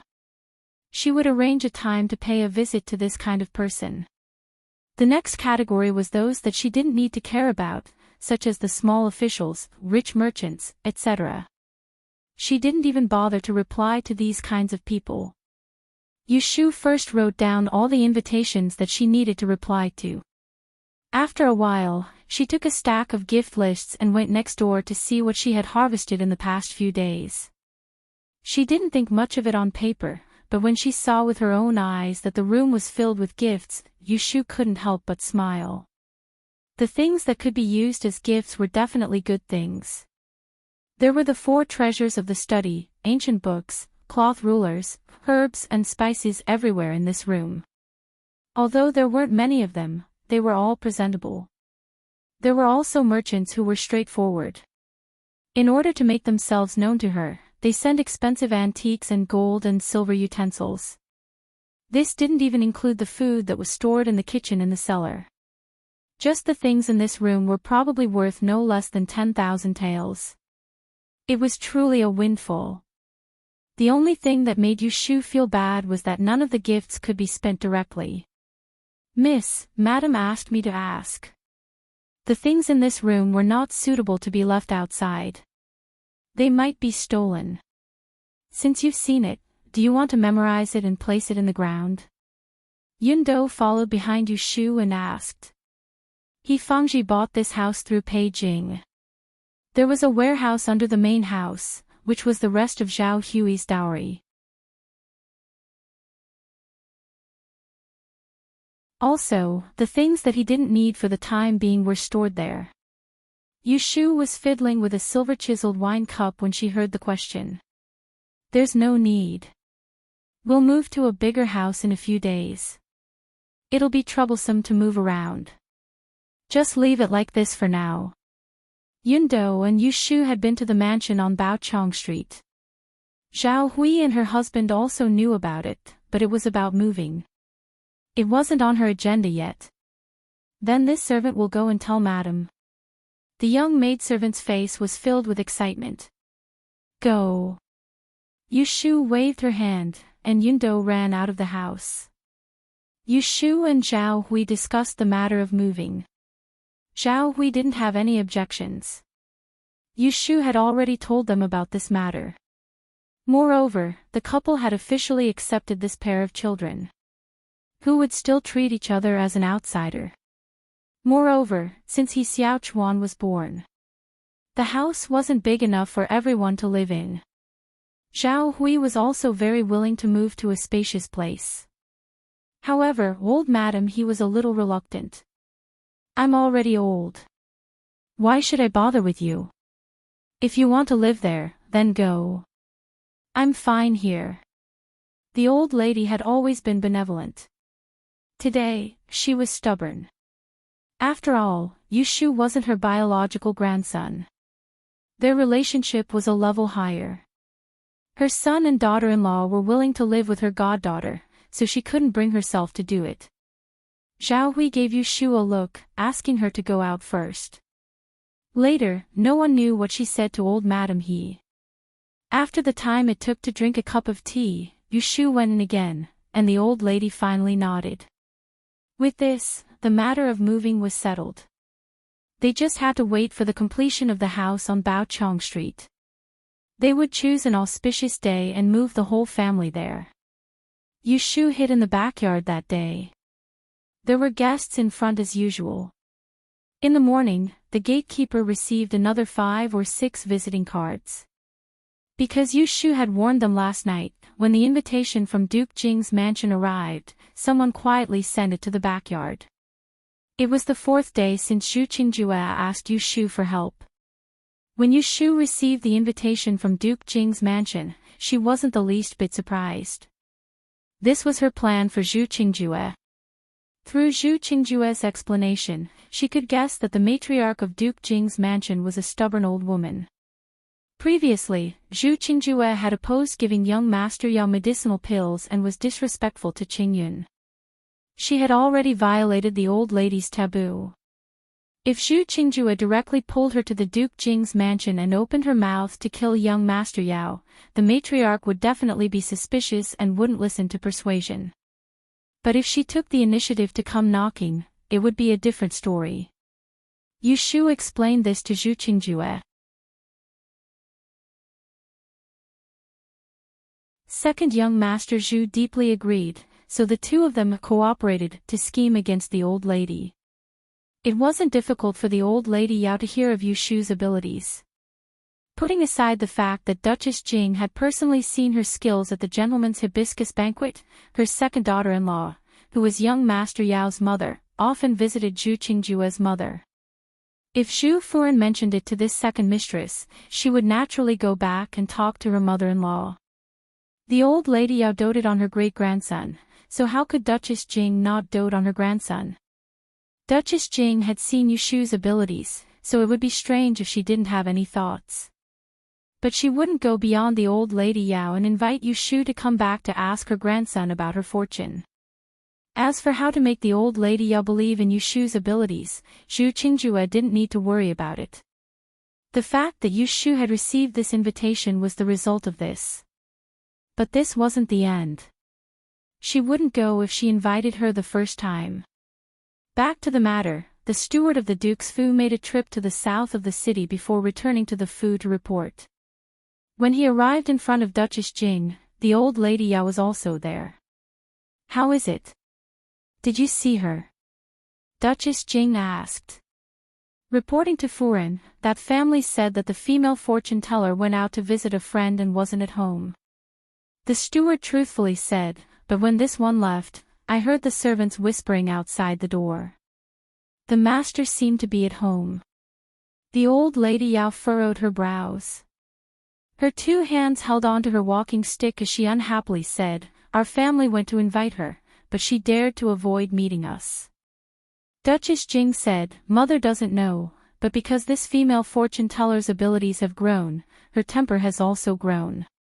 At the banquet earlier, in front of the two Nyang, she dared to oppose Princess Shiwen tit for tat and didn't give way in the slightest. She also said that this strange art of hers can only be used once every 30 days, otherwise it will harm the body. Think about it, this art of determining life and death is peering into the heavens' will. It will definitely harm people. Didn't Taoist priest Qing Yun often say that heaven's secrets cannot be revealed? I think it's not that she didn't come on purpose, but that she didn't want to be implicated. 30 days. How can I wait that long for her? The old lady Yao shook her head again and again. After thinking about it, she became even more stubborn. That won't do. Send someone again. No matter what, we must invite her over.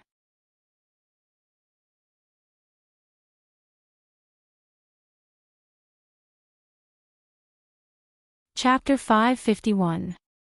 The people from Duke Jing's residence had to ask 3 times before Yu Shu finally accepted the invitation. Carrying the small box, she followed the second master of the Yao family into the carriage. As soon as Zhu Qingjue received the message from Yu Shu, he couldn't wait to wait outside the house of Duke. At noon, at the gate of the house of Duke, Yu Shu was personally escorted out by the second master and second grandmother of the Yao family. Thank you, Mr. Yu, for making this trip.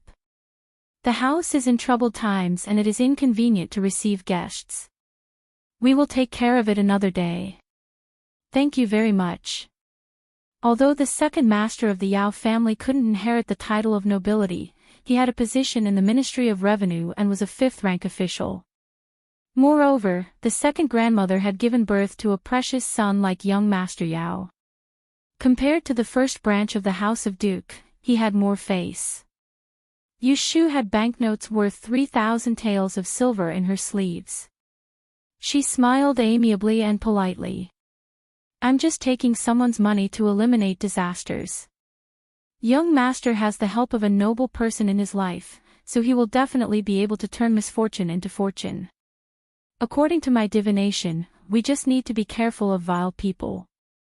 The husband and wife said yes and sent her to the door. Yu Shu declined the offer of a carriage and strolled down the street alone.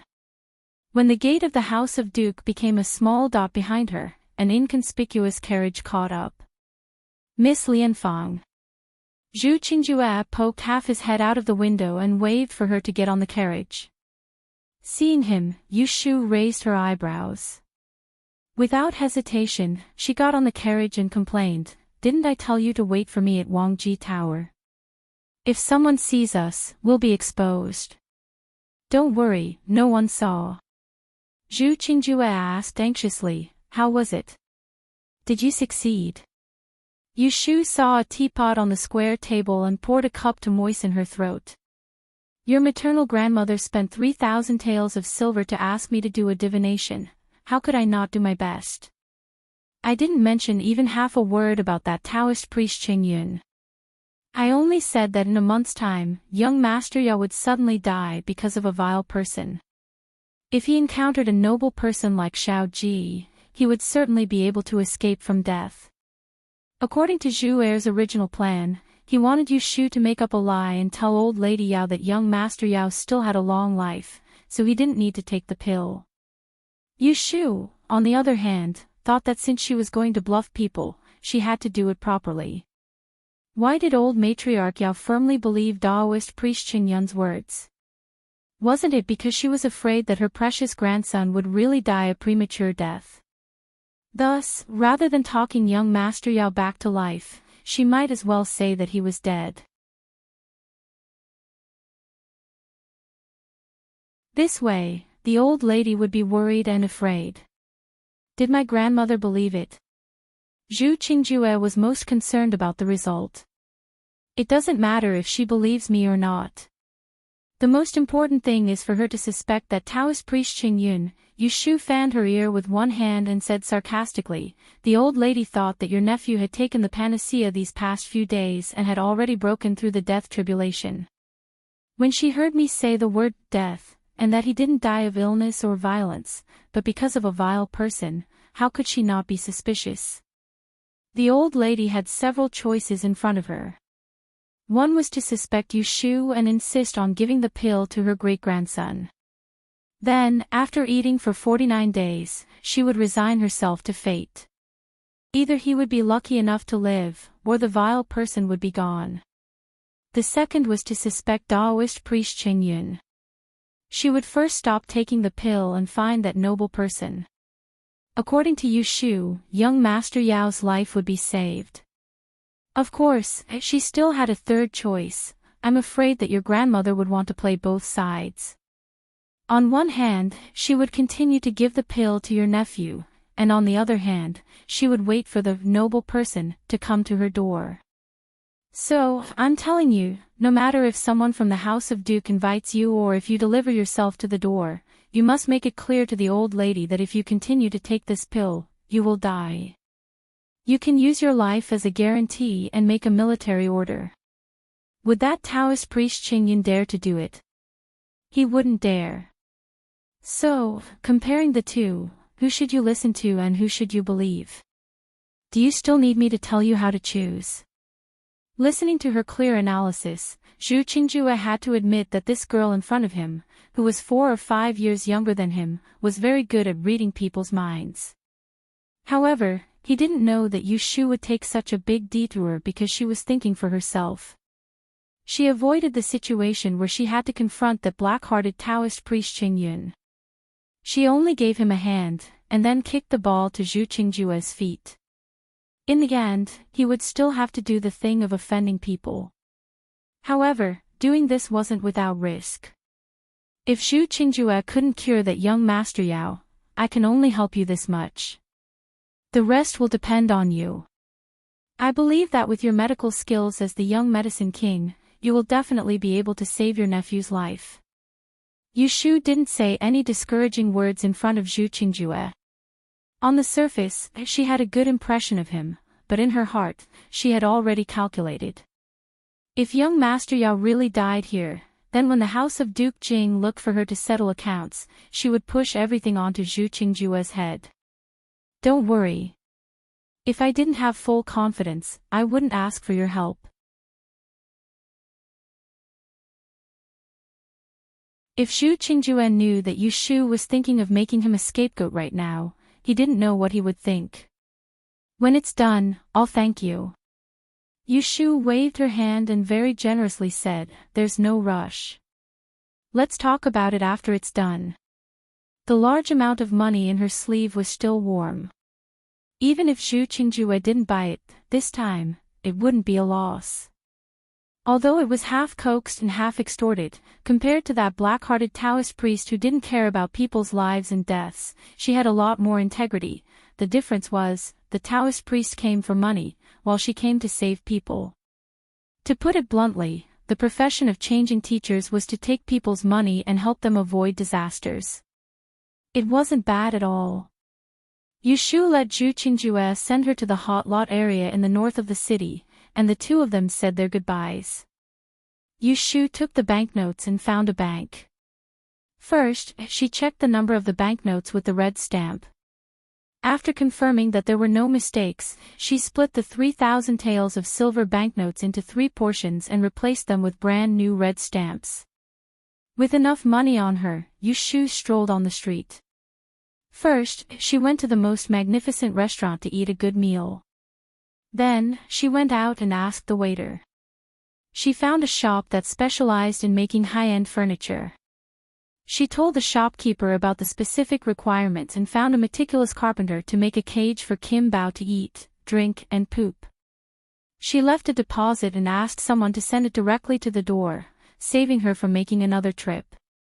Now that there were people to worry about Yushu's clothing, food, housing, and transportation, she rarely had time to go out and shop.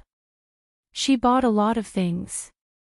There was a drawing for Zhao Hui, a drawing book for Yu Xiaoxiu, a brush washer for He Fengji, an appetizer sour plum wine for old Madame He, and a doll for He Xiaochuan. She even bought a set of kidney beans and bairan. In the end, she casually picked a pair of earrings with gold inlaid with jade. It was for Aunt Chui. At the hibiscus gentleman's banquet, Shi Wen, Chui Axan, and the others dug a big hole for her. They dug out all of her old things and talked about them. However, they didn't get to the point. Compared to being heartless and unjust, and repaying kindness with evil, her biggest flaw was actually being unfilial. Have you ever seen someone lock up their own mother and not let her see others? Just based on this point, if it was leaked, her reputation would be ruined to the bottom of the ditch. Fortunately, Yushu kept a close eye on Aunt Chui. She only made one mistake and ran to the main family. It should be because Aunt Chui wanted to save face and didn't have the nerve to let others know that Yushu wasn't close to her. Just like that, she almost got a good-for-nothing playboy as her son-in-law. Thanks to Imperial concubine Shui, Yushu solved the problem of Aunt Chui's identity when she ran away from home. But what followed was a problem. How to settle Aunt Chui in the future became another problem. She couldn't keep Aunt Chui in the small courtyard in the south of the city anymore. She could live together. Aunt Chui was such a troublemaker. What should she do? Yushu felt that it was better to go back and discuss with Yu Xiaoxiu to see what this child thought. After all, this mother was his. At night, Yushu went to Yu Xiaoxiu's room to find something to do. She sent Bai Ran away so that the sister and brother could talk alone. I went out during the day and bought a few picture books. I heard you said that you saw them at Hu Tian'er's place. Take a look and see if I bought them. Yushu gave the set of picturesque stories about history to Yu Xiaoxiu. As long as she could afford it, she would never let Yu Xiaoxiu be jealous of others. Yu Xiaoxiu happily took it and flipped a few pages. Then he was reluctant to look up. It's like this, but the story inside is different. Sister, where did you buy it? Hu Tian showed it off to me several times. He didn't tell me when I asked him. He kept giving me bad ideas and asked me to help him with his homework. Then did you help him with it? I won't do it. Yu Xiaoxiu wrinkled his nose and said seriously, he doesn't learn well. He doesn't finish his homework and wants to play. How can I help him deceive the teacher? Not only that, he also warned Hu Tian that if he dared to let others help him with his homework, he would tell Teacher Chen that he threw insects into Teacher Chen's book bag. Teacher Chen was a female teacher who loved to preach. What she was most afraid of were insects. Usually, when she saw a cicada, her legs would go soft. Once, she took out a dung beetle and a cricket from her book bag and fainted on the spot. Because of this, Hu Tian trembled with fear for several days. Good boy. Yushu hugged his shoulder and praised him with a smile. She sighed in her heart, if Aunt Chui was half as worry-free as Yu Xiaoxiu, I wouldn't have to worry. Xiaoxiu, sister wants to ask you something. Read this book later. Yu Xiaoxiu obediently put down the children's book. Didn't I take you to see the big house in the north of the city? It's going to be repaired soon. I have discussed with Godfather and Godmother. We will move there at the end of this month at the latest. Do you want to bring Mother over to live with us? Yu Xiaoxiu really thought for a while before answering. Mother lives alone and is quite lonely. Mother is quite lonely living alone. If the courtyard is bigger and there are more houses, it would be great if we could live together. Mother has also suffered a lot. Now that sister has the ability, the books say that filial piety is the most important of all virtues. The teacher also taught us so. If we go to live in a big house and let Mother stay in a small yard, others will definitely gossip about sister. Yu Shu saw that he spoke clearly and logically. She felt gratified and thought about it. Yu Xiaoxiu stopped and looked at Yu Shu's face. He could see that she hadn't made up her mind. He thought for a while and said, "Sister, if you are worried that mother will be noisy, you can arrange for her to live far away from you. Anyway, the yard in the north of the city is very big, and there are godfather and godmother. You can't see them every day." Yu Xiaoxiu knew very well that Yu Shu didn't like Aunt Chui. He was also afraid that his mother would make his sister unhappy. However, he was not shrewd enough to say something against his conscience at such a young age. In order to make his sister happy, he would ignore his mother. Yu Shu was a straightforward person. After asking Yu Xiaoxiu's opinion, she patted her thigh and made up her mind, then bring mother over and live together. Yu Xiaoxiu was right. She chose a good place for concubine Chui to eat and drink well. Concubine Chui could live in such a big house. Concubine Chui would be treated as a god in the house. When Yu Shu came out of Yu Xiaoxiu's room, she saw He Fengji standing at the door of the main room and waving to her. Yu Shu walked over quickly. "Godfather, did the fragrant balls see good or bad?" He Fengji nodded. He didn't see any patience today. He concentrated on thinking about the 2 fragrant balls that Yu Shu gave him. "Let's talk in the room." They entered the central room. Zhao Hui was coaxing the child to sleep in the room. Knowing that they were talking business outside, she asked the maid to quietly close the bedroom door. Under the lamp, He Fengji took out the fragrant balls wrapped in oiled paper and put them on the tea table. He said to Yu Shu, "Some of them are spices, some are animal fat, and some are medicinal materials. I boiled a small pot of medicine and tested it with silver needles and pine yellow. I didn't find any toxicity. This is the list I made. You can take a look and see if there is any problem." Yu Shu received the list and inspected it once. Besides the few types of spices that Shui Rui had smelled, there was also sheep fat, fish oil, rhinoceros horn powder, and so on and so forth. There were a variety of them, and there were an entire 30+ types. It was truly unknown how complicated the process was to refine a single pill. Previously, she had thought that after He Fengji analyzed these medicinal herbs, she could find someone to imitate this Tisho incense. Now, it seemed that it was not possible. Unless the Axean family volunteered to provide the prescription. Yu Shu shook her head and put the list away. She thought that she would show it to Shui Rui when he came back. "Thank you, Godfather. We're a family. There's no need for formalities."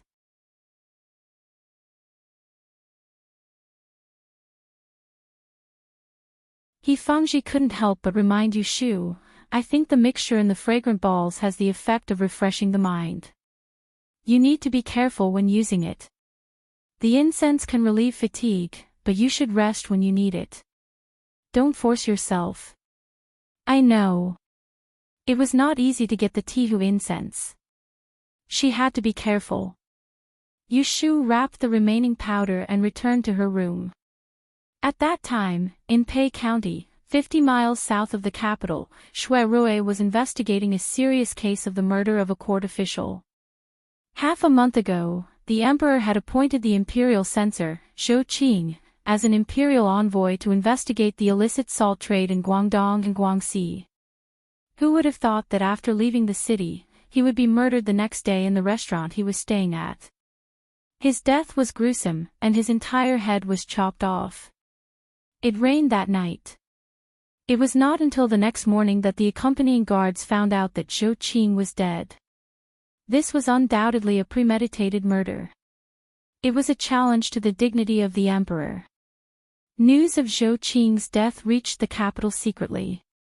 In less than half a day, the emperor suppressed the news and summoned several high-ranking officials from the Supreme Court and the Ministry of Justice. In the end, this difficult task fell to Shui Rui, who was recently in the limelight. You're tuning in to the LoveLore Library YouTube channel. We're so grateful for your support, and don't forget to subscribe to join us on this incredible journey through captivating stories. Your generosity through donations truly makes a world of difference, as it's the primary source of revenue that allows me to expand and enhance this channel for you. Thank you from the bottom of my heart for being a part of this adventure.